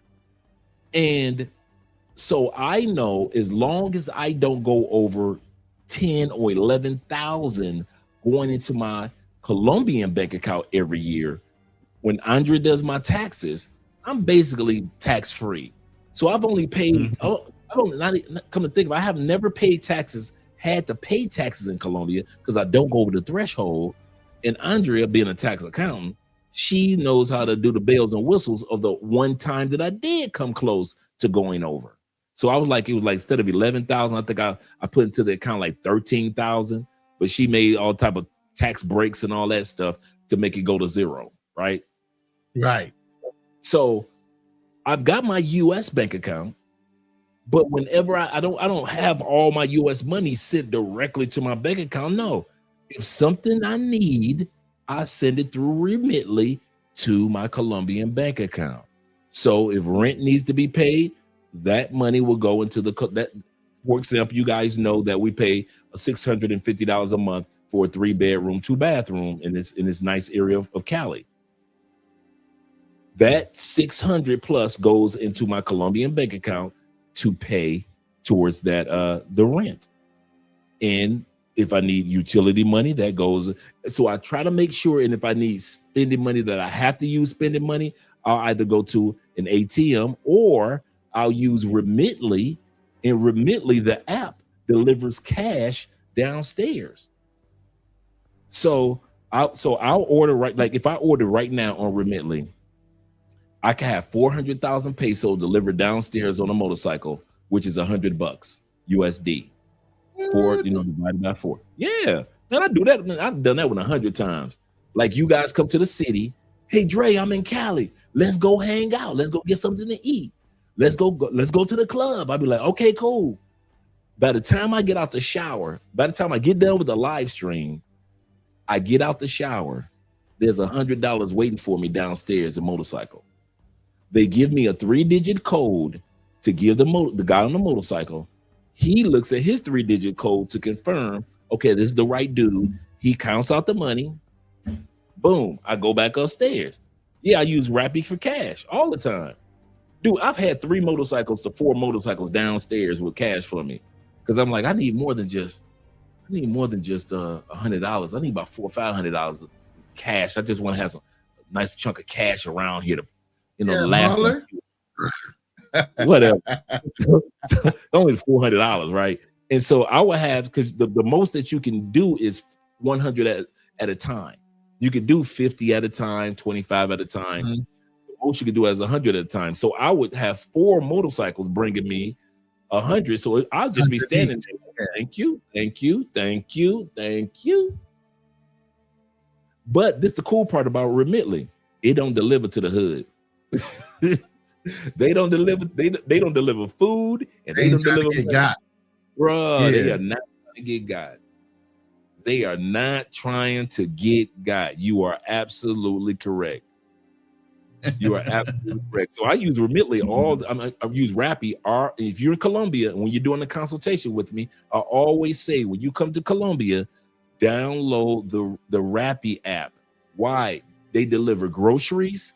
They deliver food from different restaurants. They have a grocery store system called Turbo, Rappi Turbo. That means that whatever you order at the grocery store must be at your front door in 10 minutes. Wow. You got so what? Like if you sit back, you say, "Man, I need some spaghetti sauce and make a spaghetti." Go to Rappi, order it, and Rappi will deliver that.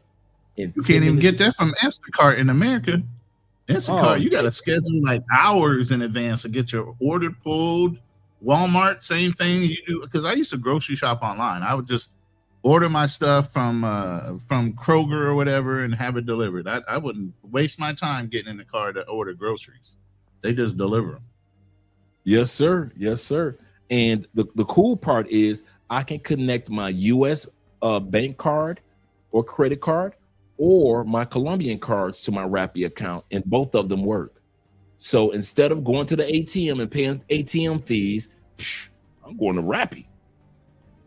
And I ain't got to drive. And I'll put in Rappi, and it's been times I've been on the live stream. I'll put in a Rappi account, and then all of a sudden I'll do like this. Well, Ronin is talking, so let me go ahead and put Ronin like this. I'll disappear. Yeah. I'll go get the money downstairs while Ronin is talking. I'll come back upstairs, and you guys will think that I've been sitting here the whole time. Man, I went downstairs to get that money. I went downstairs and got that money. And I've done it plenty of times, man. Kid you not. So I've used, plus the cool part, Ronin. Yeah, I've played several times. I know, right? And here's the other part. They also deliver to whatever restaurant or location that you are. Let's say you're at a restaurant and you're not at home. And you say, you know what? I think I want to order another bottle of wine. And I don't want to use my card. I think I'll have some cash. You can go to Rappi, set it up, and it has address change. And it says where you are. And bam, it'll just put that address to the restaurant in there. And all of a sudden you get a notification in 10 minutes, 15 minutes that, hey, your rider is on the way to the ATM. Okay, your rider is on his way to the restaurant. Your rider is 2 minutes away from you. You want to meet him outside. They give your rider 3-digit code. They give you a 3-digit code. You show it to the rider. The rider says, oh, yeah, that's it. That's you. Hand you the money, and you walk right back in the restaurant. Yep. He said, Theo. Well, T-Mac says, it's true. Rappi won't deliver or in the hood, but Strata's 4s through 6, no problem. Absolutely correct. Rappi does not deliver anything in the hood. They are not setting the motorcycle boys up like that. Because them people will rob them folks. They will rob them. He said, I was at a birthday party for Tours by D. Shout out to our girl, too, D. I was talking to her a couple weeks ago. So they delivered cash to the rest. Yep, they delivered cash to the restaurant. When we went to dinner with Richie Mack, they delivered my medication to Super Bowling. I didn't even know that when we were there. Wait a minute. You mean when we were at Super Bowling? Did I remember that? Because I was there. It was me, you, Richie Mack, and a few other guys, right? Richie's friend and his girlfriend, his wife. And I didn't know that, T-Mac, that you had medication delivered to Super Bowling. I did not know that. But first of all, Super Bowling is amazing. It's like a club bowling restaurant. It's the most beautiful place you ever saw, man. And it's a bowling alley. And it's called Super Bowling in Medellin. If you guys ever get a chance, look up on TikTok, Super Bowling Medellin. Yeah, and it is amazing, bro. It is amazing. They got a bar. I love the bowl. Yeah. I used to love bowling. I was in a bowling league since I was in the military. So I always used to like going bowling. Yeah. He said the best thing, he said, I know what I know from starting and failing business consultations. He said, but things to do is to get rid of the learning curve is to pay for a consultant. Damon Dash or Dame Dash. Yep. It's the old adage is why reinvent the wheel? If somebody already has a good running wheel, then you go and find out what he did, or buy the wheel. I don't know what you're talking about, T-Mac. This is when I first came back from the States, and I went to with Richie Mack. Instead of coming directly back to Colombia, Miami, I actually went to Medellin when me, T-Mac, and Richie Mack hung out. I was supposed to stay an extra day. I called Richie about, I think it was like 2-3 o'clock in the morning. I said, bruh, I'm gone, man. I'm going home. I'm going home. And I found me a discount ticket to head back to Cali at 6 o'clock. I'm out of here. He said, all right, Dre. And I already knew you wasn't gonna stay the whole time. This is what Richie told me. I knew you wasn't gonna stay the whole time anyway. But we did have fun at Super Bowl. You know what? Let me say this. In your defense, let me say this. There's a difference between a married man and a single man that might be in a relationship. It's different levels. You get what I'm saying? The married man is happy. He wants to go home to his wife. He don't want to hang out just to look at, skirts running in front of him. I got a nice skirt that I love, and I'm qualified, and I know what I'm getting. I want to go home to that. Right. That's how I was feeling. I was like, man, I'm ready to go home, man. Get back to my own woman, my own bed. I just, I had been in Miami. Okay. Maybe because I wasn't a Floridian. I mean, if I wasn't a Floridian, Miami would have impressed me more. But since, being a Floridian, I'm like, okay, it's Miami. All right. I went to my favorite little restaurant, Bubba Gump's. Went and got me some shrimp and Bubba Gump's. And I was ready to leave after that. Shout out to my brother Blade Runner with the $10 love over on Cash App, as well as the $5 Bitcoin blessing that one of you brothers have sent. Shout out to you, Bitcoin brothers. Yes, sir. An international quiet storm has crept up in here. He said, good evening, everyone. Lost track of all time studying. Yes, sir. That's how you do it, brother. And Mr. 007, he said exactly. He said, I asked Ronin if he was willing to teach me how to sell insurance and the pros and cons of selling it. The consultation, yeah. That knowledge, man. Insurance business is good money. Believe me, it's great money. And once you figure out the system, it's real. And I've always been the type of person, especially after going 1099 since a long time ago. Once I learn a system, I ain't working for you. I ain't giving you a part of my share of my commission. Yeah. I'm going independent as quickly as possible. So I went independent, started selling for myself and getting my own separate contracts outside of the entity I was working for. Because here's the thing. You're the marketer. It's your client base. It's everything, but you're represented by looking like you work for a major organization. Nah, I don't need that. I'm good. You good? Once I get your training, I'm done. I ain't trying to have you benefit off of my hard labor, and you ain't doing nothing but giving me a name. And my name's good enough. Yeah, they will. Let's finish off the last part of the video. He's down to the last. Let's little goodbye. Yeah, but yeah, you guys will appreciate that remitly. That's the I dropped the link. Yeah, I'm gonna definitely try it out. Drop that link again. Yeah, I've been doing money transfers with them, and I think my favorite part about them, other than PayPal, is they have a really good customer service. I would say that I'm able to call them, talk to an actual person, and get what I need taken care of. So I'll drop the link. Way better than PayPal. I know, right? I know. PayPal, you are not getting talk to somebody. What? You right. can actually talk to somebody. Right. That's what got me. That's what sold me. I kid you not. I could talk to somebody. I said, okay, cool, perfect. 3, my daughter's 5. If something were to happen to me, they're gonna have to jump through hoops to get that money. Okay? I don't want that. That's it. And he just walked away. I don't want that. That's what he does. Welcome back to my channel, son. That's what he needs to say, and ain't out. He ain't arguing with nobody. I ain't mad at him. I am not mad at him. But he said I'm 63, and I know AMSM. He just walked out. He said I'm 63, and I want my daughter to get that money. They shouldn't have to jump through hoops. He has not. Once again, Andre and I don't even have any kids, and I've already set her up to know what steps to take to continue to get my Social Security money if we have children, and what happens if we don't have children, that for her to acquire our certain things need to be put in place. Not, and here we go back to what Ronin has been showing us all night, guys. set everything up for if you're going to live outside of in another country, you are going to have to take consideration the fact that you are going to pass in that other country.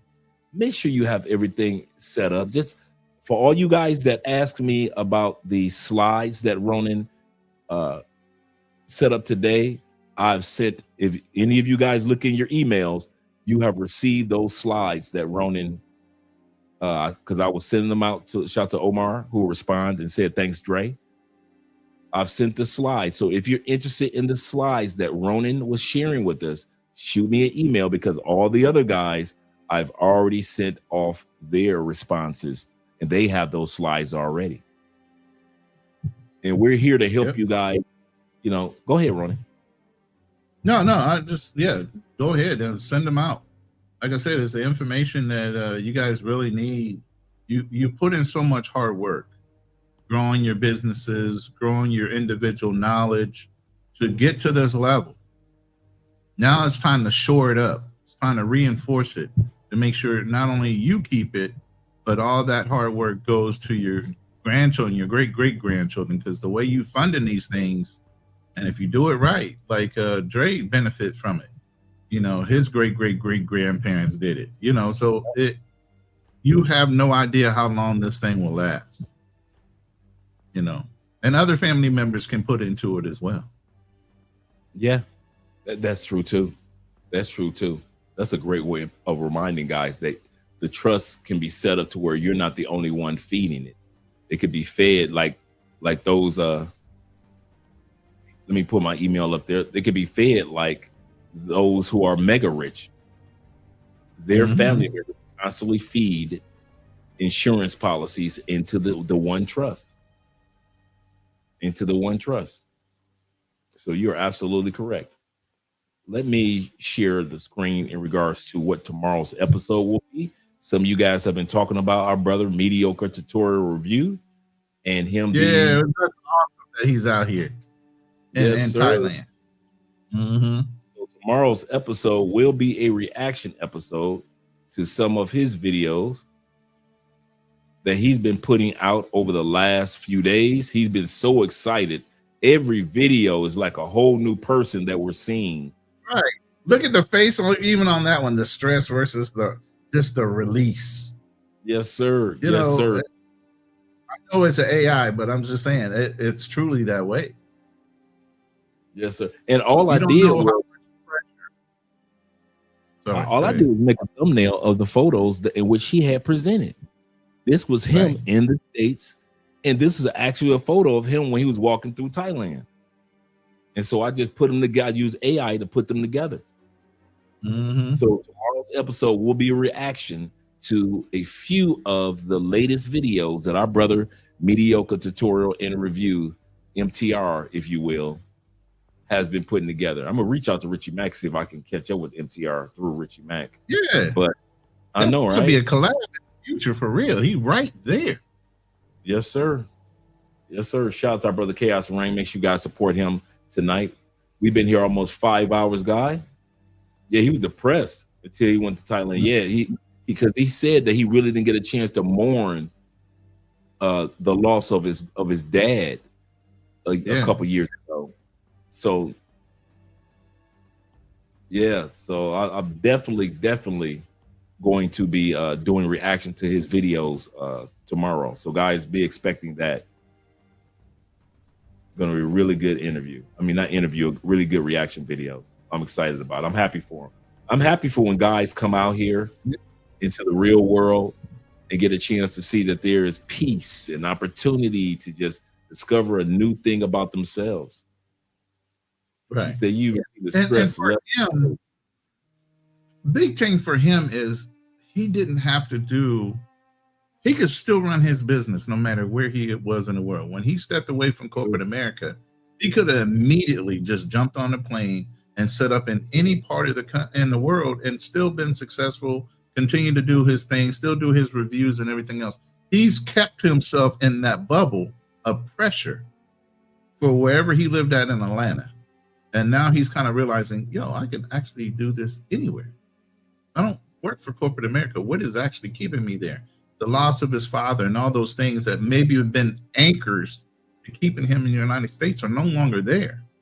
So what's really keeping him there? And I think he's coming into self-realization as you're looking at these videos tomorrow, that he's realizing, I could have been gone.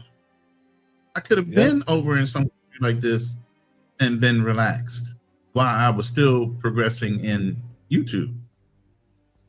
I think another thing is this, Ronin. He's starting, travel. He's starting to realize, I wish my dad had done this. I wish my dad had the opportunity to see the beauty of the world. And I think I'm not sure if his dad was in the military or not, but to take advantage of living outside the United States. And I think he realizes that life is short. There are no guarantees. He doesn't have any kids, mediocre tutorial review. He did videos about him breaking up with his girlfriend a while back. So he doesn't have any female connections there in regards to having a loved one. And he could do his reaction videos from anywhere in the world. He's over 900,000 subscribers. So think how many Thai people it's going to add to that list, because once he gets around Thailand, I mean, Philippines is big business being a YouTuber. You're famous, literally being a famous YouTuber in the Philippines alone. So I can imagine what Thailand is, and then he's already over there doing his little Thai kickboxing. He's over there working out with the Thai kickboxers, and I mean, he is really letting it go. You know what I mean? And I'm happy for him, and I'm happy to let other people see, because he has a huge following. That's 900,000 influences plus. I watch that channel and see his release of the stress and everything, and what he's doing and how much better he's feeling. And people are going to catch on. Yo, maybe I need to do that too. Especially in our community. Yeah. Especially in our community, yeah. And that's one of the reasons why I kind of stay in this lane of information, and we haven't changed, because we knew that me and Andre kind of knew this moment would come where people will want more of relocation information and not just vacation information. We kind of saw this coming years ago, and we just stayed our lane where everybody else was doing party videos. We just kept sharing information about relocation, interviewing people that relocated, sharing information such as yours regarding relocation. And we just stay in our lane. And I think we are just on the beginning of people wanting to relocate. And so that's why, we kind of just stay in our lane, because we've seen it blow up. And now everybody wants to be out here giving advice on relocating. They've been out here for 1 year, and now they all want to give advice on relocating. And you sit back, you think to yourself, you're like, okay, I've been out here 10 years. Now it's time to go ahead and buckle down and share a lot more information. Right. But a man supported me, and not to cut you off, Ronin, a man supported me, and shout out to you, brother. Always supporting the channel. He said, Andre, I was on somebody's channel, and they started talking about race-based topic. He said, man, let me go to Andre's channel. I'm with you, brother. I'm with you in regards to that. You just get so tired of just hearing the same talking points, the same mumbo jumbo, the same victim mentality, the same excuses, where you like, you know what? Let me go somewhere where there are some brothers that don't talk about only what's going on in the States as far as the negative part. There's some great things that's still going on in the States, some wonderful things. But if you let people in the United States talk sometime, they act like ain't nothing good going on in the States. So, even though I talk about going back to the States, Dre, my lady even looks at stuff she sees that's going on in the United States. She's like, oh my God, I don't even know if I want to be around. I'm like, good. Understand that. Please understand that. So when we get back, we can buy the property, get it going, and buy another property back here in the Philippines. So you understand where the goal is, right? By the time she get back to the Philippines, you're gonna be like, nah, we don't need to go back all that I'm off. telling you, bro. Hey. Just like Andrea. She sounds just like Andre. Andre would say, Dre, I can give you a small amount of time in the States. She said, but I can't live in your country, not for the rest of my life. She said, I cannot see it. Because she sees what's going on. People don't realize that foreign countries do watch our news. They just look at the women's behavior. We were in Manila, and she saw some black women in Popeyes. They got the ultra tight booty shorts on and tight shirts, and she's like, "This is Manila. What the?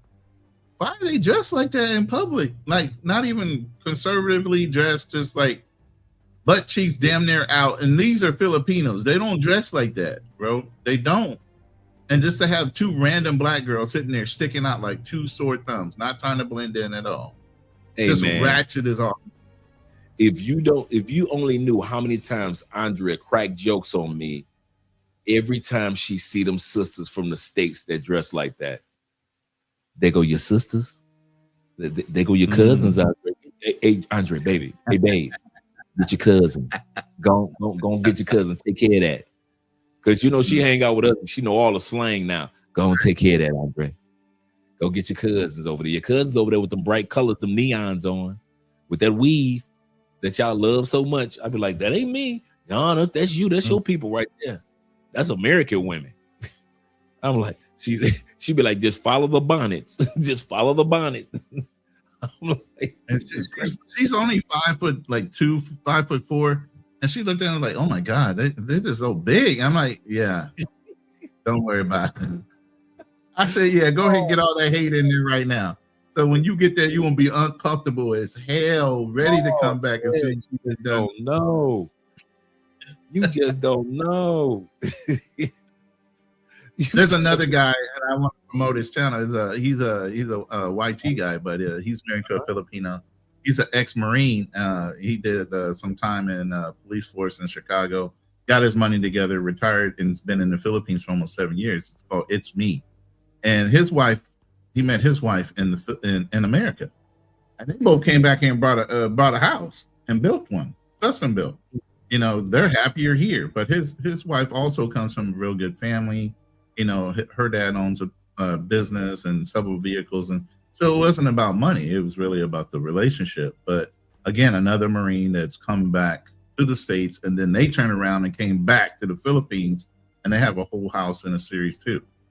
You know, a white guy. So it's crazy how people think a lot of these women are about what they're about, but really once they get that experience, you know how you always looked up to something, and then when you finally get a taste of it, you actually see it or experience it, you're like, I don't really like that.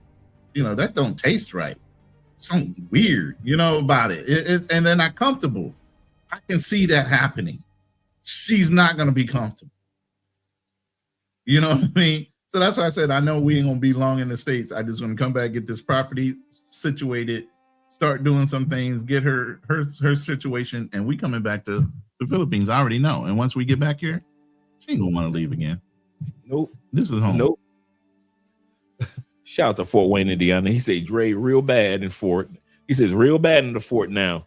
You know what? I was thinking about the Fort the other day, man. He says, real bad in Fort Wayne, Indiana. Now I seen two men and two boys with the bonnet wearing in the Fort. Shout out to YouTube as a habit. Man, goodness gracious. Isn't there some kind of fad right now? Dudes are wearing dresses again or something crazy like that? Some man, dudes wearing beard bonnets. Ronin, if you ever want to look at something crazy, look up on TikTok beard bonnets. There are men around with beard bonnets. No, bro, no. Man, listen. Yeah, that's gonna be a show and a half, man. I know. You know, half of this is going to be, I'm going to really be filming her reaction to actually being in the States. That's going to be fun. Oh, I know that she is. was like, oh, hell no. Plus, she ain't used to any cold weather.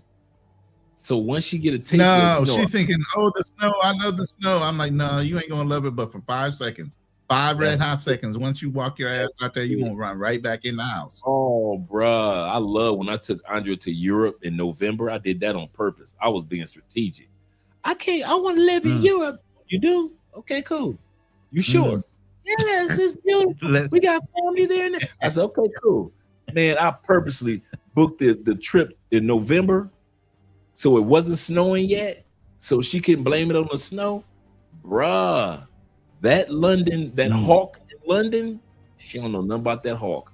That hawk that was waiting for her in Paris, man, we at the bus stop because Andrea want to ride the famous London double Dutch bus. So she want to be on the red double Dutch bus.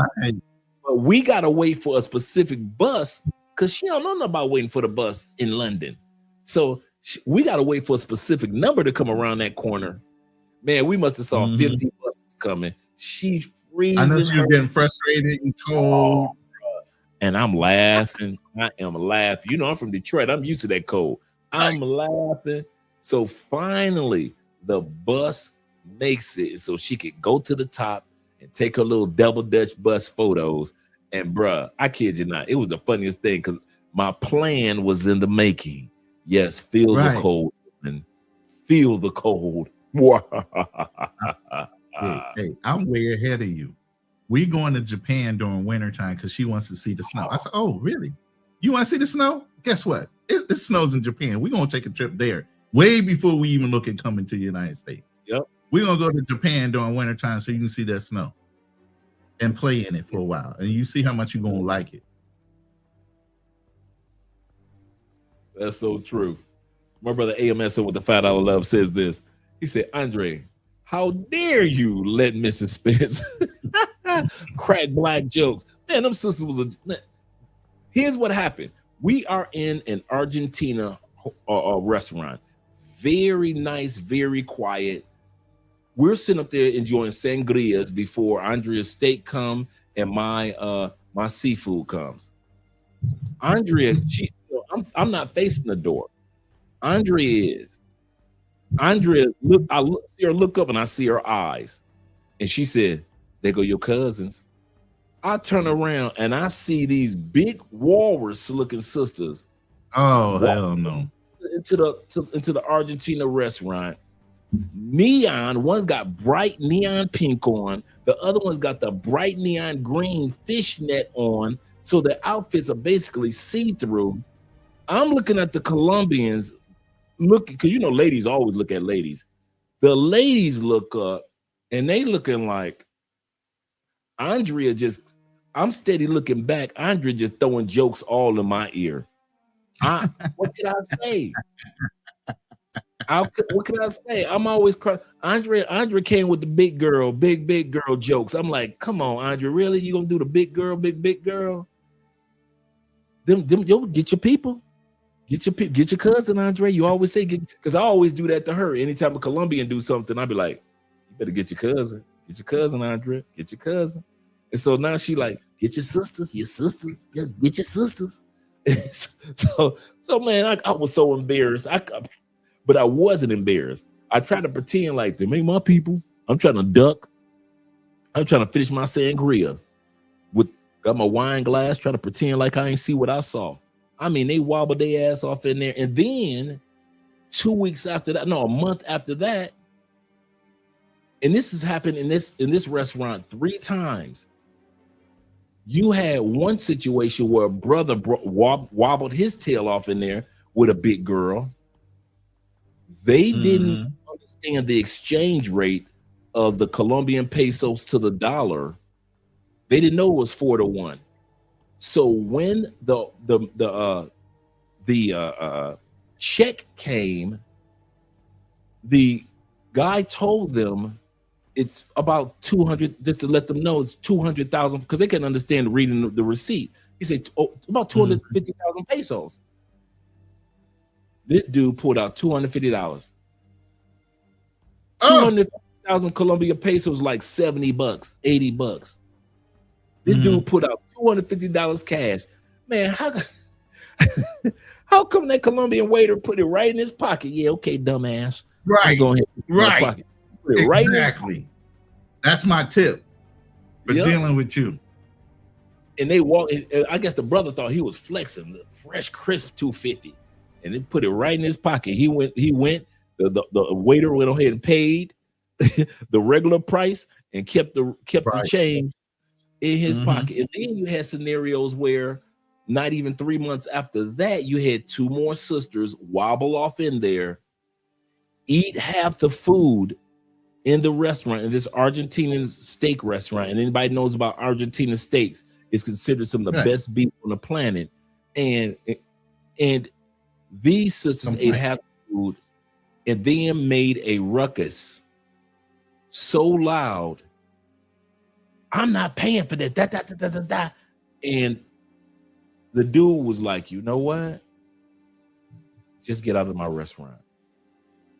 In Venezuela, they doing that? I mean, in Argentina, they doing that in Colombia.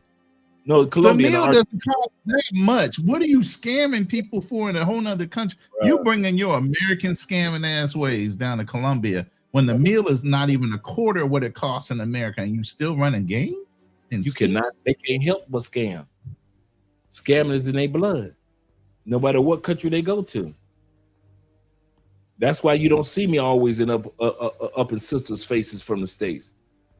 Some of them are cool, the nicest people you ever want to meet. Most of them, hell no. Hell no. T-Mac, you're evil, bro, but I'm going to do that. T-Mac says, Ronin, I just looked on AI. In January is the coldest month in Hokkaido. You get nice Siberian winds. But the funny thing about that is anytime we get a little bit of cold air blowing or it rains enough where the AC kicks out a little cold air, she goes, oh, it's so cold here. It's so cold here. It's the Antarctica winds coming down. I'm like, Antarctica? Ain't no Antarctica nothing on the damn the equator.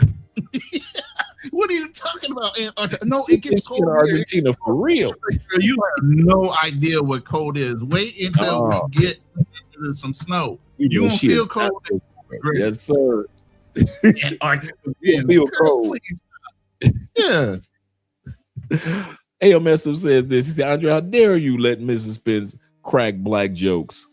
He said, I got to report y'all to the invisible school of Dr. Umar Johnson. I know, right? The invisible school of Dr. Umar Johnson. That's the name of a book right there. That's the name of a book. And their consciousness. I know, that's right? Who Dr. is. For real. All right, we've been here 5 hours, guys. Shout out to all you guys. I'm surprised you guys hung out with us that long, especially on this topic. Good Lord. I know, man. No, hey, I'm giving y'all a round of applause for actually applying some attention skills. Yes, sir. Yes, sir. This has been fun, man. This has been fun. Anytime you guys get a chance to gather some information on how to live when you're relocating, take advantage of it. Don't click away from those channels that are trying. I know it's not exciting as, the OB land when somebody gets drug videos, but don't click away from content creators such as Ronin and ourselves that are really helping you, Richie Mack, that are helping you in regards to relocating and not just vacationing in other countries. Once again, tomorrow's video is going to be about our brother MTR and his videos that he's been posting over the last few days and excitement that he feels when it comes to living and enjoying his life in Thailand or Southeast Asia, in other words. Yes, sir. Let me get ready to do an outro with you guys. We'll just go through one outro video. Appreciate you guys once again. Glad that you're here, Ronin. Is there anything that you want to say in closing? No, as always, it's always a pleasure coming up on the panel and coming up on the show with you, co-hosting and collaborating. Like I said, we have like mind. We're basically twin brothers when it comes down to it. I mean, we're both October babies. Yes, sir. Artists, mindset's the same. So when you got people of like-mindedness trying to share information, it's always a good thing when you guys can collab together. So always appreciative of your time and being able to come on the show. Thank you. And as always, man, I mean, everybody that knows us, knows me, knows you. I mean, I'm pretty sure everybody in the room should be subscribed to my channel already because I got to share chats with everybody. Anyway, anybody's in your rooms, in my room, we just trading off time. You know what I'm saying? We got to collab on time slots. That's what I want to do. Like KF, get everybody on time slots. Let's get time slots. You know, there we competing go. against you and Zoom. Oh my God, that's like no way. I'm fighting up a hill. You know what I'm saying? I can't do it. So I just bow down. You know what I'm saying? I get in where I can fit in. But yeah, but if you guys like just go over and just hit the subscribe button for Wealth Talks, Legacy Walks, I would really appreciate it. I'm just trying to drive up the subscribership on that, and then I can focus in on doing that kind of conversation over there more so than mix the content on my Ronin Travelers channel to the business side of it. You know what I mean? So yeah, let me drop the link. If anything, that's all I need is just y'all go over and hit that subscribe button on Wealth Talks, Legacy Walks, and I'll have more conversation like that over there. Aside from what I do on the Travelers channel. I appreciate you guys. Other than that, that's it, man. There you go. Appreciate you, brother. And we got 40 plus people in the building. So make sure you guys subscribe to Ronin's new channel that he was just talking about. There should be no reason why he doesn't have at least 40 to 50 new subscribers supporting his channel. I know I'm going to be subscribing from a couple of channels. So shout out to all you guys that are supporting our brother. Thank you. I'm step down now. Salute to y'all. Peace. All right. Salute to you too.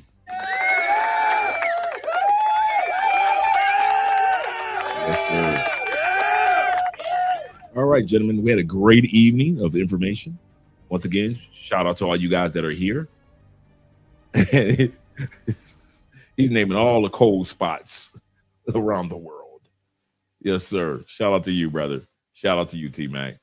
Let's get ready to do an outro, and tomorrow we'll get together in regards to our brother Mediocre Tutorial and Review. Let's do one outro. Let's hit this one. I haven't hit this one in a few days.